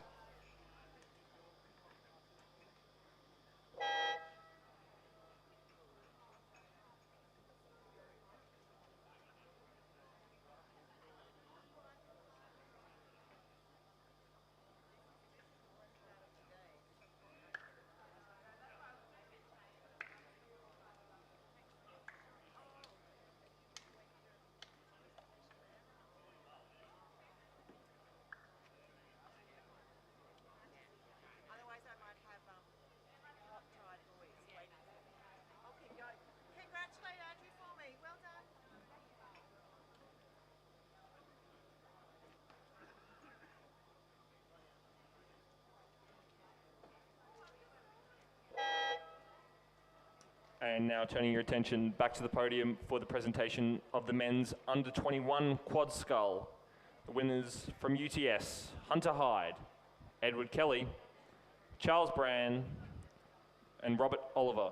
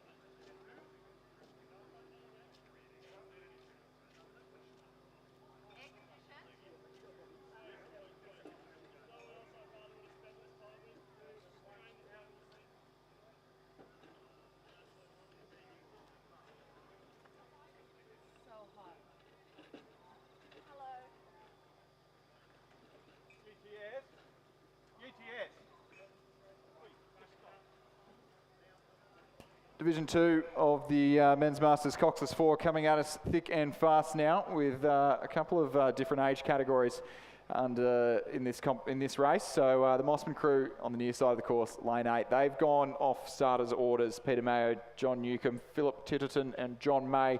I won't reveal their ages, but that crew, an I category crew in their 70s. The St George crew in lane 7, an E category crew all in their sort of average age in their 50s. Alan Robinson, Stephen Harrison, Cromwell Olivier and Christopher Jones went off 34 seconds. It's the crew on your picture now. Glebe in lane 6, a D-ranked crew went off 38 seconds, as did North Shore in lane 5, Mossman in lane 4 and Sydney Rowing Club in lane 3. So some serious mileage to overcome. Big deficit to overcome in this event. The Mossman crew in lane 4 have scratched, so just the 3D aged crews. I'd say that Sydney crew on the far side to possibly be the quickest crew on the course, but with the 38-second handicap, it is a big ask to overcome them. But we'll see how much they're trailing by at the halfway point. So made up not quite half of that, or about half of that margin at the in the first half of the race. So this should come right down to the line in the closing stages. You can see the Mossman crew on the near side of the course, just, staying nice and tidy and within themselves in this race, and things a bit more frantic at the back of the field as they try and overcome those handicaps. But the two crews to the right of the St George crew, of the Mossman crew, St George and Glebe, probably best placed at this stage of the race. Sydney on the far side, Mark Binder, Dave Raymond, David Greenslade and Rob McNeil doing their best to make an impression on the race in the closing stages. I'd say the Glebe crew, Robert Dallymore, Andy Wigan, Tom Spiteri and Kenneth Major. They're sitting in second, maybe best placed, but Mossman could hang on here in the closing stages of this race. It can sometimes be very hard to tell in these Masters races whether a much slower moving crew in the lead is going to hang on, but they could possibly do it. They're into the red boys now, 100 metres to go. Good race for second unfolding between Glebe and St George. Sydney trying their best, but I think won't be able to overcome the handicap in the late stages of the race. Mossman really lifting, really clawing at it, trying to hang on. The finish line can't come soon enough. St George are holding off Glebe in the closing stages. Mossman are going to hang on to the win here in the second division of the Men's Masters 4. St George for second, Glebe for third, Sydney on the far side in fourth place, and North Shore in lane 5 in sixth. And again, ladies and gentlemen, turning our attention to the podium for the presentation of the Masters Men's Coxless 4, Division 1. Your winners from the University of New South Wales, Nicholas Lazarow, George Lazarow, James Halliday, and Andrew McUncle.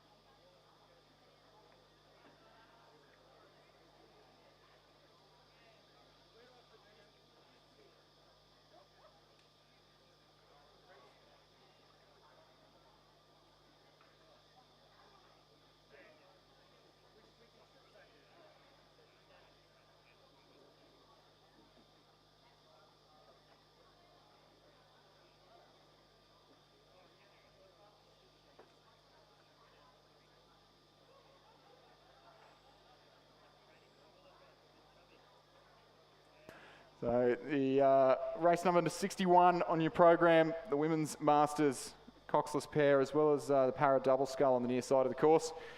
Well underway. Over in lane 1, Leichhardt's Nikki Lepresti and India Evans. Glebe in lane 2, Heidi Lindell and Belindy Rowe. Lane Macquarie in lane 3, Kirsten Berry, Trudy McDonald. Leichhardt in lane 4, Belinda Brigham and Jane Hutchison. Leichhardt in lane 5, Daniela Borget and Jennifer Zongo. North Shore in lane 6, Catherine Boland and Olivia Tong. Glebe in lane 7, Anne Skilton, Emma Hutchinson. And the Glebe and Drummoyne para combination in the double scull on the near side of the course. Stephanie Walker from Drummoyne, Parry Mataris from Glebe. But in the Women's Masters pair, looks to be the North Shore crew in lane 6, Catherine Boland, Olivia Tong, who are leading into the red boys the last 100 metres. They went off go with the crews on the far side going off 5 and 8 seconds.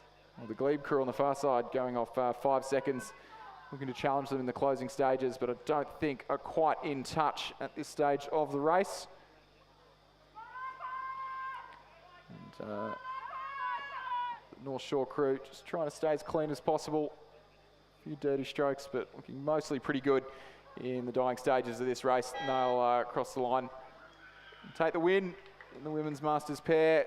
Glebe second, Leichhardt third, Glebe fourth.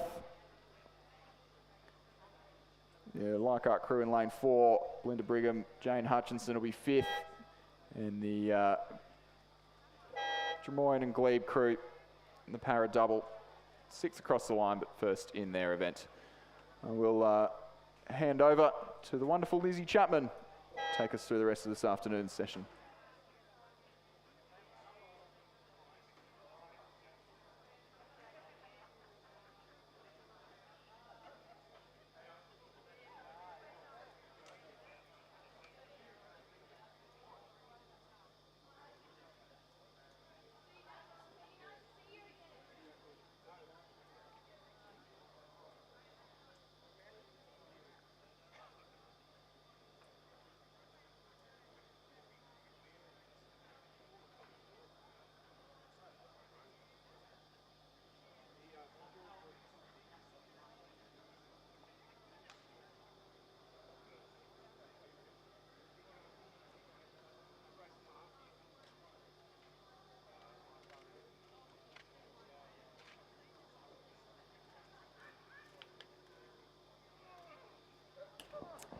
And our next race is the second division of the Women's Masters pairs. In this race in lane 4, we have Jo Hodgkinson and Louise McCoach from North Shore, coached by Peter Kwok. In lane 5, also from North Shore, Vicky Grundy and Sarah Hall. In lane 6, Julie Bohm and Rhonda Decker. In lane 8, Susan Walter and Susan Wannon, and the only difference really is their age category. So the first crew is an E age category. Vicky Grundy, Sarah Hall, Julie Bohm and Rhonda Decker. They are both F age groups and have a 42-second gap on Susan Walter and Sue Wannon, who go off go because, as with the men, they are the I age category.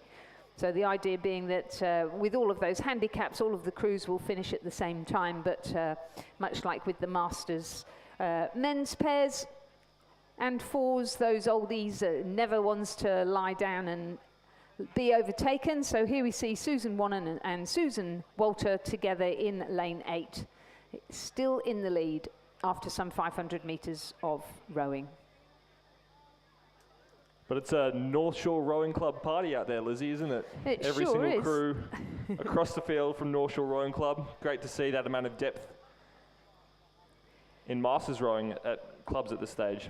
And for a number of years now, the coach there, Kim Rudder, has built up that stable of Masters ladies. And great to see Peter Kwok, who I used to coach at Sydney University and who's been rowing at the North Shore for a while now, coming in to coach. Excellent coach.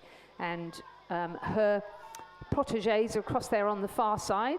They are the youngest, and so they have the biggest handicap, and they have managed to row their way through the F age category crews.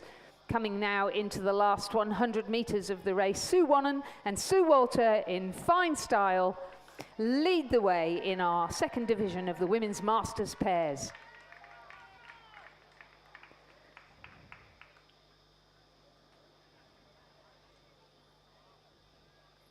Extending their lead over Julie Bohm and Rhonda Decker, it's Jo Hodgkinson and Louise McCoach.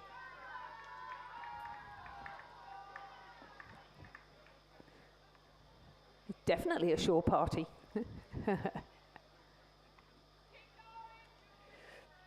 And they will come across the line in second position. Third from lane 6 will be Julie Bohm and Rhonda Decker. And our final contestants, Vicky Grundy and Sarah Hall, to complete this North Shore Festa in the women's masters pair.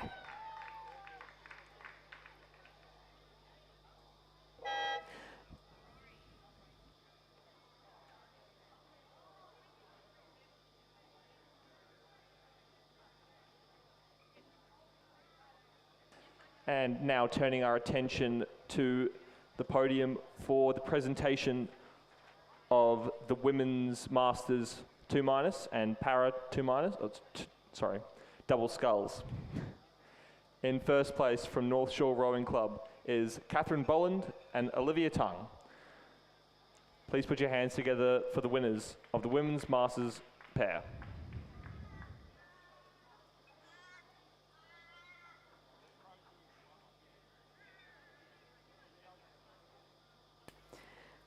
So going back to that previous race, the unofficial time for Sue Walter and Sue Wannon was 4 minutes 45.13 seconds.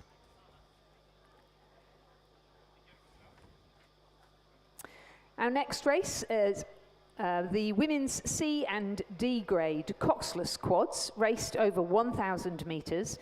In lane 2, representing Nepean Rowing Club, Elise Currell, Maya Edwards, Sophia Whitelaw and Ellie Taylor, coached by Daniel Waddell, Hugh Harold and Miles Harold. In lane 3, from Mossman Rowing Club, Alice Stringer, Arabella Turner-Smith, Catherine Walsh and Sophie Hay, coached by Joshua Hewitt and Ben Whitewolf. In lane 4, also from Mossman Rowing Club, Abby Wrightson, Amelia Reed, Amelia Darcy and Isabel Armstrong, also coached by Ben Whitewolf and Josh Hewitt. In lane 5, from St George Rowing Club, Lily Featherston, Jackie Peel, Beth Jacobs and Ellen Featherston, coached by Mark Featherston. In lane 6, another appearance from North Shore, Rebecca Tumalalo, Sashka Tichkowski, Bryony Short and Elizabeth Buzo, coached by Richard Stacey. And in lane 7, our final crew from St George, Maya Cole, Tyler Jane Miller, Amelia Featherston and Layla Smith, coached by Mark Featherston. The crews in lane 6 and 7 are D category, which means they have the least amount of experience, and the 4 crews on the far side are C grade category. So this is race number 63 on our programme. And coming into the last 250 metres of this race, it seems hotly contested between the crew in lane number 4 from Mossman and the crew in lane number 2 from the Nepean Rowing Club. But it seems that the crew from Mossman has moved away with about a boat length's lead over the crew from Nepean. And it seems like it's going to be a battle for third place here between the crews from Mossman 2, St George and North Shore Rowing Club. So in the stroke seat there from the Nepean Rowing Club, across on the far side is Ellie Taylor. We just saw her win in the junior single, the under-17 single. So developing their experience, this very young crew from the Nepean Rowing Club and also these juniors from Mossman Rowing Club. Part of that very successful program that Chris was talking about earlier, led by Ben Whitewolf there over in the suburb of Mossman. Well, congratulations to them. It looks like it's going to be a pretty tight race between the Mossman crew and the St George crew, but the Mossman crew have just got about half a length coming over the finish line here, and they'll round out in third place, followed by St George and the North Shore Rowing Club in lane number 6. And coming through the line now are the other crew from St George. So just confirming the results there of the women's coxless 4 in the C grade. The win went to Mossman Rowing Club. Abby Wrightson, Amelia Reid, Amelia Darcy and Isabel Armstrong, and their time was 3 minutes 37.77. Second was Nepean Rowing Club. Third, Mossman 2. Fourth, St George. Fifth overall, but first in the D grade, was North Shore, and sixth, St George, also D grade. We now move to a composite event, the women's under 19 and 21 quads, and the women's open lightweight and under 23 quads. From the entries that we had, in lane 3, a crew from Mossman Rowing Club, which is under 19, therefore junior, Tanya Hornby, Frida Kirkham, Eloise Stevens and Elise Coates, coached by Rowena Meredith and Tom Schramko. The crew in lane 4, the Sydney University and Glebe composite, unfortunately has had to scratch. In lane 5, an under 21 quad of Charlie Griebel, Zoe Fallon, Audrey Stigter and Sienna Morgan, coached by Sam Fennessy. And finally, an open crew, the quad from the University of New South Wales of Georgia Browning, Amy Watson, Samantha Backler and Helen Frith, coached by Justin Quigley and Chris Burns.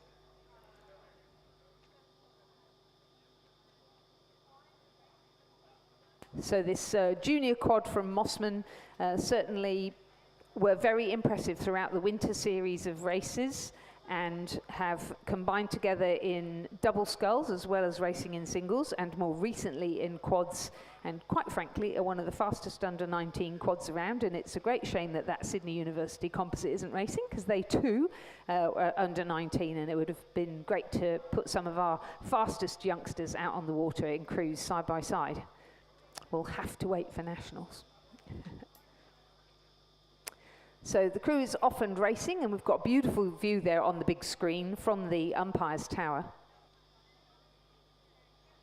And the conditions now at the Sydney International Regatta course, it looks like everything's sort of slowed down a little bit. The tailwind that was ripping through before has died down. It's looking more like a little bit of a head breeze actually coming through the 1750 metre towards the 1500 metre. So it'll be interesting to see how the crews can adapt to this change in conditions, but I think we're still looking to get some pretty fast times from these crews. Yeah, I would think so, and I think everyone's very glad of the breeze, because it's swelteringly hot out there. I know it's only about 33 degrees, but it feels a lot hotter with the humidity. Yeah, nice conditions, but you're quite right, the wind seems to be turning, although no clouds, so hopefully that's not rain. It's not a storm on its way.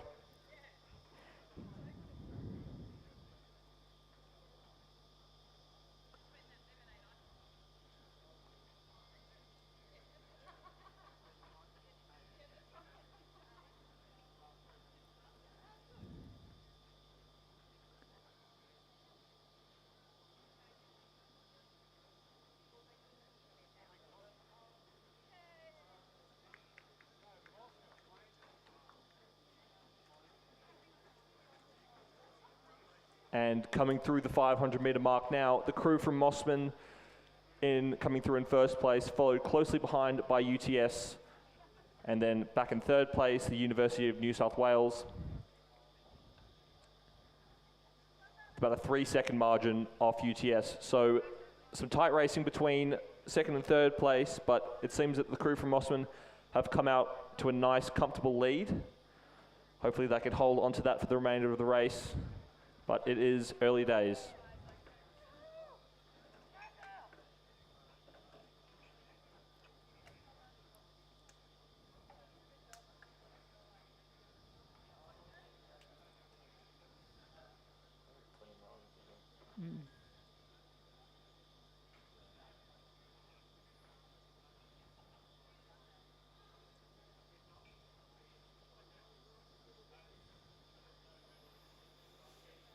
So, of course, these girls have the expertise of some fantastic scullers as their coaches.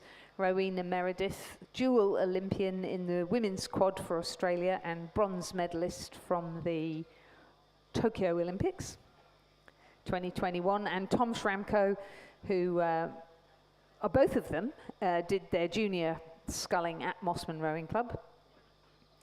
And Tom, who held just about every record there was for junior ergos, as well as being incredibly fast, a member of the junior men's quad. And now both of them paying it forward, especially all of the expertise that they gained from their coach, Nick Garrett, during their years as scullers, as junior scullers, and now paying it forward and running a fantastic squad there at Mossman Rowing Club. This crew is being stroked by Elise Coates, daughter of Ian Coates, who also rowed at Mossman. She's a formidable weapon, I think, with her cross-training and certainly driving that crew hard. And as they get to the 1,000-metre mark, they've extended their 8-second lead to over 16 seconds. And now turning our attention to the podium for the presentation of the women's C&D coxless quad. And your winners from Mossman Rowing Club, Abby Wrightson, Amelia Reed, Amelia Darcy, Isabel Armstrong, coached by Ben Whitewolf and Joshua Hewitt. Please give a round of applause for your winners.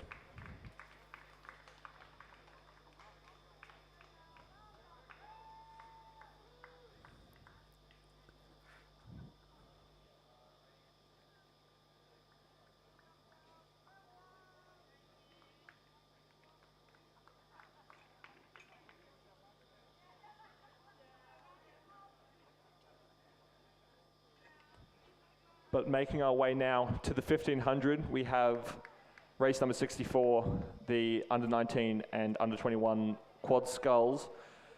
That Mossman crew coming through now, demonstrating the strength of their junior programs.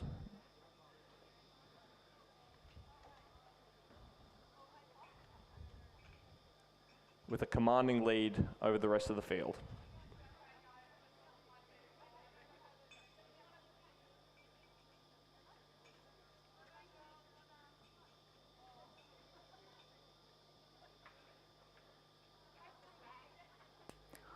Well, I just keep extending that lead further and further, don't they? It's now almost 24 seconds over UTS, the under 21 quad. And then a further 15 seconds back to the University of New South Wales in the open quad. But I believe it's been a pretty successful regatta for Mossman Rowing Club, especially on the junior side of things. Oh, and they certainly deserve it, all the hard work they've been put in. Really looking forward to seeing them get to race at the national championships, because I think they will have a great time down there and will be coming home with an awful lot of metal. They might have to book an extra trailer.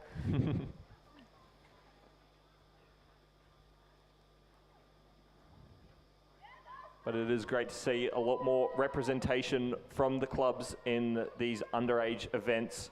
Typically, a lot of athletes come up through school programs, so it's really nice to see people coming from schools who don't typically have access to rowing programs, being able to find clubs and find success in events such like this. Yeah, 100%. Yep. Beautiful sculling. Keeping their length whilst putting the power on. Good on them. Provisional time, 7 minutes, 4 seconds.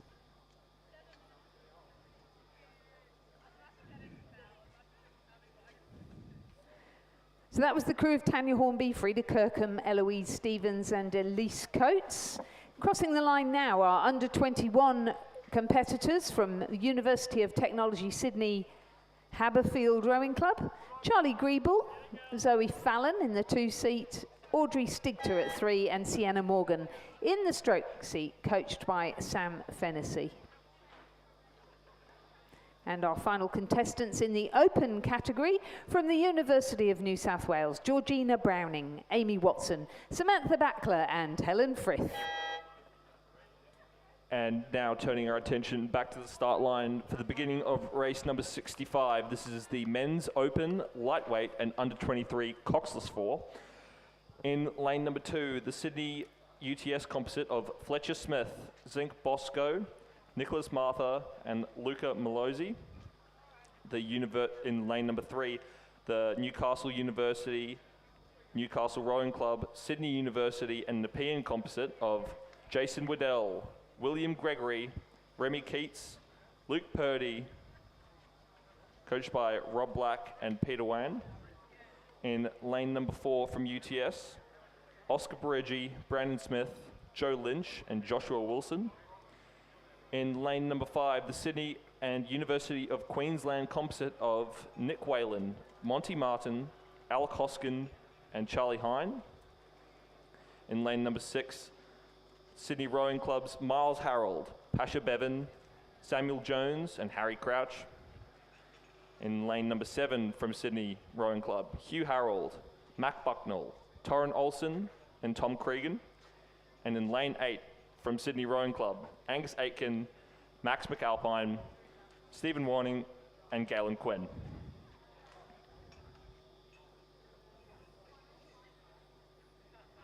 And at the end of the first 500, it was Sydney Rowing Club's crew of Miles Harold, Pasha Bevan, Sam Jones, and Harry Crouch, who were in the lead.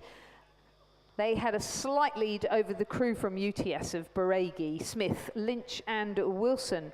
And it looks as though Joshua Lynch has been replaced by... has been subbed in by someone else, so we'll find out that name for you. But they're currently sitting in second place. Then we have the crew, the Newcastle University composite with Sydney University and Nepean Rowing Club and Newcastle Rowing Club. This crew and the UTS composite of Smith, Bosco, Mehta and Milozzi are two halves of the New South Wales lightweight squad for the Penrith Cup. So having good battle there with the Sydney composite.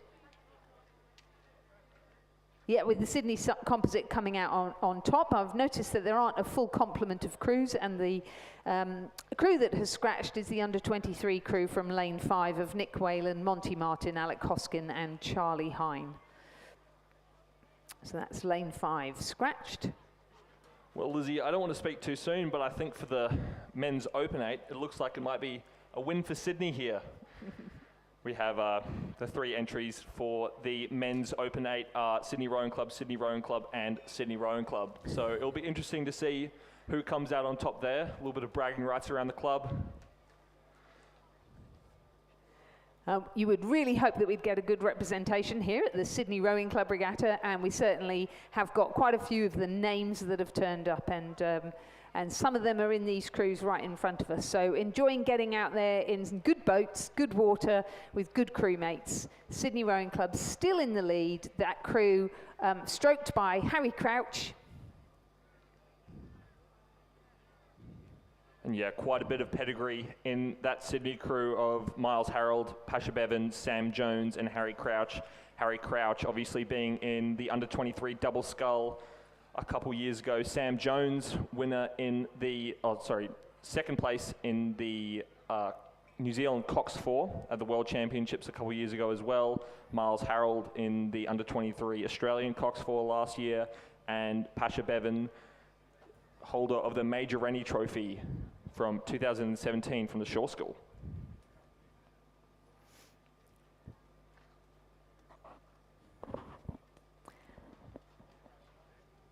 And they seem to be moving quite well here coming into the 1500.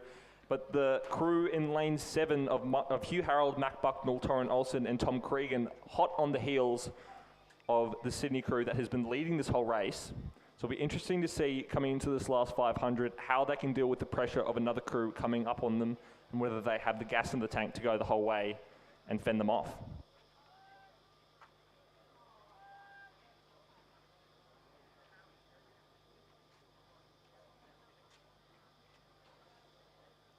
And we've obviously got that UTS crew. You'd expect that to have a good strong finish.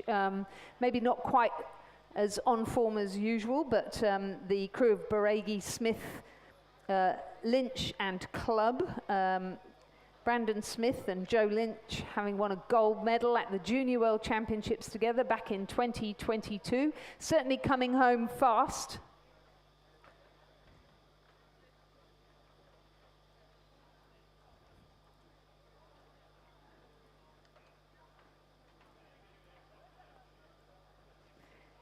And of course those lightweights. It seems that there has been a slight steering mishap in the UTS crew. It seems that there has been a slight steering mishap from the UTS crew just before the 1750, causing them to drop down just a couple of seats, but they've got the momentum back and they're moving again. And now they have the opportunity to come back at the Sydney Rowing Club crew in lane 8 of Angus Aitken, Max McAlpine, Stephen Warming and Galen Quinn. But it seems that the Sydney crew in lane 8 is maintaining their lead and building to the line here. And they will maintain that lead over UTS, taking 4th place.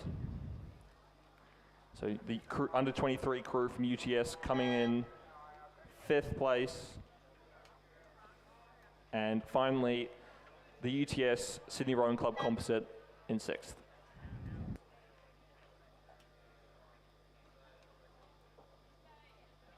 So just recapping then, we had a bunch of different crews going on in that. So the first lightweight crew across the line was 3rd overall, and that was the composite between Newcastle University, Newcastle, Sydney University and Nepean.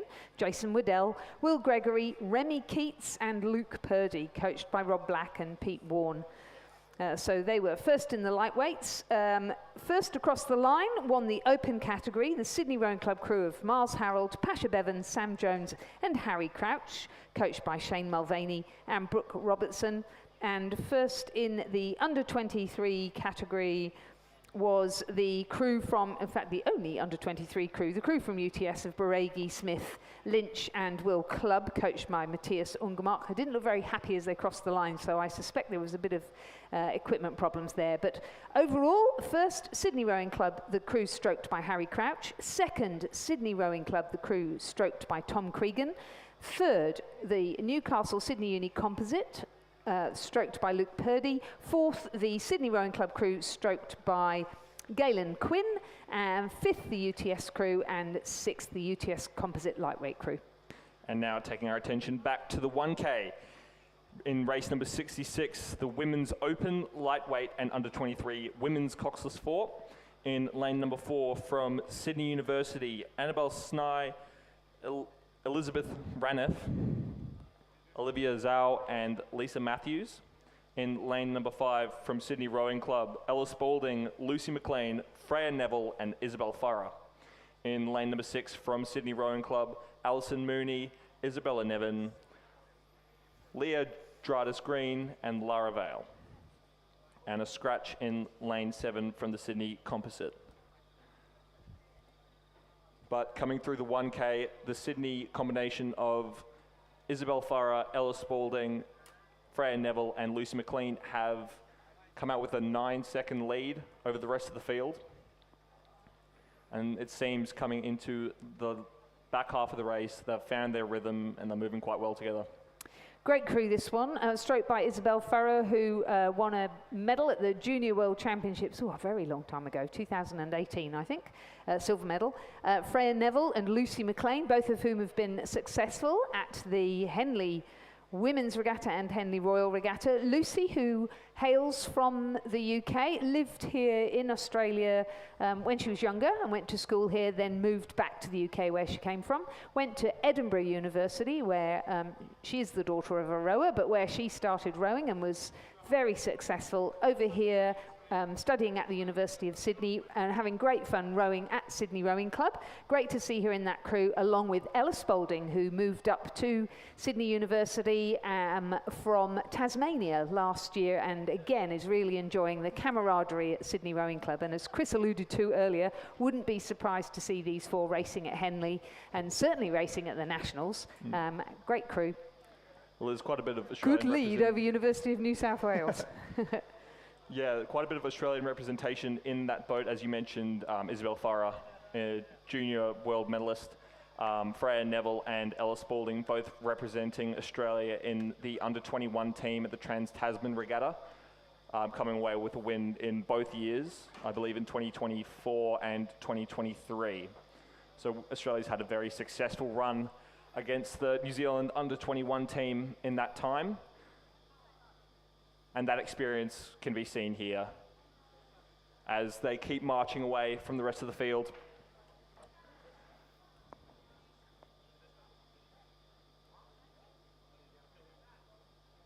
But a battle turning out between the crew from the University of New South Wales and the second boat from Sydney Rowing Club. Bit of a younger crew, that second Sydney boat, with a lot of overseas experience, quite a few coming from the UK.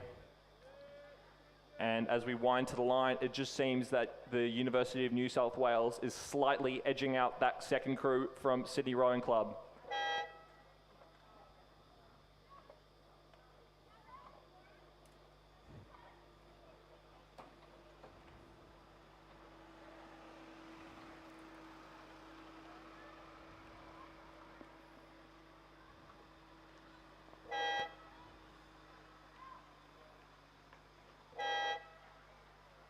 So a very handy lead indeed for Sydney Rowing Club, the crew of stroked by Izzy Furrow with Freya Neville, Lucy McLean and Ella Spalding. First across the line there in the Women's Open Coxless 4, second University of New South Wales, third Sydney Rowing Club. The finishing time 7 minutes 13.76.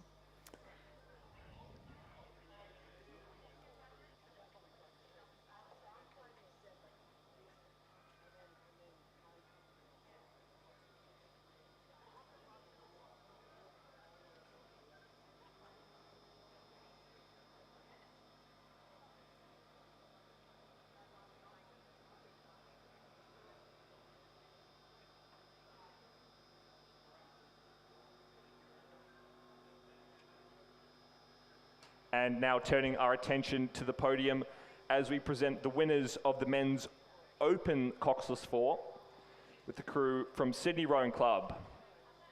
Miles Harold, Pasha Bevan, Samuel Jones, and Harry Crouch, coached by Shane Mulvaney and Brooke Robertson.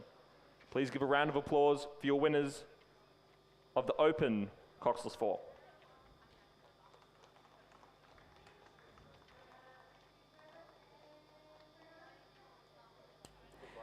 On the course right now, we have the first division of the men's under-21 pair. In lane 3, representing Sydney University, Campbell Wickham and Gus Chisolka, coached by Simon Huxley and Peter Warne. In lane 4, from Sydney Rowing Club, Ben Muffett and Jerry Anderson, coached by Shane Mulvaney and Brooke Robertson. In lane 5, from Sydney University, William Fuller and Sebastian Atherton. In lane 6 from Sydney Rowing Club, Jackson Gersoy and Maxim Maloney. And in lane 7 from Sydney Rowing Club, Henry Pursehouse and Ambrose Hennessy. At the 500-metre mark, it was Jackson Gerson and Maxim Maloney who had a 6-second lead over Muffett and Anderson, also of Sydney Rowing Club. And they in turn had a 0.15-second lead over Campbell Wickham and Gus Chisolka. Fuller and Atherton sitting in 5th place and Pursehouse and Hennessy in 6th.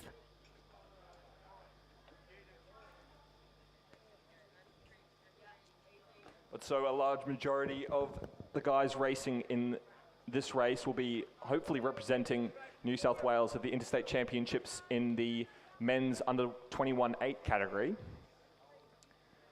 But quite a strong start from Gersoy and Maloney, coming through the 1K at a time of 3:04. Followed closely behind by Ben Muffett and Jerry Anderson. And in 3rd place, Henry Pursehouse and Ambrose Hennessy. Coming through in 4th, the crew from Sydney University, Campbell Wickham and Gus Chisolka. And followed by, in 5th, by William Fuller and Sebastian Atherton.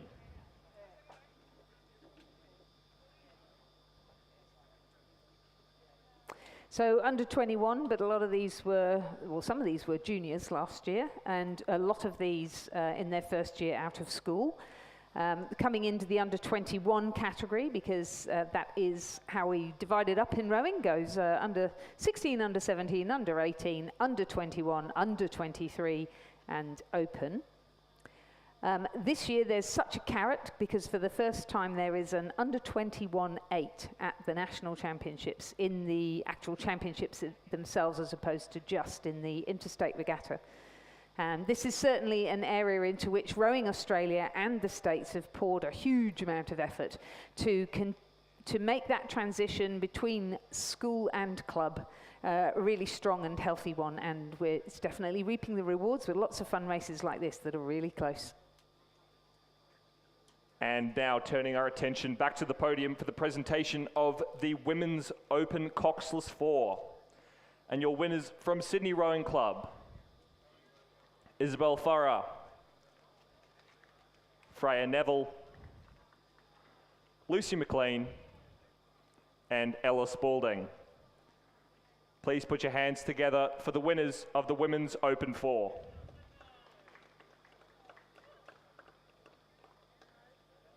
Coming through the 1500 metre now, it seems that the crew of Gersoy and Maloney are still up front. They've increased that margin to 7 seconds back to the other Sydney crew of Pursehouse and Ambrose Hennessy, followed again by the Sydney combination of Ben Muffet and Jerry Anderson. So very strong display from the Sydney boys here in this race, as you'd hope so, considering it's their home regatta.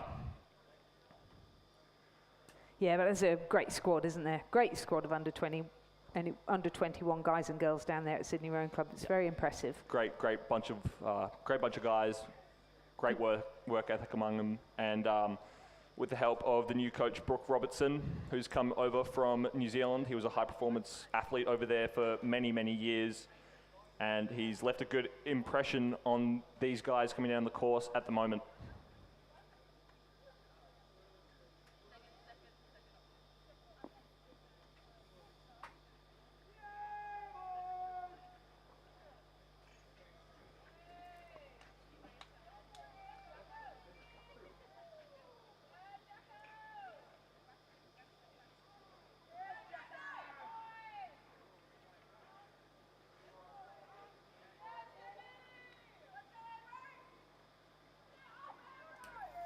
Yeah, very impressive finish here from our crew in lane 6, as they, the crew of Jackson Gersoy and Maxim Maloney, who we've talked about earlier, a length's lead there and really not looking under that much pressure at all as they take out the win in the men's under 21 pair.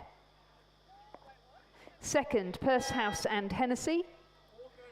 Third, Muffet and Anderson, all of Sydney Rowing Club. Fourth, Wickham and Chisolka of Sydney University. And fifth will be Fuller and Atherton, also of Sydney University. Provisional winning time. Oh, no, I don't seem to have one. 4 minutes. No, that's not correct. Okay, we will bring you the time when we get it a little later. I was about to say that's a pretty quick time for a pair, Lizzie, but I don't think that we're getting the correct numbers another 500 up here. metres on there. Yeah. So we have another race now which should have been under 21s and under 19s, but we're looking a little lacking in entrance here. So in lane, we're definitely missing people. So in lane 3 we have a crew, under 21 crew, but they're actually under 19, I would have thought. The crew of Alfie McLean and Angus Mitchell, coached by Simon Huxley and Peter Warren, representing Sydney University. In lane 5, from UTS Haberfield, Edward Kelly and Will Clubb, coached by Matthias Ungemach. My goodness me, they were just in a... No, they have scratched. I was going to say, they just raced. In lane 6, representing Sydney Rowing Club, Matthias Maloney and Thomas Maloney, coached by Shay Mulvaney and Brooke Robertson. And in lane 7, from St Augustine's College, Jason Cow and William Pender, coached by Amos Noon and Judith Ungemach. And that crew from Sydney Rowing Club with a demanding lead over the rest of the field, Matthias Maloney and Thomas Maloney, making up half of that gold medal winning under-19 Coxless 4 from last year's Junior World Championships. And these two are a force to be reckoned with. Their older brother, Max Maloney, just taking up the win in the under-21 pair, the race we have just seen go past.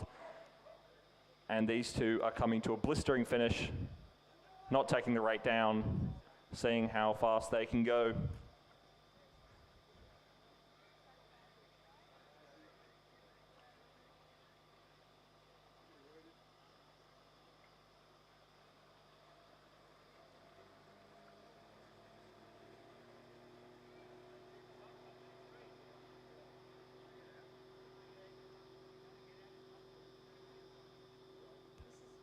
But quite a strong lead over the rest of the field, with the two Maloney brothers crossing the finish line now, followed behind by the crew from Sydney University of Alfred McLean and Angus Mitchell, coached by Simon Huxley and Peter Warren.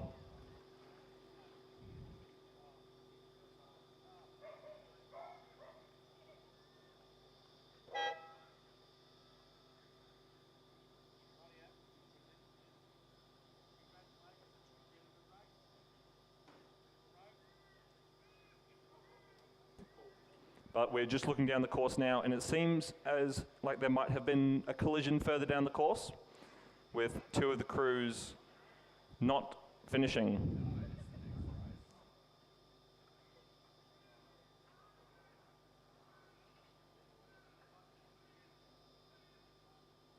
And now turning our attention to the podium for the presentation of the men's under-21 pair.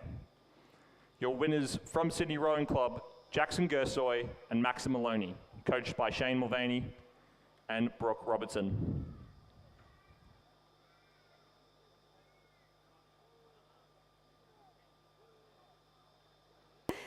And the next race on the course, race number 70 on our programme, the men's D-grade coxed 4.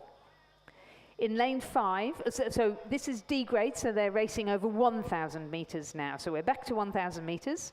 In lane 5, representing St George Rowing Club, Tom Masterson, Rory Cole, Kurt Armstrong and James Hunt, coxed by Jackie Peel and coached by Mark Featherstone. In lane 6, representing the University of New South Wales, Eric New, Edwin Fang, Fraser Wilson and Nityam Bansal, coxed by Emma Vaycox and coached by Justin Quigley and Chris Burns. And welcome Chris back to the commentary. Thank you, Lizzie. Pleasure to be back here for the rest of this afternoon's racing, although a few scratchings in a few races, presumably due to the heat. It's a pleasure to be back in the air-conditioned commentary box. Don't tell everyone, they'll all want to do commentary. Good shots on the screen here of the leading crew in race 70 from St George Rowing Club, just the 1,000 metre race for these D-grade combinations. And it's always quite interesting watching D-grade, and you will know this as well as I because you coach school kids, but you enter kids in a D-grade thinking D is just up from novice, and then you end up racing masters who are very experienced. So depending on how much racing those masters have done, they would also be able to represent at D grade as opposed to age. Yeah, so the grade system, depending on the races you enter as well, the grade system sometimes not perfect. But so it does look as though we've got two genuine D-grade crews here though, doesn't it? Yeah, both listed as D-grade. Great to see University of New South Wales out in force, and St George Rowing Club also have really grown their programme. So as you know, down at Walleye Creek they have a little branch, well actually that's their main clubhouse, but the branch in terms of the rowing, and they've got I think over 40 kids signed up from the local Catholic schools who are learning to row down there. Fantastic. Yeah, great work contingent by Mark Featherstone and his entire tribe. Yeah, very busy man, Mark Featherstone. I think his name's been listed on more crews than any other coach so far today. He's had a plethora of young scullers and crews out today. And this D grade 4 looking every bit the quality combination as they enter the last 120 metres or so left of the course. They will, barring disaster, take out this looking good D-grade Cox 4 race. A combination of Tom Masterton, Rory Cole, Kurt Armstrong, James Hunt, Jackie Peel, the coxswain, and of course the aforementioned Mark Featherstone, the coach. Very good. Can't go wrong with Jackie Pilcoxing you. No. That woman's so experienced. Yeah, great to have in a crew. Congratulations, St George taking out the D-grade Coxed 4. And here come the University of New South Wales.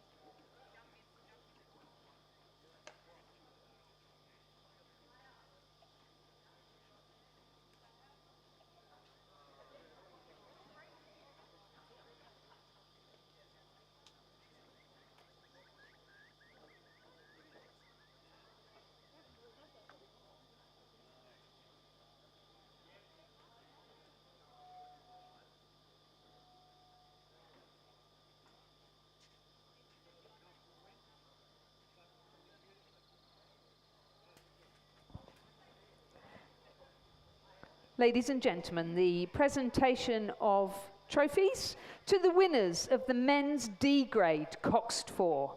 Our winners were St George Rowing Club, Tom Masterson, Rory Cole, Kurt Armstrong, James Hunt, and their cox, Jackie Peel. The crew was coached by Mark Featherston. Ladies and gentlemen, please congratulate our D-grade Coxed 4 winners, St George Rowing Club.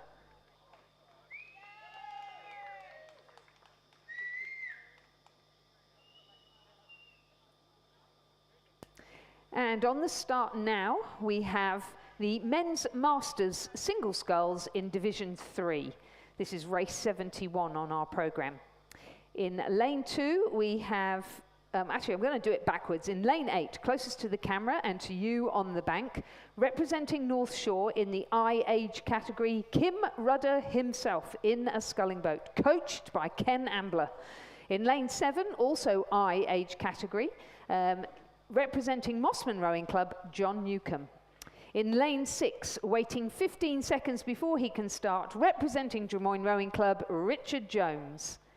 In lane 4, 3 and 2, we have F age category scullers who had to wait 33 seconds. In lane 4 from St George, Glenn Shooter. In lane 3 from North Shore, Roger Schewel. And in lane 2 from Leichhardt Rowing Club, Richard Medway, coached by Steve Sherry. So some convincing margins to overcome, some significant handicaps here, but as the I age category scullers in their 70s set off a good 33 seconds ahead of the F age aged category scullers in their 60s on the far side of the course. So in theory, they should all come across the line at about the same time. We can see Glenn Shooter from St George there, moving nicely on the far side of the course. Very lonely race until the very closing stages as you attempt to make up those handicaps.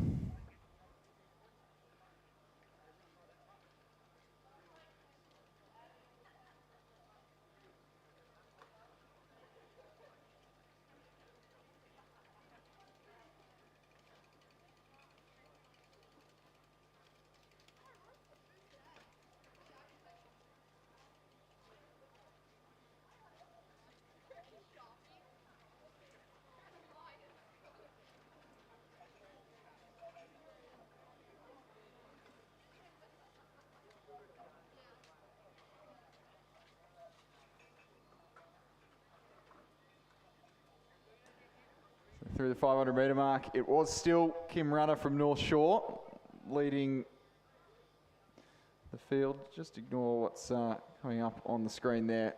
Timing system just still catching up. But Glenn Shooter from St George on the far side there doing pretty well.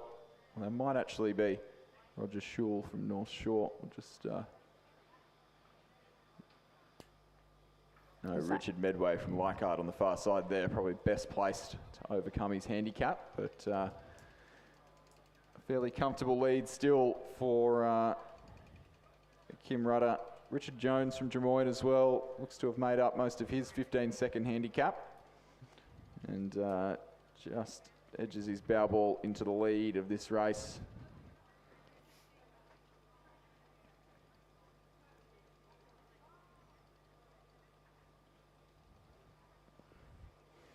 So Chris, as a fellow coach, I find it fascinating that Kim Rudder, after all these years, is back out there racing again.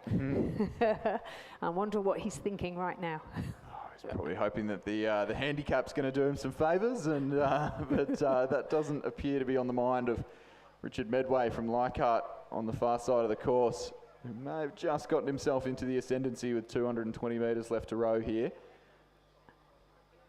Certainly the quickest moving boat on the course, and he is nice in the lead in the closing stages. Yeah. Started 33 seconds behind our race leaders, or behind the first starting scullers on the near side. And now just comfortably walking away from the field in the closing strokes of this race.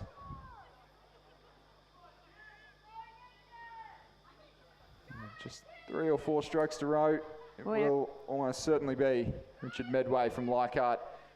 Very well-paced win in the 3rd division of the men's masters single scull. A terrific battle going on between Richard Jones and Kim Rudder. Will Kim Rudder hang on to take out 2nd place, or will Richard Jones from Des Moines steal it from him? Oh, I think it will be a photo finish. Oh. I think the Des Moines sculler there. Richard Jones just narrowly ahead of Kim Rudder of North Shore. Glenn Shooter from St George in 4th. Mossman's John Newcomb in 5th. And North Shore's Roger Schul in lane 3 in 6th place. This Division 3, the first of 3 divisions in the Men's Masters single scull. The time unofficially posted for Richard Medway was 4 minutes 27.75.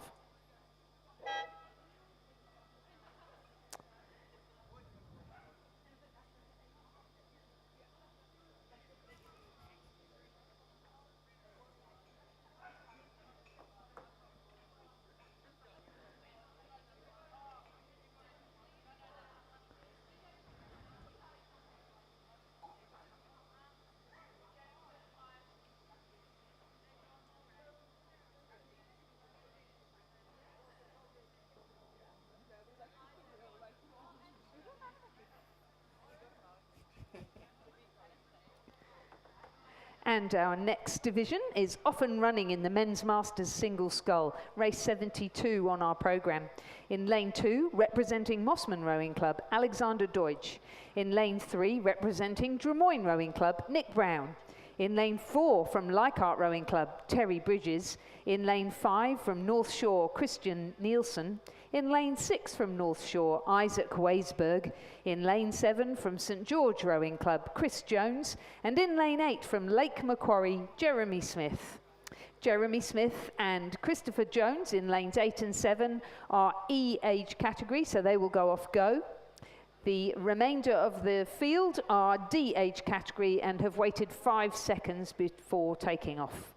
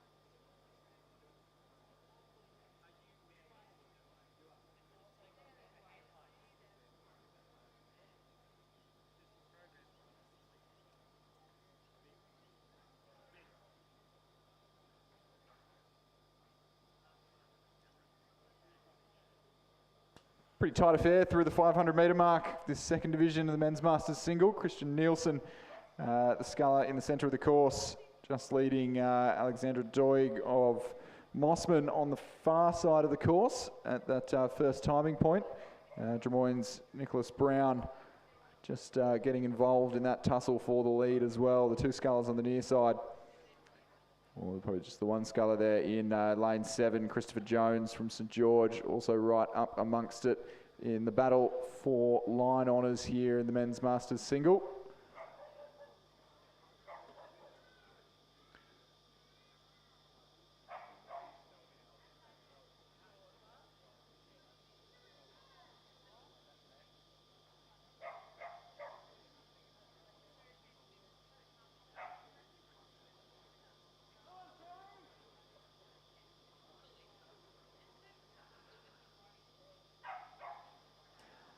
And as we progress towards probably the last 200 metres of this race, it is still the sculler from North Shore in the centre of the course there, Christian Nielsen in station 5, who has got his bow ball in front, but he's not having it all his own way as the 2 scullers to his right from Drummoyne and Mossman rowing clubs really start to wind to the line. The Drummoyne sculler, Nicholas Brown, really lifting in the closing stages of this race. The Mossman sculler doesn't look like he has a response in the last 120 metres or so of the racecourse. St George and Lake Macquarie on the near side are just out of things at this stage. Nick Brown from Drummoyne hunting down Terry Bridges, or rather Christian Nielsen of North Shore in the closing stages of this race. The North Shore sculler was ahead at the halfway point. He's led for the majority of this race. He would have come right down to the line. He might just hang on, but the finish line can't come soon enough for the sculler from the Lane Cove River. Nicholas Brown from Drummoyne just out of his lane a little bit at this stage, and it's going to come right to a photo finish. I can't call that, Lizzie. That was very, very close. We'll wait for the final result there. I'm not even going to make a call on that. I'm sitting just off the finish line, and it was right on the surge. We get a replay here though. Thank you to John. Oh.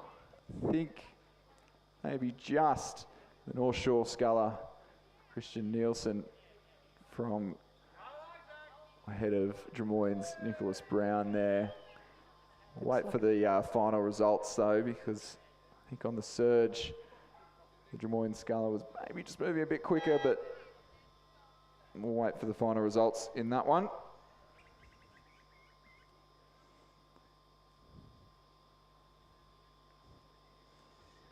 So we're just waiting then for the results of Division 2 of the Men's Masters Single Scull, and we'll bring you that finish as soon as we can. And let's move back to the presentation dais for the awarding of the trophy for the Division 3 Men's Masters Single Scull, which was won by Leichhardt Rowing Club's Richard Medway. Richard is coached by Steve Sherry. Another pretty tight affair going on in the first division, the youngest division of the Men's Masters Single Scull. In lane 2, we have Jason Woodell from Nepean Rowing Club, who we just saw row in the men's lightweight coxless 4. So he's a member of our Penrith Cup squad, our New South Wales team, to race at the National Championships. In lane 3, we've got Edward Shilland from Mossman Rowing Club. In lane 4, Andy Wigan from Glebe. In lane 5, Tim Spiteri from Glebe. And in lane 6, Cromwell Olivia from St George Rowing Club. Cromwell and Tim and Andy are all C age category, so they went off go. And Edward Shilland had to wait 3 seconds. Jason Woodell a further 4 seconds. And I believe Jason is making up that time rather rapidly.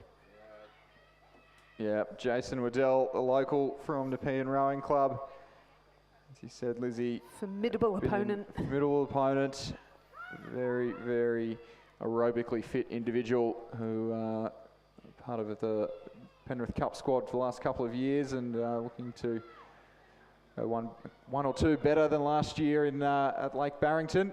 But here in the Masters Single Scull, at least second race of the day. A comfortable Clearwater win.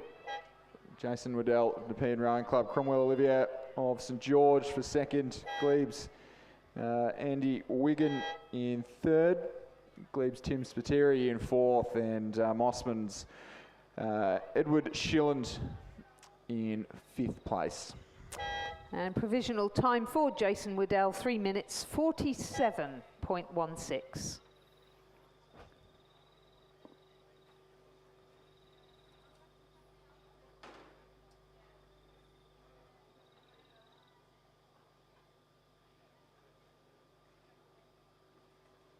We are running just slightly ahead of time, but what that does mean that if a crew is on time, we can't start the races ahead of time, so we may have to wait. So Women's Masters Cox's 4 up next.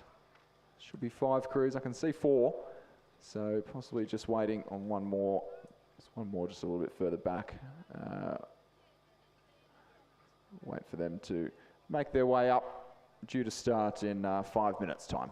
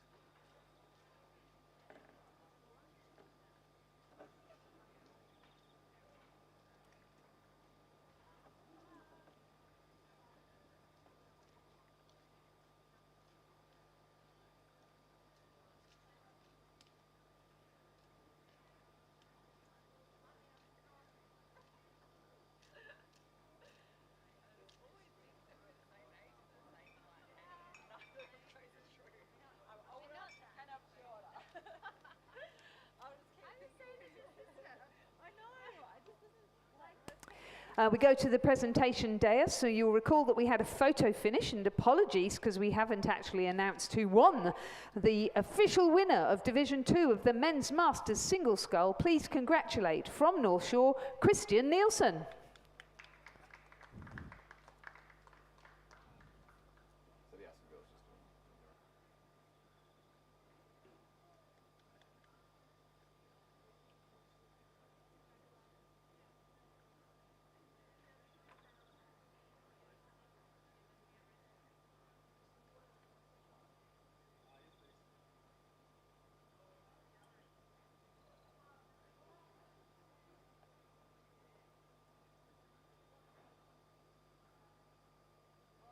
And moving to Division 1 of the Men's Masters Single Scull, the win went to Jason Waddell from Nepean Rowing Club.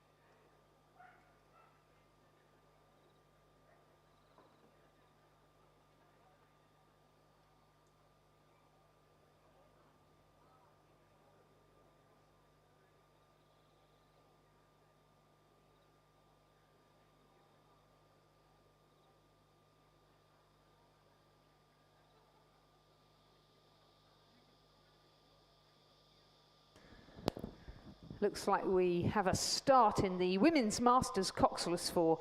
This is race number 74 on the programme. We have crews from Mossman in lane 3, Leichhardt in lane 4, UTS in lane 6, North Shore and Lake Macquarie Composite in lane 7, and North Shore in lane 8.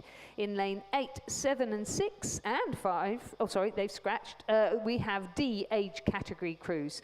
The North Shore crew in lane 8 is Natasha Khan, Nikki Blackwell, Rachel Lash and Nicola Kennedy, coached by Kim Rudder.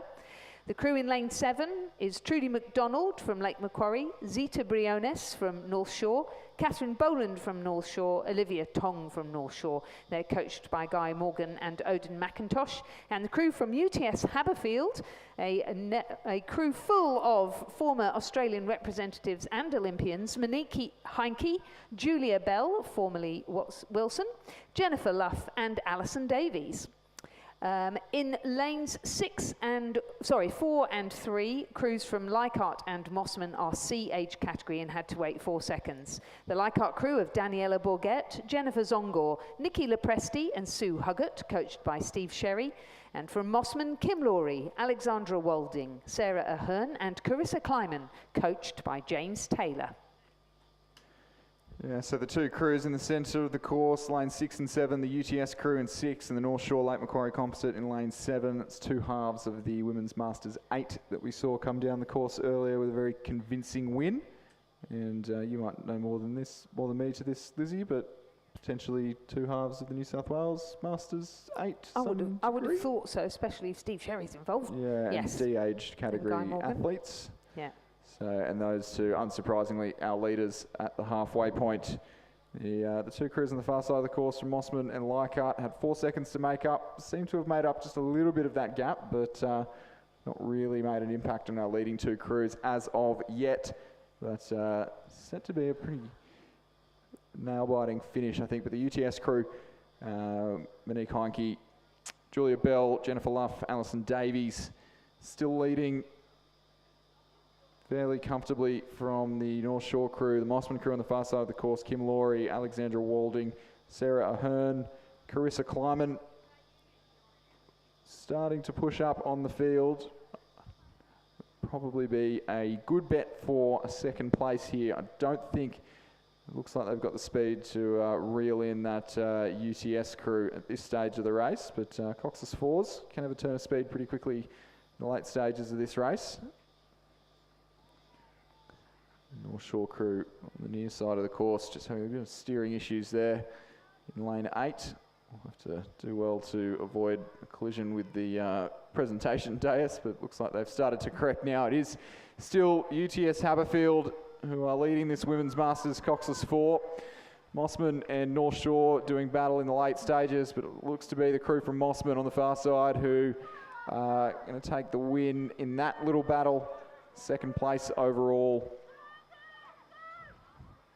It is going to be UTS Haberfield. Monique Heinke, Julia Bell, Jennifer Luff and Alison Davies take the win. Very tight across the line between Mossman and the North Shore Lake Macquarie crew. It is going to be the North Shore Lake Macquarie crew just narrowly over Mossman Rowing Club. Leichhardt for 4th. And the North Shore crew recovering from some steering issues in lane 8 for 5th place. Wow, great race there. So just confirming the win in the first division of the Women's Masters Coxless 4 went to UTS Haberfield's Monique Heinke, Julia Bell, Jenny Luff and Alison Davies in a time provisionally of 3 minutes 35.61. A photo finish for 2nd and 3rd, but it certainly looked as though the North Shore Lake Macquarie composite just pipped Mossman to the post, with Leichhardt in 4th and North Shore in 5th. Our second division of the Women's Masters Coxless 4 is now in progress. 4 crews from North Shore and 1 from Sydney University Boat Club. In lane 3, the crew of Sandy Shewell, Fiona Angelis, Jo Hodgkinson and Annalise Appleton. In lane 4 from North Shore, the crew of Julie Bohm, Sarah Hall, Vicky Grundy and Rhonda Decker. In lane 5 from Sydney University Boat Club, Jodie Cathcart, Margaret Curtis, Lisa Cotty and Kerry Bigsworth, coached by Phil Titterton.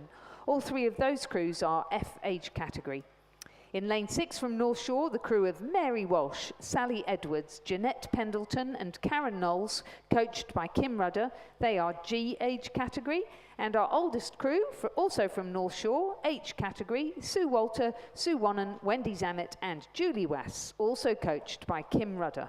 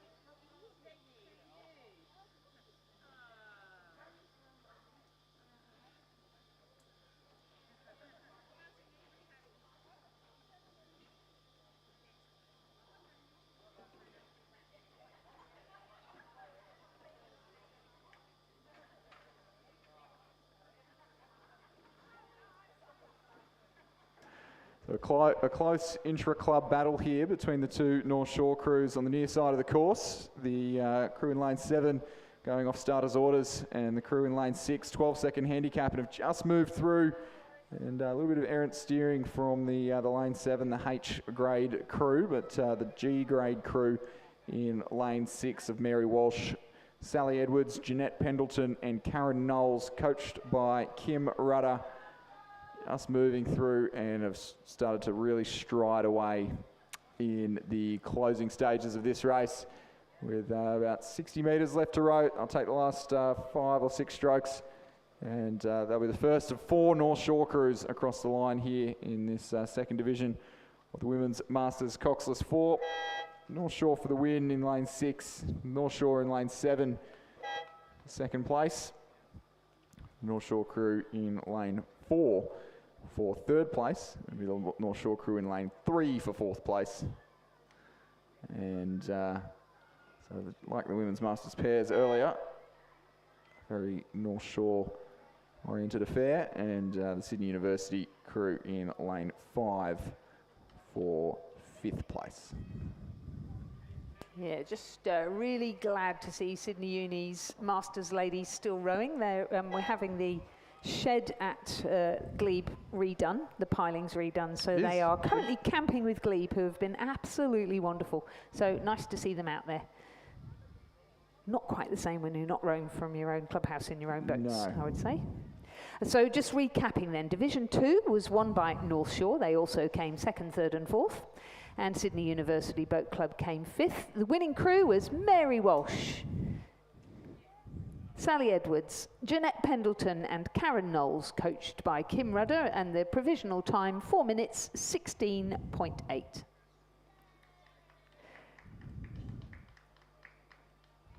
And on the dais now we have the winners of Division 1 in the Women's Masters Coxless 4. Ladies and gentlemen, please congratulate our winners, UTS Haberfield Rowing Club, Monique Heinke, Julia Bell, Jennifer Luff and Alison Davies.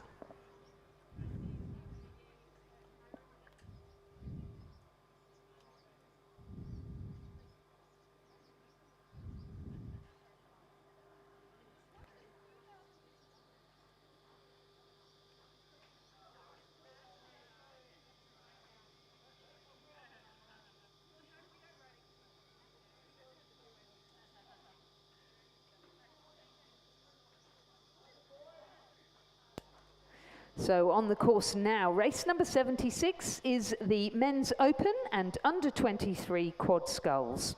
In lane 4, UTS Haberfield, an open crew of Liam Taylor, Harry Birchmore, Mitch Caponis and Patrick Burke, coached by Tim McLaren. In lane 5, an Under 23 crew from the University of New South Wales of Daniel Morris, Jago Lambert, James McCready and Nathan Helms, coached by Justin Quigley and Chris Burns. And in lane 6, an Under 23 crew from Sydney Rowing Club, Tom Chanter, Fletcher Smith, Max McAlpine and Thomas Patrick, coached by Shane Mulvaney and Brooke Robertson.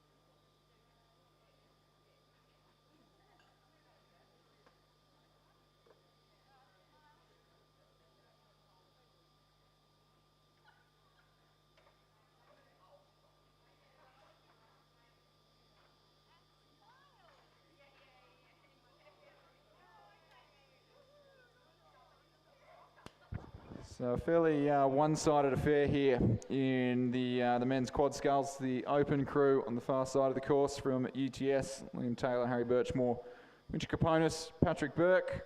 The latter of those two took a great win in the double earlier on this afternoon and looking to back it up with a win in the quad, currently leading by 10 seconds over the Sydney under-23 crew. Tom Chanter, Fletcher Smith, Max McAlpine and Thomas Patrick. You can see on the screen there. Having a good go of it, but a little out of proceedings at this stage of the race. In very, very hot and still conditions here this afternoon.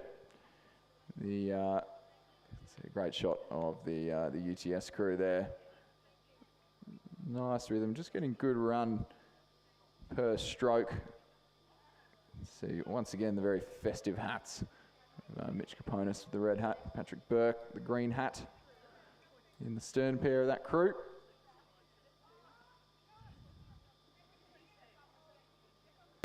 And we were just talking about the fact that Liam Taylor has recently moved to UTS Haberfield from local club Penrith. Surprised he's not wearing a pink hat. So all three of these crews pretty well spread out at this stage of the race. The teal, black and white stripes of UTS Haberfield. Well and truly in the lead there, Felipe Shell.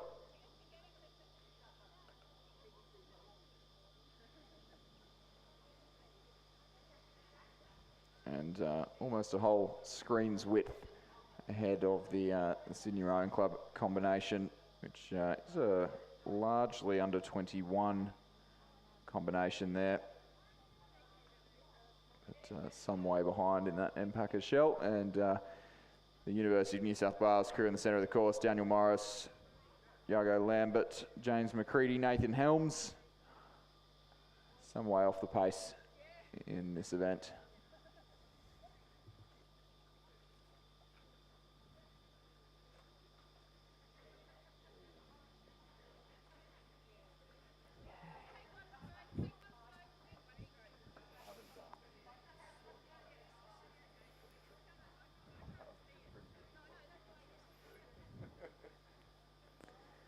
Yeah, I'm very loyal.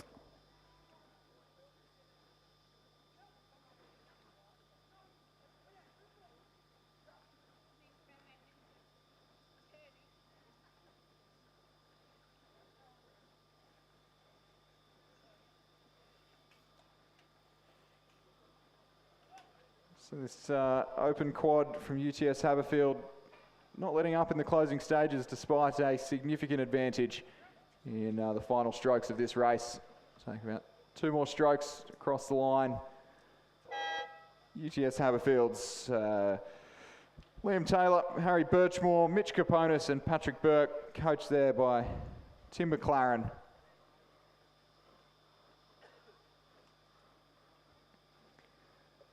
And Sydney Rowing Club across to take out the under-23 division of this race. Some way behind.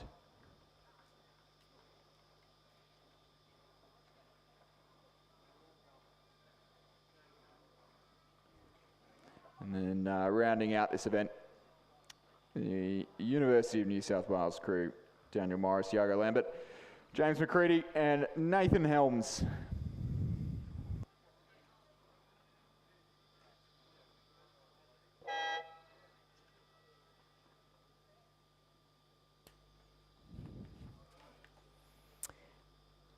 And our next event will be double sculls, moving from quad sculls. We've moved back to the younger age category of under 21 and under 19 with a combined event. In lane 3, representing Sydney University Boat Club, Caden Miller-Wright and Alex Tetley, coached by Simon Huxley and Peter Warne. In lane 4, representing UTS Haberfield, Kaylin Routley and Luca Malozzi, coached by Matthias Ungemach. Ryan Zhu and Jason Cow from UTS in lane 5 have scratched. In lane 6, representing Sydney Rowing Club, Tommy Poulton and Nicholas Callanan, coached by Patrick Graham. In lane 7, from UTS Haberfield, Robert Olivia and Charles Bran, coached by Matthias Ungemach and Tim McLaren. And in lane 8 from Leichhardt Rowing Club, Peter Simkovic and Dylan Lee, coached by Isaac Shepherd. And looks like UTS going to go 2 from 2 in race 76 and then now race 77. 4.5 seconds the advantage to Kaylin Routley and Luca Malozzi at the first timing point. Both of those two having won the under 21 8 earlier this afternoon in what was possibly one of the best 8s races that I've watched so far this season. But switching 1 all for 2 and ditching 7 of their friends and jumping out in the double scull. Very tidy indeed, with a very comfortable lead at the first timing point. Sydney University sitting in second, Alex Tetley and Caden Miller-Wright. Alex Tetley, a graduate of the Newington College. Caden Miller-Wright moving down from the Southport School and taking my bed at the King's School Boat Shed this week. But that Sydney Uni crew just dropping back to third as Tommy Poulton and Nick Callanan move up into second, but the leading under 19 crew in this event. Sydney Uni in third, Peter Simkovic and Dylan Lee of Leichhardt in fourth, UTS's Robert Olivier and Charles Brand in fifth place at the halfway point in this race, in some way sort of off the pace. And whilst they're at the halfway mark, we'll move back to the presentation dais for the presentation of trophies to the winners of the Men's Open Quad Scull, UTS Haberfield. Liam Taylor, Harry Birchmore, Mitchell Caponis and Patrick Burke. The crew is coached by Tim McLaren. Ladies and gentlemen, please congratulate UTS Haberfield.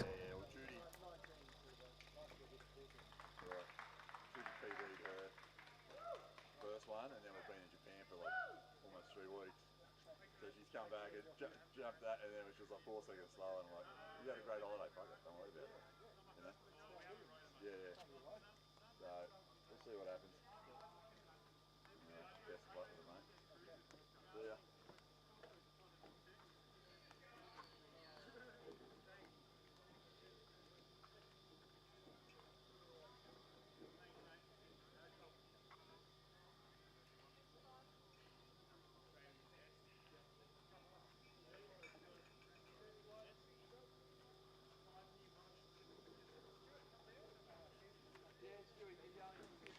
Not much change in the third 500 metres, and the only significant change to the Sydney University crew just really dropping back in the closing stages of this race.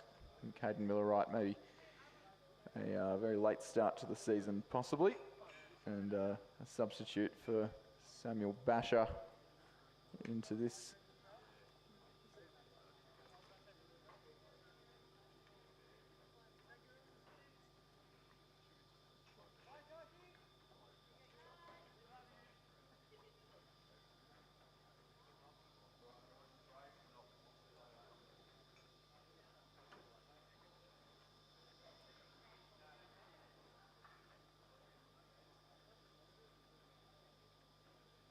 So UTS Haberfield still in the lead of this race. Good battle starting to unfold in the under 19 division on the near side with Leichhardt's Dylan Lee and Peter Simkovic. Just trying to get a look in on the under 19 title in this race, but it looks to be safely in the hands of Tommy Poulton and Nick Callanan from Sydney. UTS's crew being cheered on by their men's quad as they paddle away from the presentation dais. Kaylin Routley, Luca Malozzi, very comfortable in the closing stages of this race, and we'll come across second. All the way win in the under 21 double. First under 19 crew across the line. The Sydney Rowing Club pairing there. Tommy Poulton, Nick Callanan. Leichhardt in third.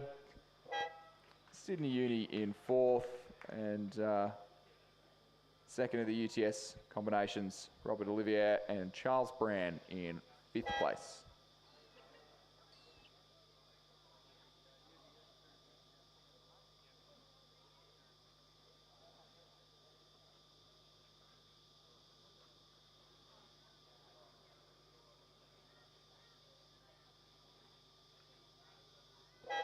And that's our final contestant across the line in Division 1 of the men's under 21 and under 19 double scull, where UTS Haberfield, Caelan Routley and Luca Malozzi took the win.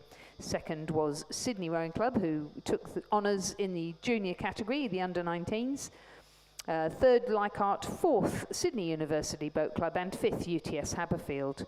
Division 2 of the men's under 19 double scull is now underway. In lane 3, Sydney Rowing Club, Frederick Way and Oscar Way, coached by Patrick Graham. In lane 4, a composite of James Baker from Nepean Rowing Club and Massimo Fitzsimon from Leichhardt Rowing Club, coached by Isaac Shepherd and Daniel Waddell. In lane 5 from St Augustine's College, Rory Parker and Hamish Wise, coached by Amos Noon and Judith Ungemach. In lane 6 from Leichhardt Rowing Club, Remy Wilson and Carter Clifton. In lane 7 from St Augustine's, Jesse Bray and Lachlan Schofield. And in lane 8 from Leichhardt Rowing Club, William Spuage and Luca Wilson. And it would be perhaps unexpected to see the St Augustine's pairing of Rory Parker and Hamish Wise leading this field pretty comfortably at the 1,000 metre mark, 9 seconds. The margin to Leichhardt's Remy Wilson and Carter Clifton. Frederick Way and Oscar Way of Sydney just trailing the Leichhardt pairing at that 1,000 metre mark, but as you see them on the screen, may just be in touch as they come through to the 1,500 metre timing point. It is the green and gold stripes of St Augustine's from Sydney's Northern Beaches, who are pretty comfortably leading at this stage of the race. Two pretty experienced scullers for their age. And a commanding lead over the field here in the under-19 double is still Leichhardt. It's both the Leichhardt crews just leading the Way brothers of Sydney. So Remy Wilson, Carter Clifton leading William Spuage and Luca Wilson. Frederick and Oscar Way of Sydney in 4th. And then back in 5th at that 1,500 timing point was the Leichhardt Nepean composite. James Baker from Nepean, Massimo Fitzsimon from Leichhardt in his 3rd run down the course, or in the single, and also in the first Junior 8 at Kings.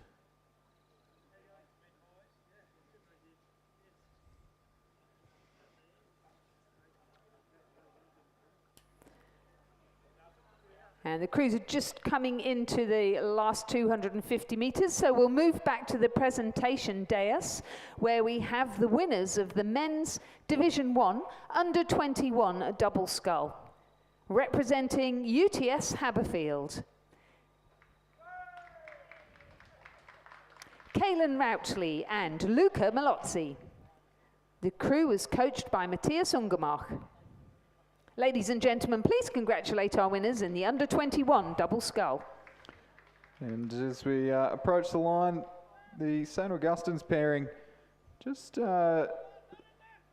starting to be pegged back in the closing stages of this race, looking like they're just struggling a little bit, but recovering and lifting now in the red boys, and will go unchallenged across the line here in the under-19 double scull. Rory Parker and Hamish Wise, an all-the-way win. And then very tight race unfolding for the minor placings. Be Leichhardt in lane 6, Leichhardt in lane 8, and the Sydney Rowing Club crew over on station 3 in 4th, and the Leichhardt Nepean combination in 5th place.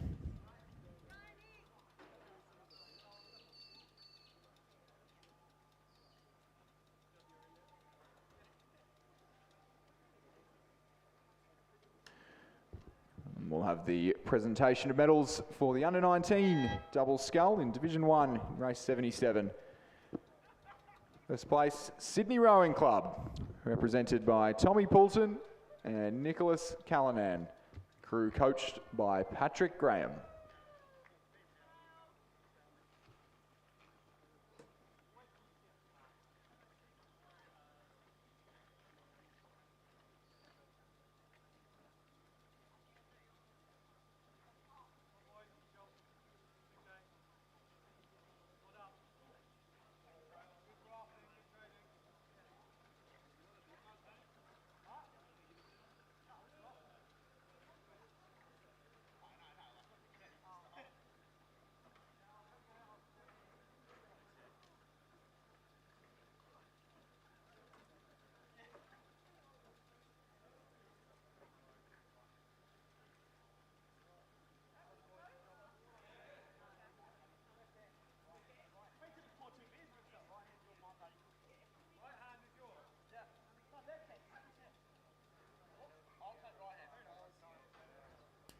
On the course now, we have Division 1 of the women's under 19 and under 21 double scull. They are racing over 2,000 metres and they're just coming up to, well, they've come through the halfway mark.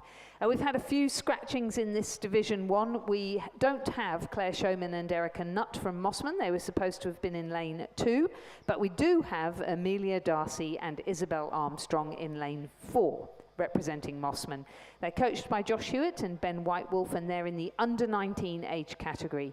They're joined by Sydney University Boat Club, Addison Rolls and Georgina Stevenson. They're in lane 6, and they are coached by Alan Bennett and Alfie Young. We don't have Leichhardt, Grace Conry and Sabrina Koskar, and we don't have University of New South Wales, Kira Bailey and Elise Courtney. We do have another crew from the Sydney University Boat Club, this time in the under 21 age category. They're in lane 8. Their names are Alice McCready and Mia Booth, again coached by Alan Bennett and Alfie Young. And completing the field from the University of New South Wales in lane 9, under 21 crew Alana Hamilton and Elise Courtney, coached by Justin Quigley and Chris Burns.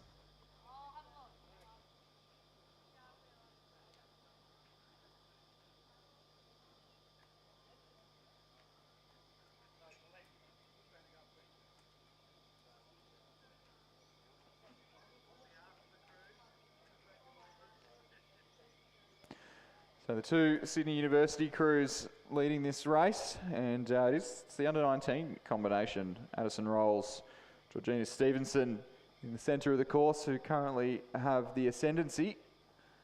Addison Rolls, the Queenwood alumni.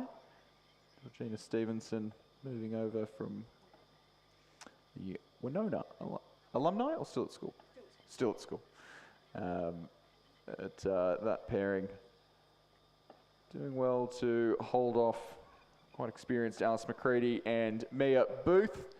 Mia Booth from Pymble Ladies College, off to college in the US at the end of the year, and Alice McCready moving down from Newcastle Grammar School, but just falling short of Addison Rolls and Georgina Stevenson, who will take the win. Quickest under 19 crew there, and the under 21s will be won by Alice McCready and Mia Booth, also of Sydney University. And then some way back to the Mossman crew of Amelia Darcy, Isabel Armstrong. And 17s who have had a few races down the track already this afternoon. And the University of New South Wales on the near side of the course will just be having some steering issues.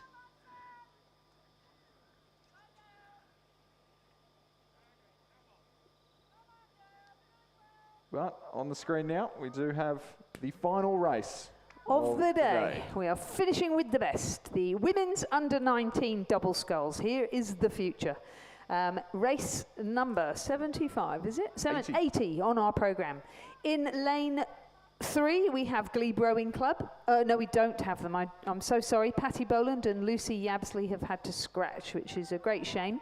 Mossman Rowing Club are in lane 2, Arabella Turner-Smith and Catherine Walsh. So they'll be coming across the line to meet the girls who are just crossing the line now in the previous division.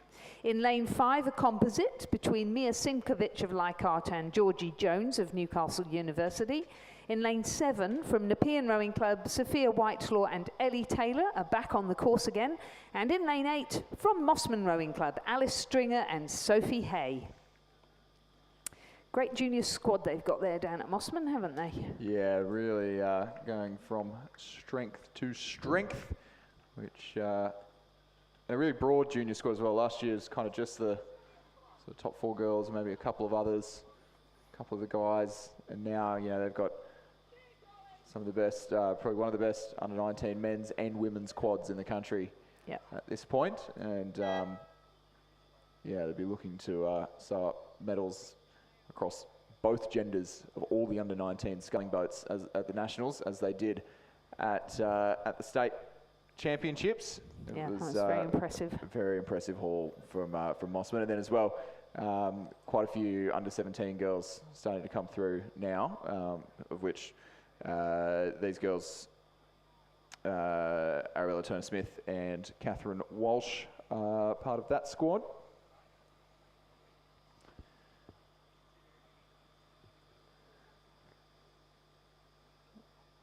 Does look like the Nepean crew on the near side of the course, Sophia Whitelaw, Ellie Taylor, who are currently leading, as we ride on board with the Newcastle Uni Leichhardt crew in the centre of the course, who just be trailing back in sort of 2nd or 3rd place at this stage.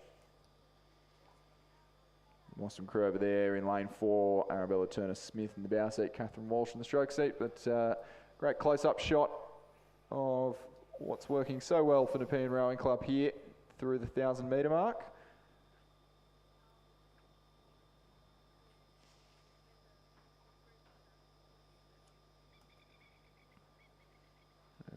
Clear water lead for Sophia Whitelaw and Ellie Taylor over Mossman's Turner-Smith and Walsh, who are narrowly being chased down by the Newcastle Uni Leichhardt crew.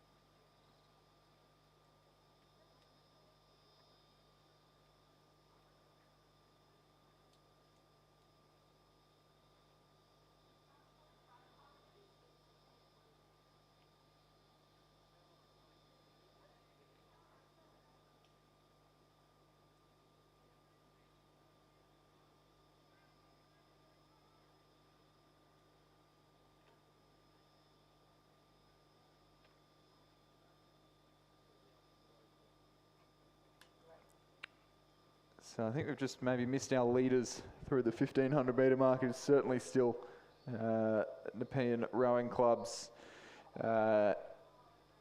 Nepean Rowing Club's Sophia Whitelaw and Ellie Taylor. You can see just on the bottom left of your picture, who are comfortably leading this race, but pretty tight for 2nd place between the Mossman crew on the far side of the course and the Newcastle Uni Leichhardt composite in lane 5, who are both just doing battle for 2nd place in this final race of this afternoon. See the umpires' boats following crews down.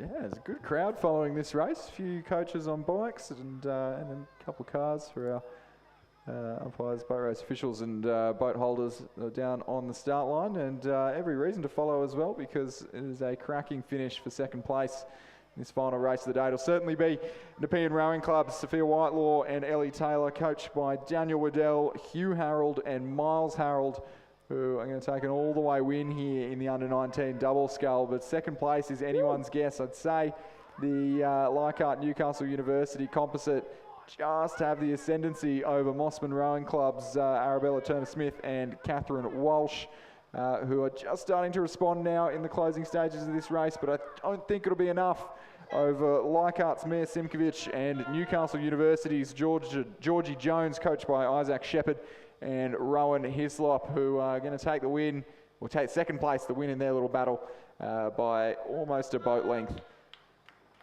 By the time they cross the post, just under a boat length.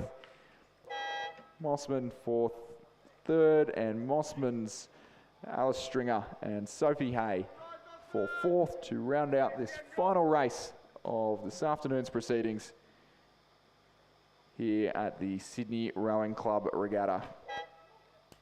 Yeah, great win there in the final race of the day for Nepean Rowing Club, Sophia Whitelaw and Ellie Taylor, taking out the women's under-19 double in a time of 8 minutes 30.04 seconds.